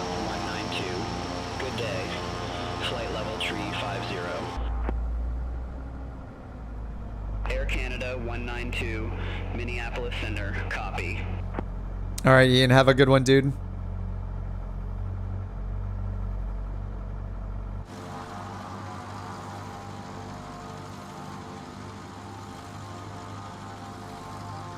See you, A-Town. All right, let's get it stopped here. There we go. Parking brake on. It sounds like they're going to work on the parking brake bug already, so that's pretty sweet. All right, let's pull the mixture and the throttle. Magnetos off. Ignition magnetos off. Alternator, avionics, and battery. And make sure the pitch trim is set for our next flight. And we'll pull the prop back. And oops. There, lights off. Where are we going? Should we do another one? I was going to be done. Maybe I should do another one. Oh man, this spot is awesome. See, this is where we could like build a base camp. See ya, Mr. Spock. Where are we? We're somewhere in Minnesota. I think we're in Minnesota. KJMR. I don't even know where we are half the time. We're just picking some random airports. Now, let me see if it got approved yet. Okay, no, we can't use the DA-40 in on-air yet. Are we in Wisconsin? Uno mas. Alright, I'll just have to get a beverage and take a 2-minute recess or so. Maybe 3.5 minutes. Oh, we are in Wisconsin. Okay. Dorian's home state. Minnesota, Wisconsin? Give the people what they want? Alright, I mean, if the mountain's telling me I have to, then I have to. We all know who the boss is around here. The puppy. The borker. Alright, I'm gonna grab a beverage and use the restroom, and then we will continue.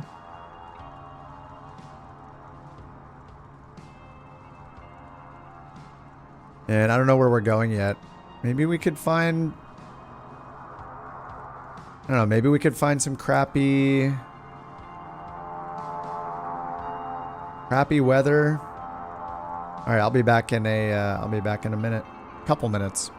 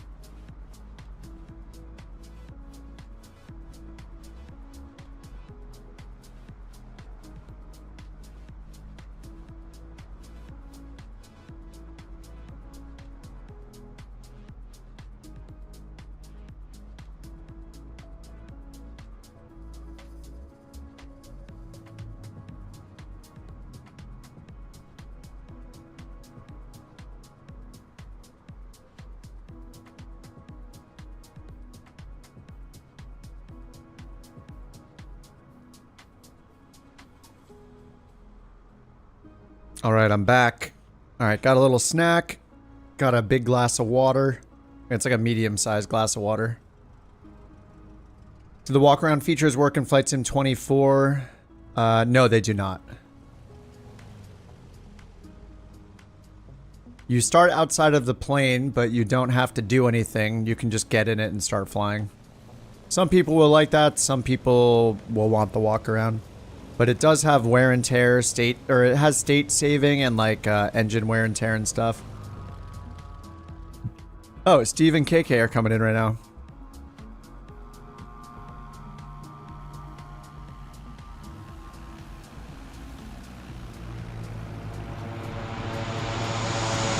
Whoa.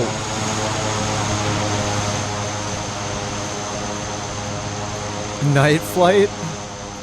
If it's like a bigger airport that has runway lighting, we could. Whoa. Careful with the brakes. That thing goes, the reversers on that is so powerful. Center on 126.45, Air Canada 192. Alright, let's find somewhere else to fly. I mean, we could do a night flight if you guys want to. I am down. Let's just find somewhere to fly. I don't know if we have any lighting here. Okay, yeah, I mean, it looks like there's runway lighting.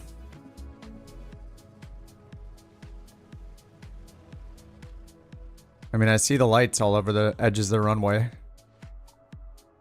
So, hopefully we'll be okay. Alright, let's find somewhere to go. This is KJMR. So let's hit search. KJMR to anywhere. Piper, 1 hour maximum. And search.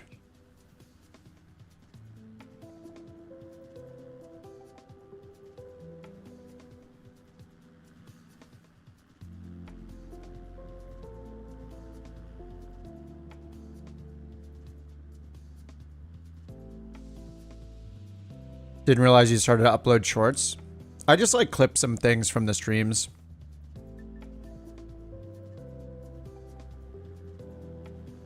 We cannot specify runway lights here.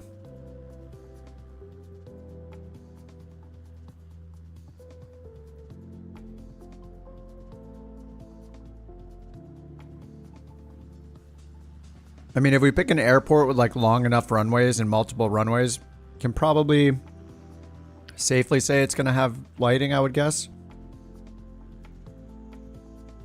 Chippewa Valley. Rouge 1900. Contact Minneapolis Center. Rush City. Oh, that's really close. Contact Minneapolis Center 126.45, Rouge 1900.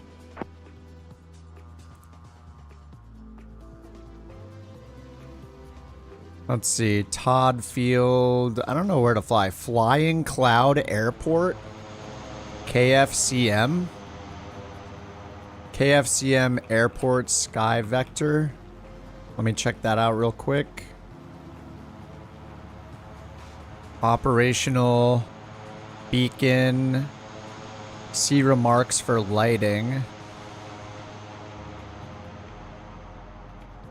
High intensity edge lighting on runway 10 right. I mean, it has an airport diagram. This is a pretty big airport. So we'll have lighting here. This one will work just fine. Minneapolis. Flying Cloud. So JMR to FCM.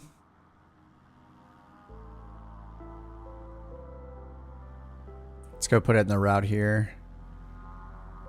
KJMR, KFCM, Flying Cloud, find route. Actually, I'll do it in SimBrief because I want to get Beyond ATC going.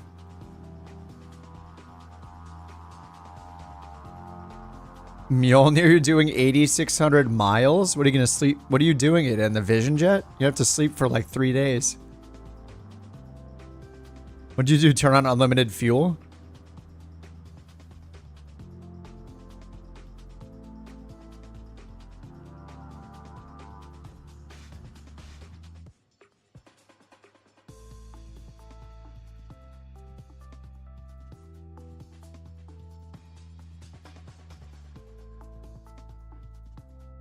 All right, sim brief time.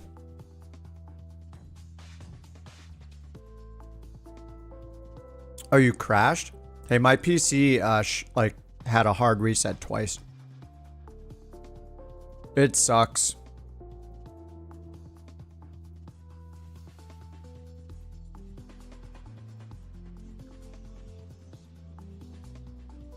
You are Mjolnir? You're just using unlimited fuel in the Vision Jet and going 8,000 miles? Get your time acceleration going. Alright, KJMR. KFCM. And I'll choose the 172 again. Just sitting there doing nothing. I can't believe I didn't have a crash to desktop while we were in cruise and it froze for like a minute straight. Alright, generate flight.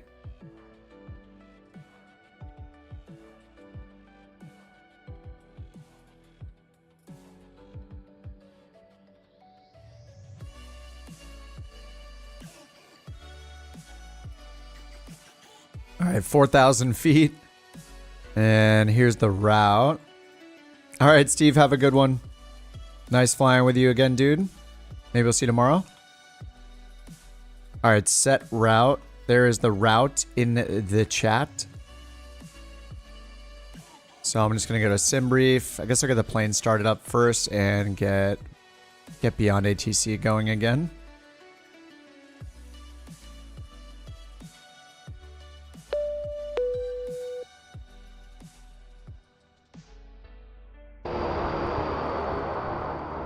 The mountain should fly this and you narrate.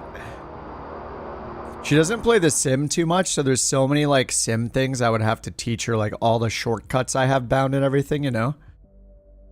She's keeping the dog busy right now.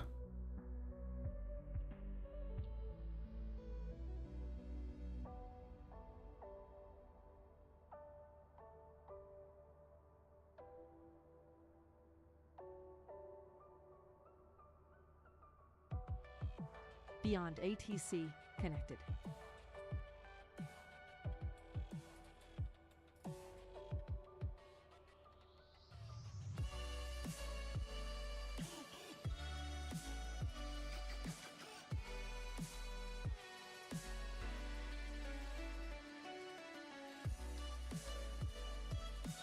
Sorry, I was eating a little bit of had to power up here a little bit. Jeremy, Airbus, it defaults to that if you don't put in a legitimate airliner code in your SimBrief flight plan. So when you're making your SimBrief flight plan, you can either put in a flight, you can put in a airline code and a flight number in the first two fields. Yeah, you can put in a real one if you want to be called a real one. For us, our virtual airline is CCX, so we can put that in. And then in Beyond ATC, turn on an option that says prefer VA call signs, and then it'll call us by our virtual airline code. But yeah, if you want to be called Delta, put in like DAL-40 or whatever. And if you don't want to be called an airliner, you can just change your call sign field, which is like down a little bit. It'll be like down here when you edit. Where do you get one? I don't know if you can look them up anywhere, but we're just, we're using one because we submitted ours and after a while they added it. I think they have like a pilot portal website where you can look them up, but you could just use a real one if you want, or you can just put in your call sign right down here. So you're like November or whatever your tail number is, you can put that down here too. And then when you open up Beyond ATC and you hit the fly button, just look in the bottom right and it'll preview right down here what it's going to call you for the flight. So before you get going, you can make sure that it's got the right thing in it. Down here in the bottom right corner. So we have Couch Captain, so they call us Couch in our flight number.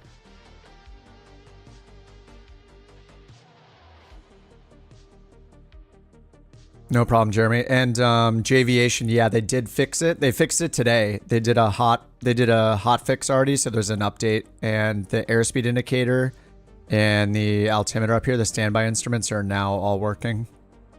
And if you click on the airspeed needle for the standby airspeed indicator, I think it turns on the cabin lighting or something like that.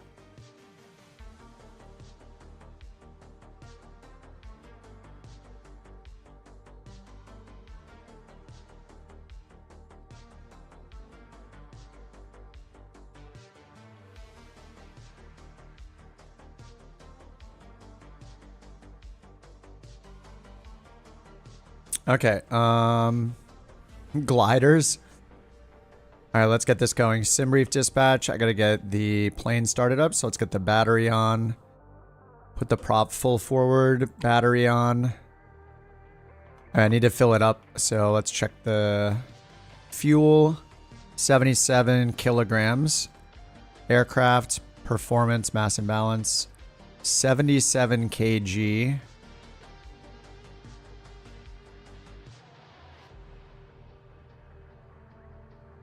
All right, there's 78 kg.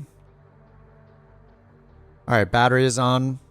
So let's get the fuel pump on, the mixture rich, and then add throttle until we get some fuel pressure. We already have. Okay, and then mixture lean. Okay, let's start it up.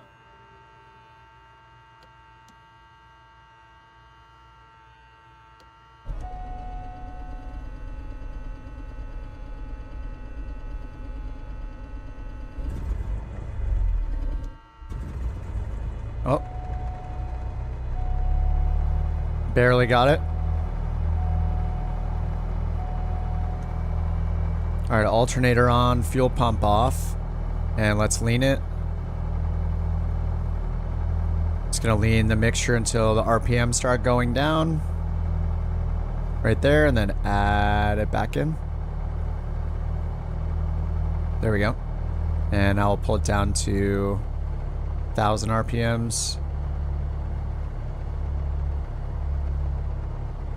Oil pressure and everything looks good. Everything's still in the green. What's up, Father's Game? How do I like flying the plane? This plane just came out literally yesterday, like 24 hours ago. So this is just my like 4th flight in it, maybe. So far, so good. I mean, there's a DA-40 in flight sim already. There's the NG and there's the TDI. One has a glass cockpit and one doesn't. And then there's also like the DV-20.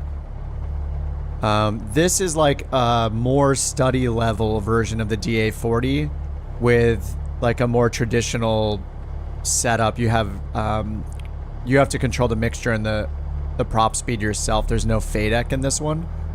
So it's a bit more work than flying something like the DA-40 NG that has a FADEC and handles it all yourself on its own. But that said, I mean, if you want something, this is like the Comanche. If you ever use the Comanche in its realism, it's like a step towards a Comanche in terms of the realism. So there's wear and tear, or not wear and tear, but there's like engine failures and damage. You can damage the cylinders. All the circuit breakers are functional. It's made by Cows. It's COWS. They made the DA-42 and now they made a DA-40, and they're both really good. And I got mine through the Orbex app. I paid for it myself. I'm not sponsored or anything, so I've just been flying it since yesterday though. But it's a good challenge.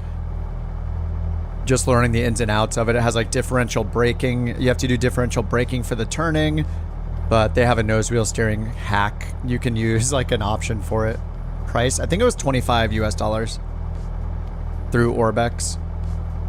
Yeah, so far so good. I mean, if you want to see my first experience with it, my frustrations in learning it, you could find my stream from yesterday and just watch the replay of my exact first impressions. And then I've been flying it all day today as well, so you can rewind this one and watch how I've done with it throughout the day. But yeah, it's challenging, and I'm definitely learning a bunch. The checklists are pretty exhaustive, which is nice up here in the EFB.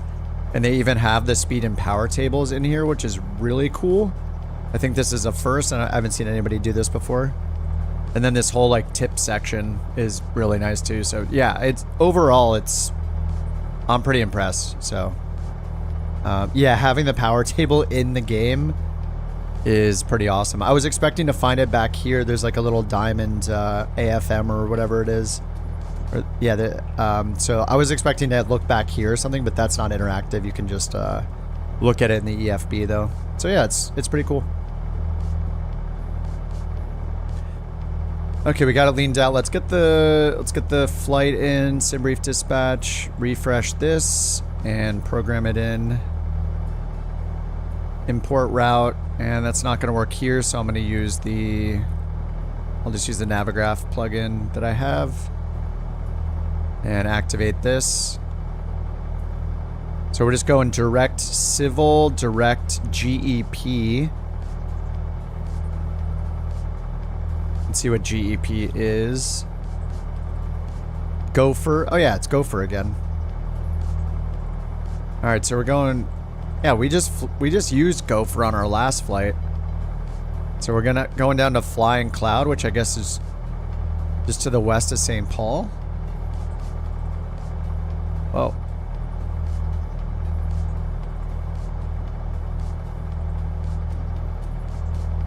All right, that is set. Let's talk to ATC.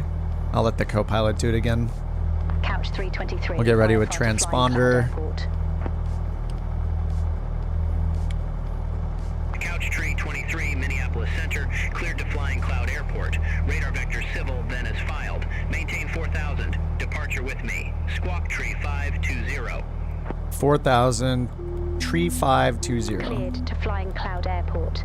Radar vectors civil, then as filed. Maintain 4000. Departure with you. Squawk 3520, couch 323.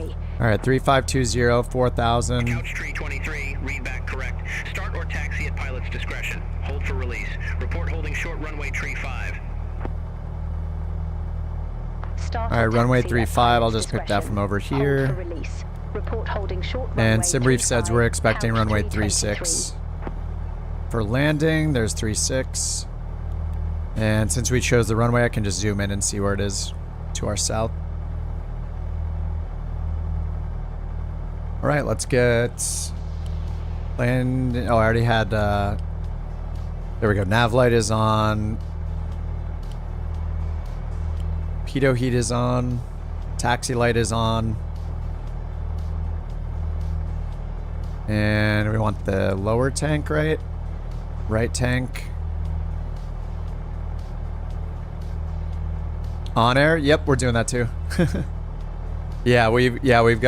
We did it like several years ago, but we just got back into it again since we all ran out of stuff to do with the regular career mode, and it's really lonely playing alone.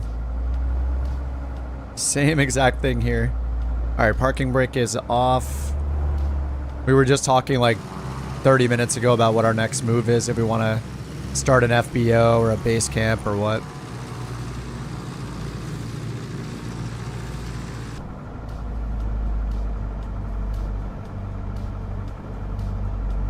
All right, let's go to runway 35. Simmersonly.com.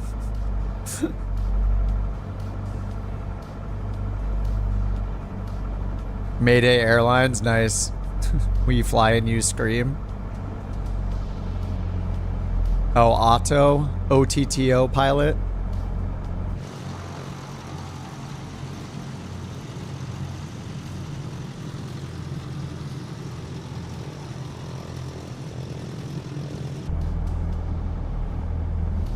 Oh, see you, Steve. DA-40 will be parked here. Nice. Well, hopefully they add the DA-40 into On-Air Company, or this new one, the... What is it? I always forget the... XSL? Is it XLS? XLS, right? It's written on the side, isn't it? XLS, yeah, that's it. See you, Steve. Have a good night, man. We'll see you tomorrow, dude. Alright, let's let them know we're ready for departure. Couch 323, short of 35, holding for release. Alright, holding short of 35. Couch 323, released for departure. Clearance void if not off by 2315 Zulu. If not off by 2315 Zulu contact, no later than 2325 Zulu. Time now. Alright, landing lights and strobes are on. Frequency change approved.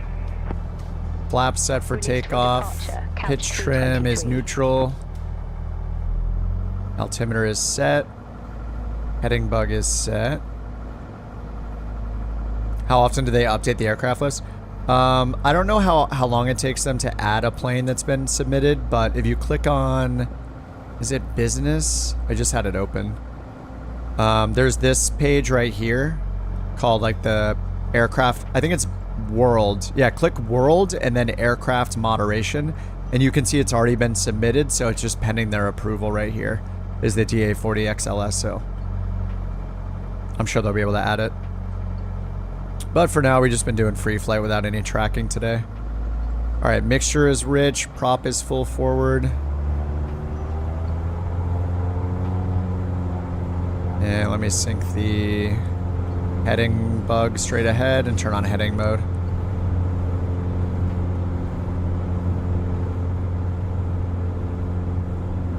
Yeah, the model matching is such a pain.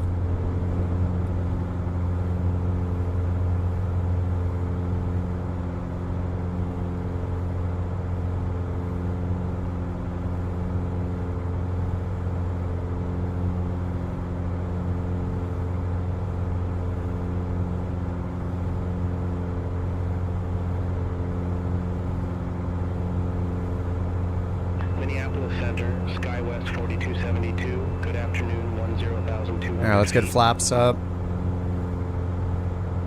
SkyWest 4272, Minneapolis Center, copy. Alright, and then just pull the RPMs down to 2,400. SkyWest 4272, you are assigned 10,000 feet. I show you at 11,000. Ooh, AI's getting yelled at. 10,000 feet. Alright, let's turn around here, get on the course. SkyWest 4272. Minneapolis Center, Delta 1653, 1313,700. Delta 1653, Minneapolis Center, radar contact, climb and maintain 1717,000, altimeter 2980. Alright, we'll get a word in here in a second when we can. 1717,000, altimeter 2980, Delta 1653. Alright, heading mode, we'll get nav on standby. A350, yeah, that's gonna be pretty crazy. Alright, let's get the autopilot on here and check in with them.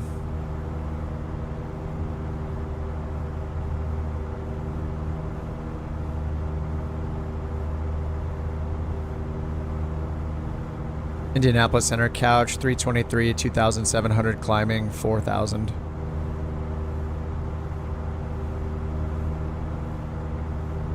Couch 323, Minneapolis Center, radar contact, continue climb to 4,000, altimeter 2988.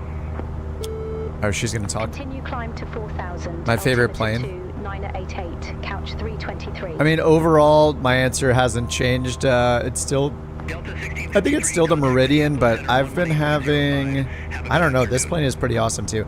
I still like the Meridian a lot. 8.05, Delta 1653. The M500. And for airliners, I think I like, partly because of the challenge, but I think if I had to pick, I'd pick the iFly 737 MAX. I can't wait for that to get to 2024. There's just something that's extra challenging about flying a Boeing. Airbus is just so nice and simple with the auto trim, so if I had to pick, I'd pick the iFly. It'd probably take me a lot longer to get really good at flying it.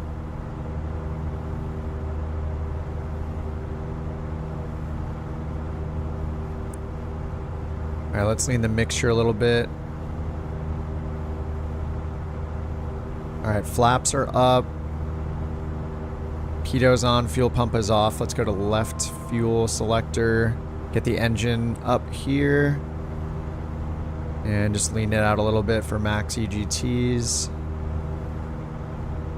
Looks like it's around there. Alright, Dorian, have a good one. Gonna meet your bud for a few beers and pool at the bar. Nice, man. Sounds good, dude. Yeah, sorry to hear about that again, dude. Hanging out with friends is gonna make it, you know, It will help. There's no shortcut to it being okay, you know? It always sucks, man.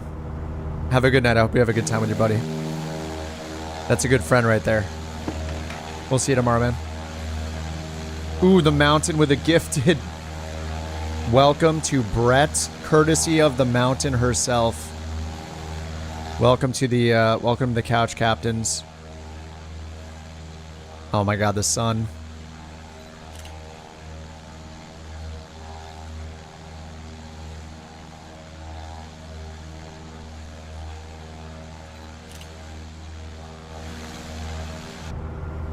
The mountain wants a DA-40. Oh god. Hey, at least it's not a Cirrus.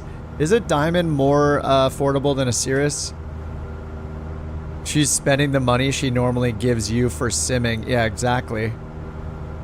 Is the DA-42 in? Yes. Cows is the developer. Cows means creator of worlds, I think. So the Cows... the DA-62 is in Flight Sim by default. And there are also 2 DA-40s and a DV-20 in Flight Sim. Those are by Microsoft. Then there's a DA-50. There's a DA-50 by Skyward Simulations if you want a DA-50. And then Cows makes this one that just came out literally 24 hours ago is a DA-40. What is it again? XLS? I always forget the 3 letters. The DA-40 XLS. So this is a little more old school because it doesn't have a full FADEC. In the more modern Diamonds, you just have a thrust lever and that's it. But this has pretty in-depth systems. So this is a little more like study level. So it has like all working circuit breakers. You can foul the spark plugs. You can kill the engine. It has differential braking for turning by default. You have to like step on the brakes instead of nose wheel steering. Though you can turn on nose wheel steering as well. And so this is the DA-40, but they also, before they made this plane, the same developer, Cows, made a DA-42. I have both of them through Orbex. I'm not sure if the 42 ever made it to the Flight Sim 2020 marketplace or not, but I bought them both through Orbex. But yeah, if you want a higher level of detail and like systems and realism than the default planes get you, then Cows makes both the DA-40 and a DA-42. And the good thing about these 2 planes is the visibility. The DA-62, the DA-50, both of those have really bad visibility. The DA-40 and the DA-42 are much better for simming just because it's so much nicer to look outside in these planes.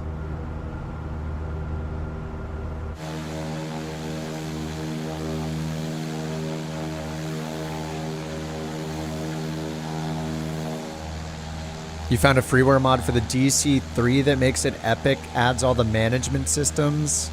Oh, nice. There's like an improvement mod. I haven't flown the DC-3 forever, but we were just talking about maybe flying DC-3s in like the Northern Territories or something, like, you know, doing the Buffalo Airways thing over the weekend. Like we're doing a world tour over the weekend on Saturdays. Oh, I forgot to change the flight tracker. Whoops. But we might do something like that just to especially get out of my element. I like never fly the DC-3. So that could be pretty fun. Good to know that there's a mod for it though.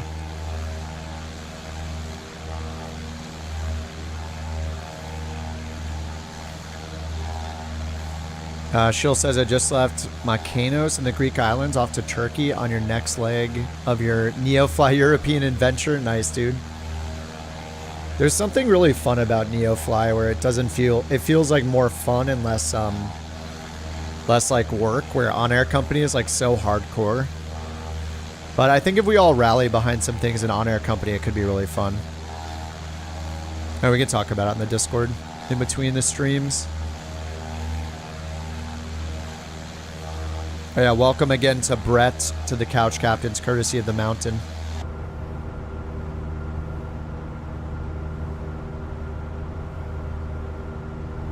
Thanks for the follow, fathers.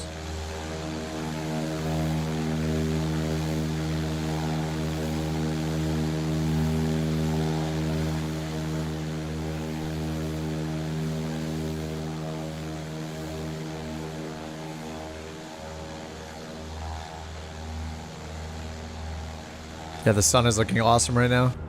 I know it's not in real time, but I don't know. This is the flexibility why the beta is so good.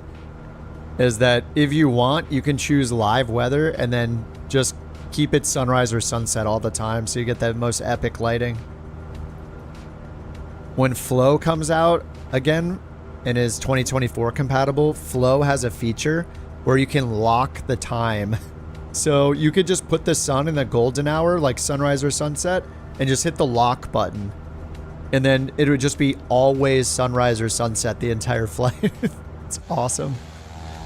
And they have like a button that's like fast forward, like automatically set it to dawn or to dusk. It's pretty neat.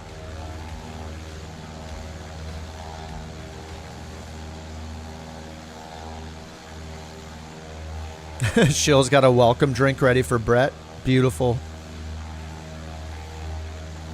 Ready in the lounge.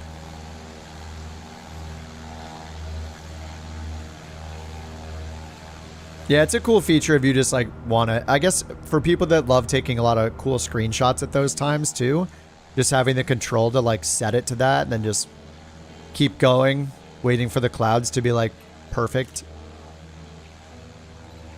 Yeah, it's, you know, I should increase the exposure, shouldn't I? A little bit.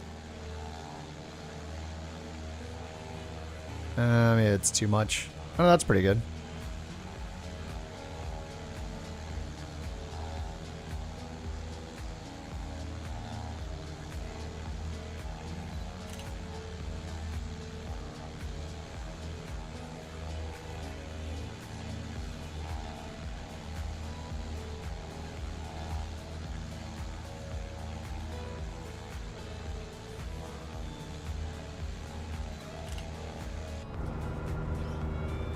Yeah, the sun looks so awesome right now. Couch Tree 23, you're off course. Clear direct gopher. Resumo navigation. Oops. Roger. Cleared direct gopher. Resumo navigation. Couch Wait, where am 23. I? Oops, I'm way off course. Oh, it's nice they noticed. All right, let's go to gopher, which is GEP. Oh, we're on nav mode. Wait, what happened? Oh, did I fly past that so it didn't auto sequence? I think that's what happened. All right, we'll go direct gopher. We're already in nav mode.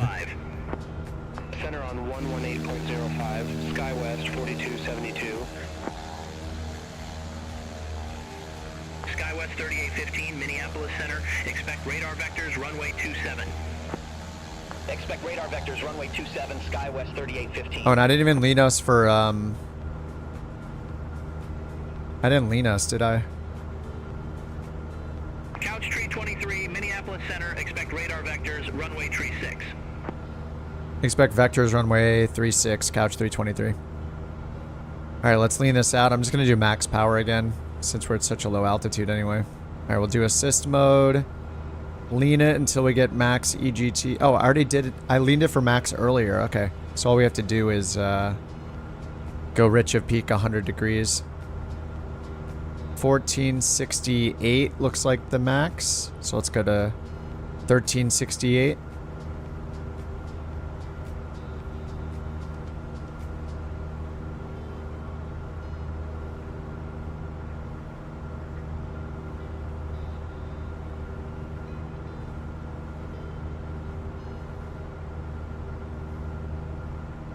Little too rich.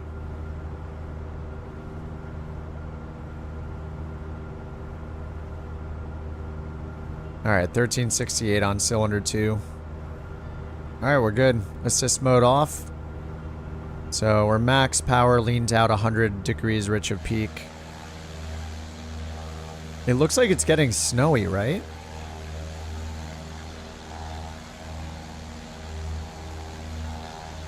Or is it just because it's... It looks like a little bit snowy down there. It just looks cold.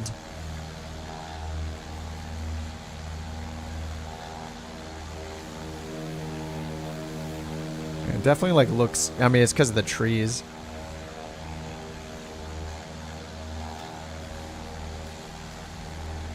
Looking pretty awesome. The sun is so beautiful, then even the plane goes out of course. Yeah. Getting distracted by the sun. True TTS. True.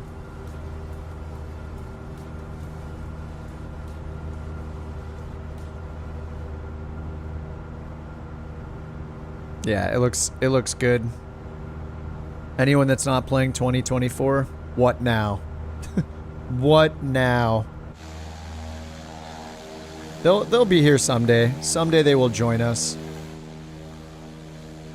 Some month they will join us.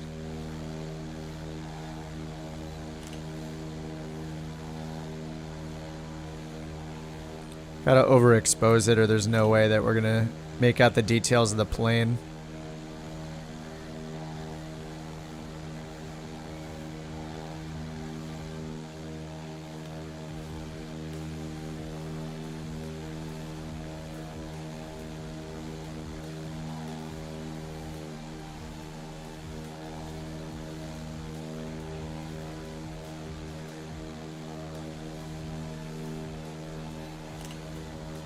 No pilot looks funny though.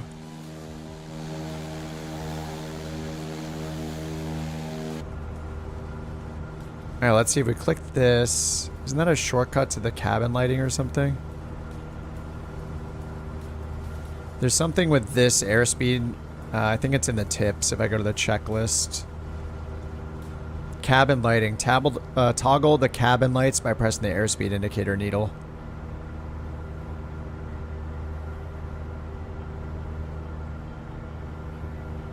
Alright, so we have like...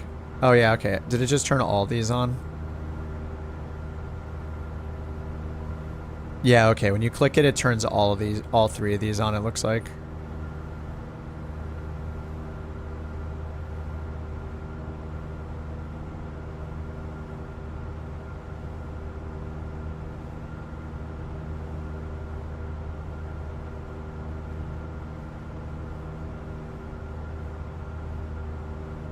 Alright, just synced our altimeters. Alright, let's put in the runway 36 visual just to give us an idea. Visual 36. They said to expect the vectors.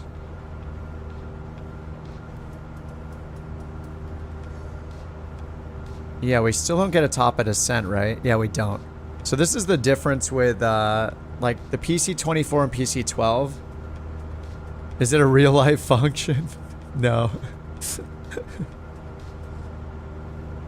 That would be hilarious. It's just for sim convenience. Eerie with no pilots. Oh yeah. You can click here to turn on one pilot. It'll put this chick in here. But it doesn't use your avatar.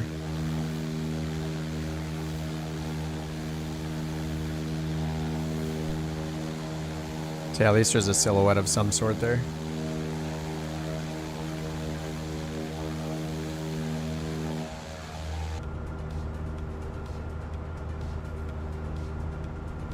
So I was testing real quick the vectors part here because with those Honeywell Primus avionics, does the mountain know I'm letting a hussy fly my plane?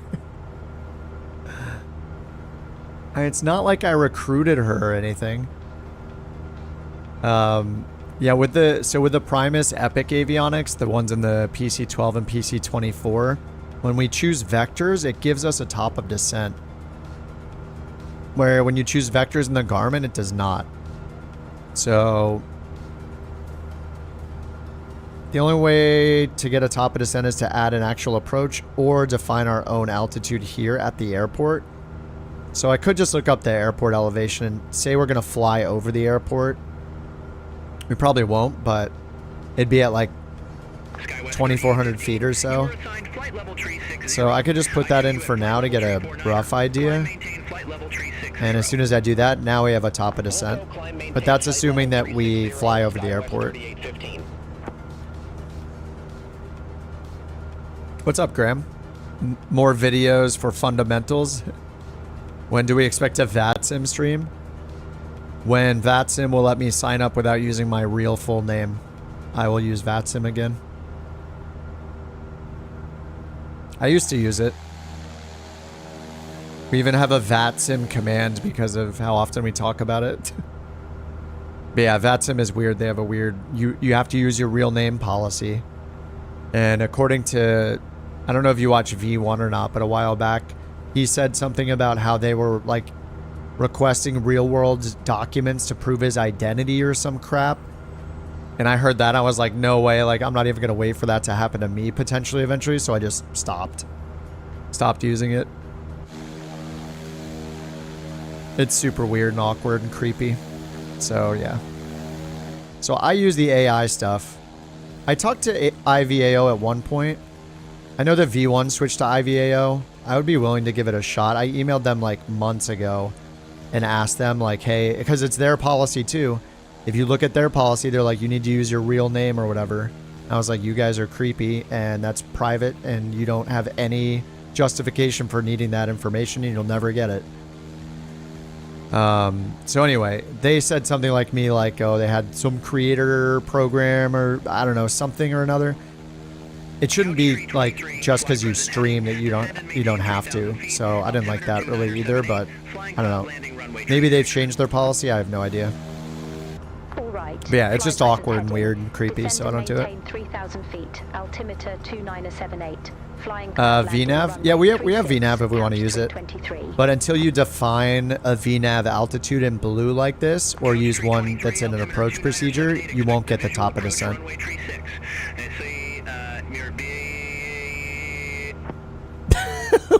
Altimeter 2978. Expect the visual approach. Runway 36, couch 323.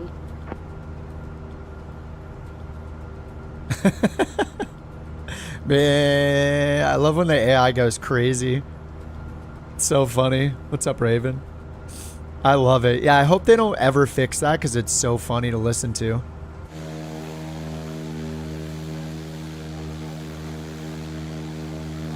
It's my favorite.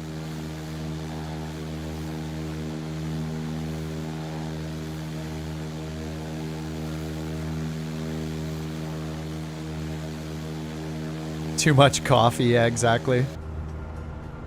You completed your first VATSIM flight a year ago, just have used FS Economy. You heard about them using data inappropriately, really? I'm no lawyer, but I'm pretty sure you have to, if you're asking for like identifying information about somebody, there are certain standards, especially in like European countries, for how you store that information. Like having an audit trail of that information, some prohibited access and known like who can access that information. There's all sorts of privacy laws related to that stuff, which is why a lot of places don't ask you for it and like can't ask you for it.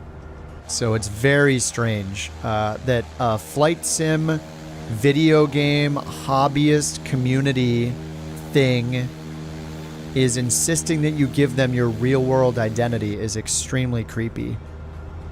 I think it opens them up to all sorts of issues. So yeah, privacy wise, I'm not a fan of it.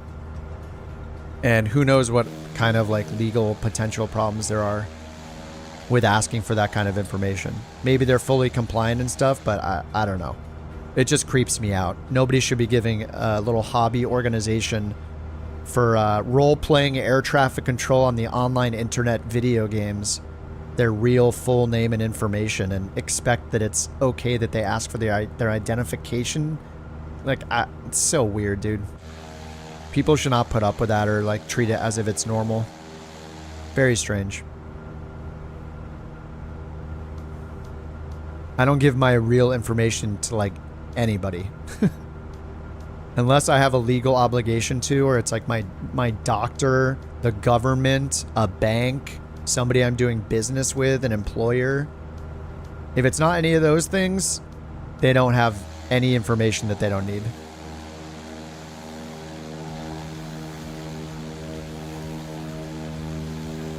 An accountability thing?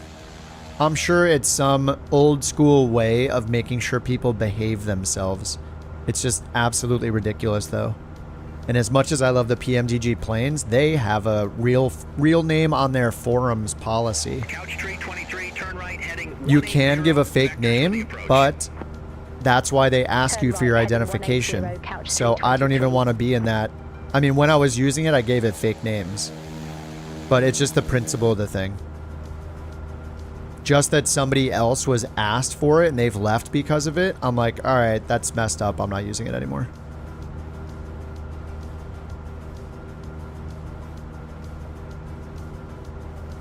I mean, I don't put my real name down for anything.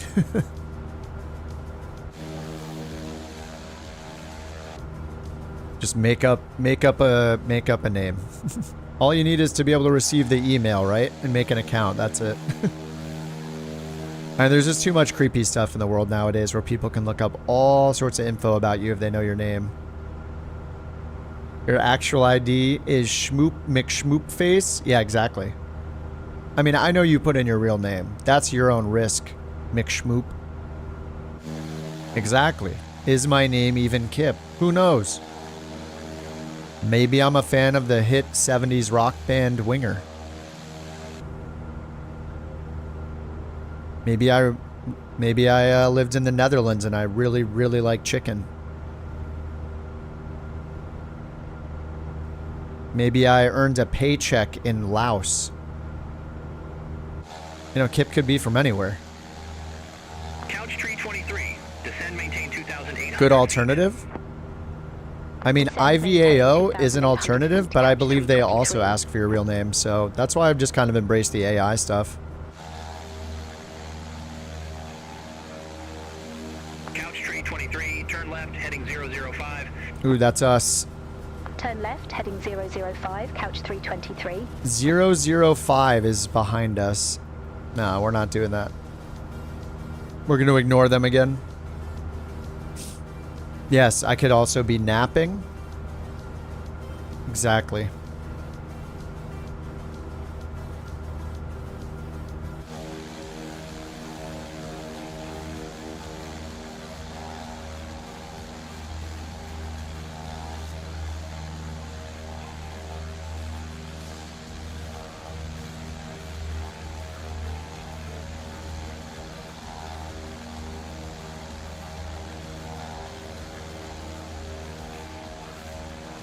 Yeah, Beyond ATC's always online. Yeah, it's going to be really exciting when they get the... like, they just introduced the LLM, which is really cool. Like, you can ask for weather and stuff like that.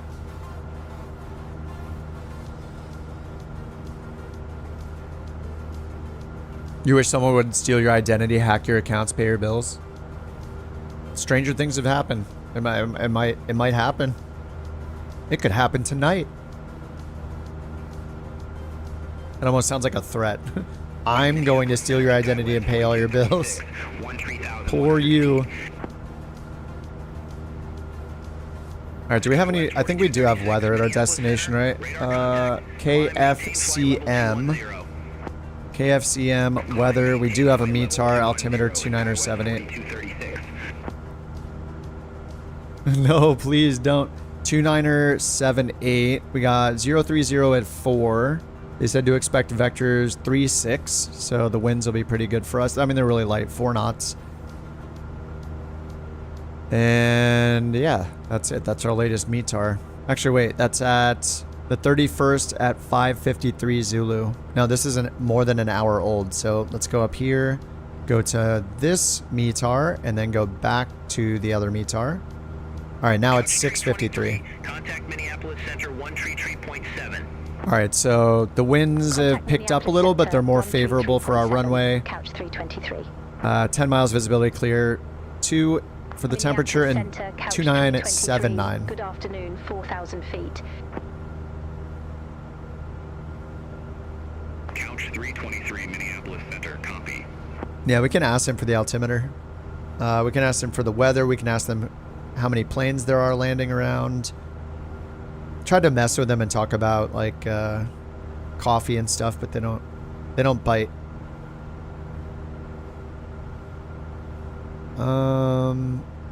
Yeah, who are we on with? Minneapolis Center.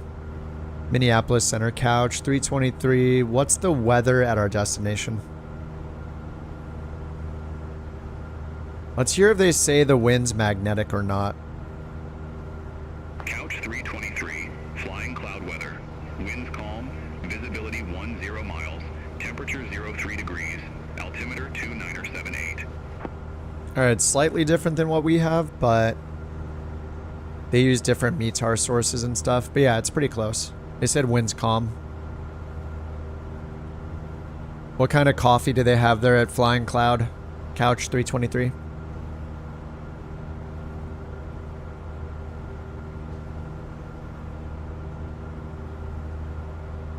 Couch 323, we enjoy coffee too. Please keep the frequency clear for ATC communications. Oh, they said they enjoy coffee. They actually said coffee back to me. That's awesome. And can you tell us about your love for donuts while you're flying an airplane? It's related to aviation, so you can talk about it. Donuts in the flight deck. What are your thoughts? VFR, yeah. Sorry, yeah, I started talking and then I stopped. But yeah, VFR. We appreciate donuts too. Please keep the frequency clear for ATC communications. But yeah, they've done the LLM, so that's going to lead them into doing VFR. I think it's going to be awesome when we can do VFR, and if we can take off without using SimBrief at all would be incredible. Like if you could call up and tell it that you want, you know, you just want a VFR departure to the east and tell it your destination and optionally ask for flight following. That's going to be so cool if you can do that without needing to generate a SimBrief flight plan. Like if they could make it so it does the flight plan automatically and like gets the weather and stuff it needs. Whatever it needs to do on the back end, like to make that work where you don't even need to use a site would be awesome. And then it'll be cool to see if they do like try their hand at any multiplayer features, like where we can hear each other talking and stuff like that on the same frequency. I'm not sure what ideas they have after the ATC stuff is like really buttoned up.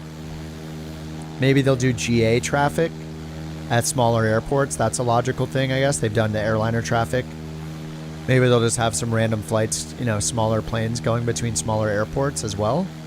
And then sequencing, you know, small planes and big planes together at certain airports. Could be kind of cool.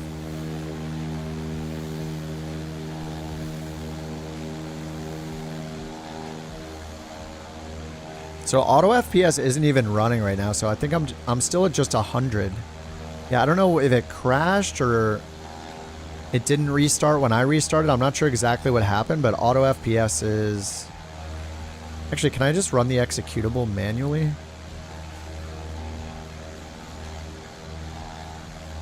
Auto FPS.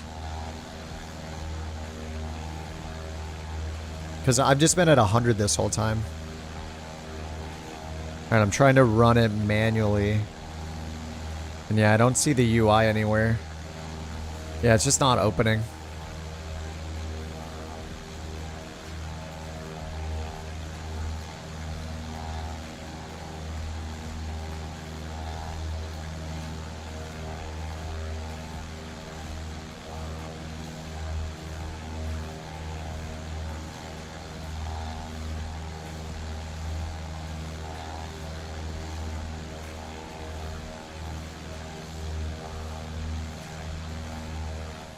This is a cool shot with the airport right in front of us.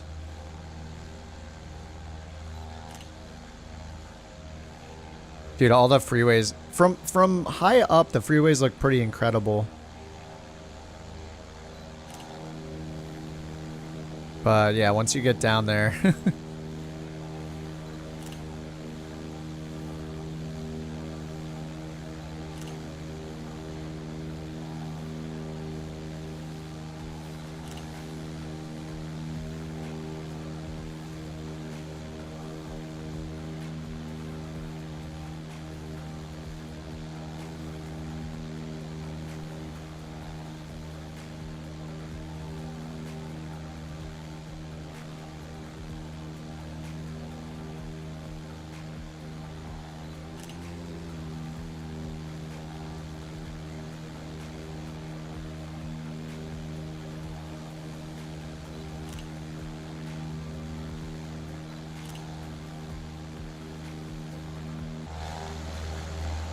Oh my god, now the water looks so cool too.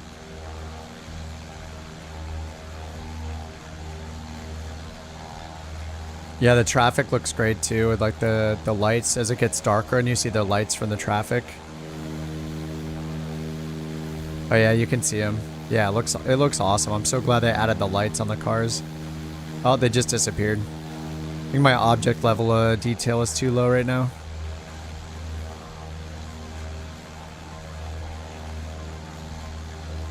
Oh my god, this is such a cool route. Oh, are we flying over the airport? Turn right, heading 170. We're landing here. I'm not even paying attention. I'm just sightseeing. We're already at the airport. And I commented about the airport. I'm like, oh, hey. Hey, the airport's here. You guys are just down there. Alright, I guess I should probably land. I do this way too often. Literally just staring and taking pictures because the things look awesome. And like, oh, whoops. Wait, why are we doing a 360? Oh. Whoops. Alright, we're supposed to land at 3.6.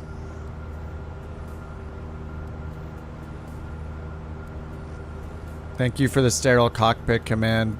Asterisk in a soft, dramatic tone. Asterisk. Here we observe Kip, a master of simulation, yet completely oblivious to the art of flying.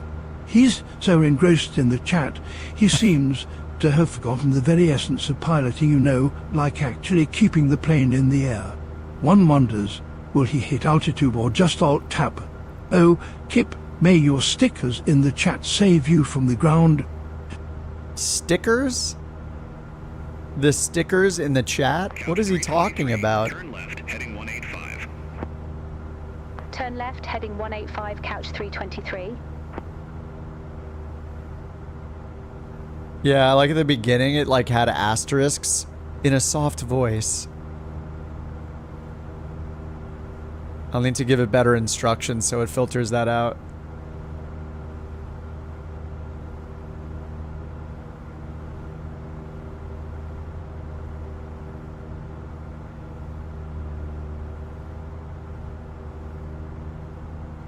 You know, let's do our little OBS trick here.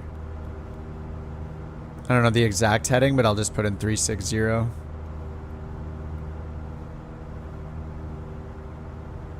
Oh, it's for the wrong waypoint. So this is where OBS, like, it's at that waypoint instead. So I need to do direct to our destination first. So that's our active waypoint. And now I can turn on OBS again and then put in 360. So it's got the right reference waypoint.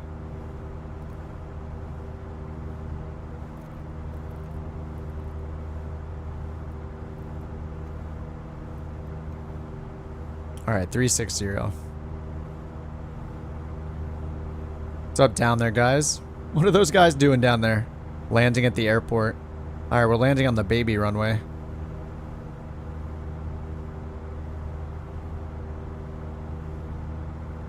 Rex, are you in the tower?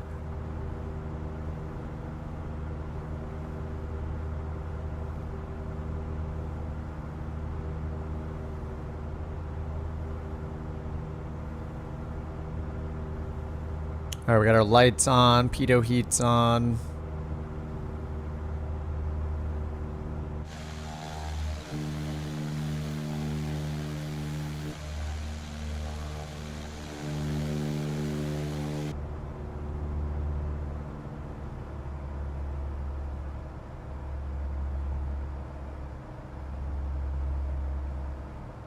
Alright, let's just follow the freeway. It's a nice little landmark. We can get flaps 1 down because we're under 108.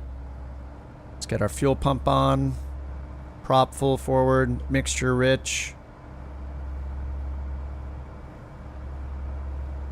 Man, this airport is in such a cool spot. This is awesome. 323, turn right, heading 145. Turn right, heading 145, couch 323. Yeah, we're not going to do that. Couch 323. Airport is at your 10 o'clock 2 miles. Report the field in sight. Field in sight. Couch 323. Cleared visual approach runway 36. Cleared visual approach 36, couch 323. Hey, what a cool approach. Couch 323. Contact Flying Cloud Tower 119.15. Alright, full flaps. Contact tower 119.15, couch 323. Have a good one. Flying Cloud Tower, couch 323. Visual runway 36. Couch tree 23, Flying Cloud Tower, wind 005 at 6, runway tree 6 cleared to land. Runway 36 cleared to land, couch 323.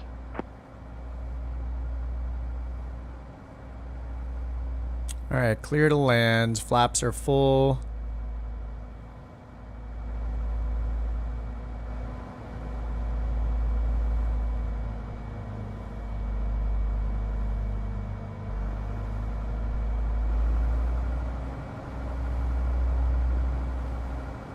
Alright, now we're on glide slope.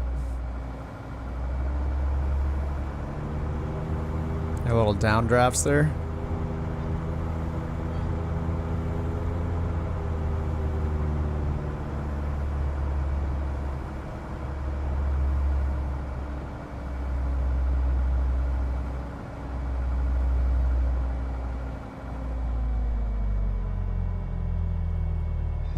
Ooh, that was a little rough.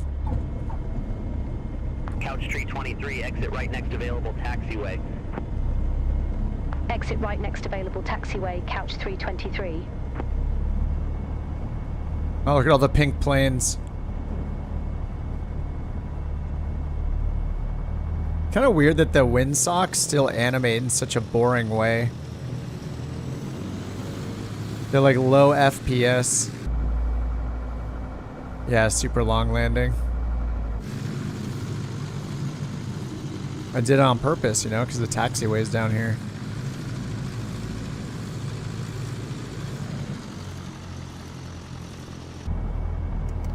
Alright, flaps up. Fuel pump is off and pitot heat is off. Strobe off. Landing light off and taxi light on. Bam. That's cool. We can see KK's nav light right here. Couch tree 23, contact ground 121.7. Ground 121.7, couch 323.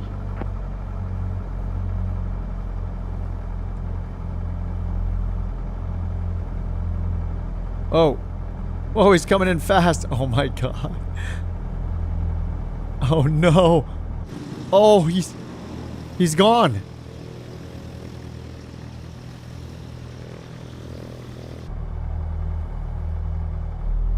Wait, what are all these planes doing here? I don't understand. These aren't other players. And I don't have the in-sim traffic turned on. And I don't have any, like, park traffic. What are these doing here? Roll the trucks.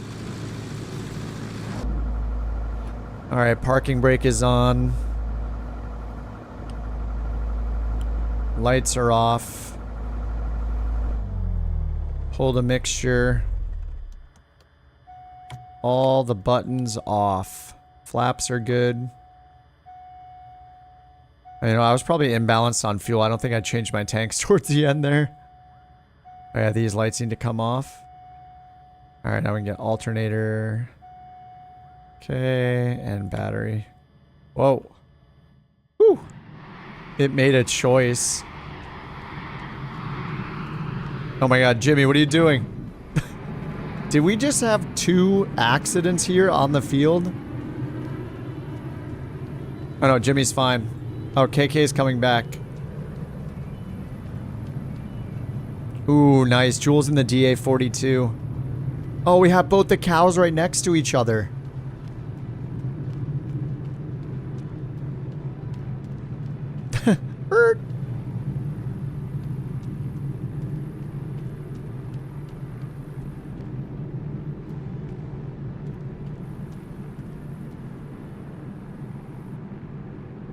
Oh, look, it didn't load the whole thing.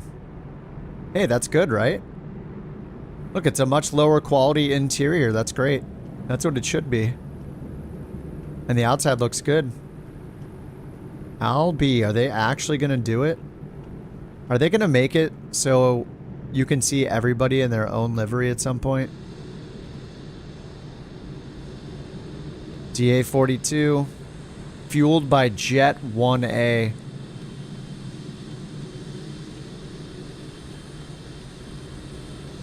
Two cows. A Mordor. I like your plane.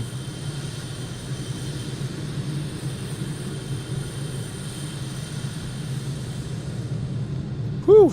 That was kind of a lot of flying. 5 hours in the DA-40 feels like a lot. Heck yeah, Jewel. Heck yeah. That's my boy. That's my boy right there. That's my dude. Taxied for 15 minutes at Las Vegas. Flew to the destination. The sim crashed on final. Wait, are you doing career mode? It put you back in Las Vegas? That must be the built-in career mode.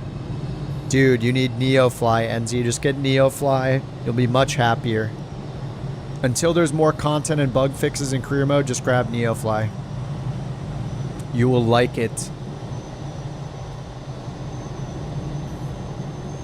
All hail the 152. What's up, Bulldog? Career mode. Yeah. I mean, unless you're still motivated, like, you know, I was motivated for a bit, even with the bugs, to keep going. But if you get to the point where you're just like, oh my god, this is just so frustrating, just do NeoFly, because you can fly whatever plane you want. You just go from one place to the next without, like, teleporting all over the world constantly. It's really good. And then you could do on-air company as well if you want, but that one costs money. But yeah, it's just good. I think everybody should enjoy the career mode in Flight Sim 24 because things look so good. And once you're out of stuff to do in the built-in career mode, or you've just had so many bugs you're getting frustrated, yeah, definitely switch over to a third-party career mode.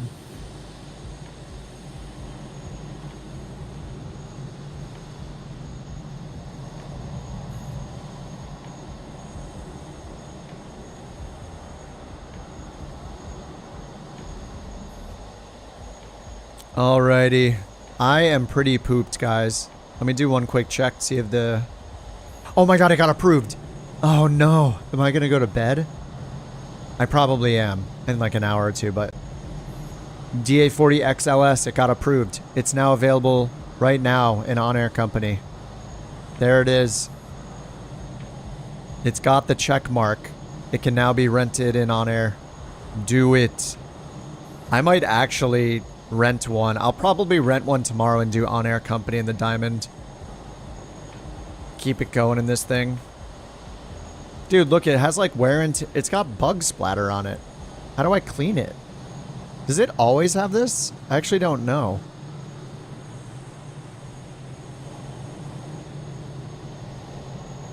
It's like getting dirty. Oh, it's only a 2-blade prop. I just noticed that. Old school.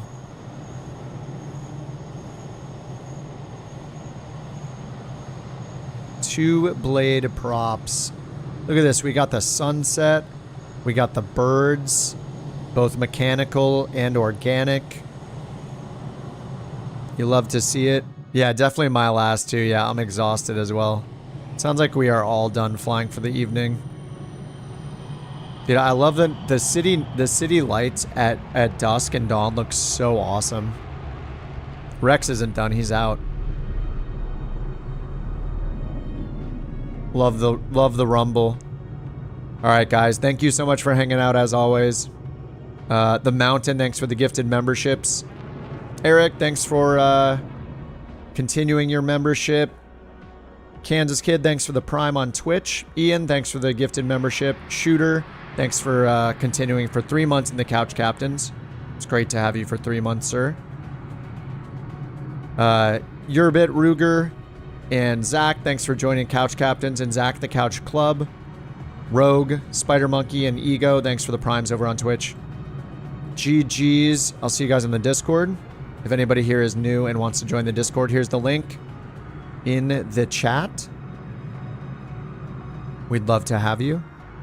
And yeah, it's like 11:20 p.m. here, so I'm gonna call it an evening and pass out. I'll see you guys on the Discord. I'll talk to you tomorrow. I'll see you after work tomorrow. Is tomorrow Friday already? Oh my god, it's Friday already. Good luck in your and my continued hunt for a 5090 or whatever card you're looking for.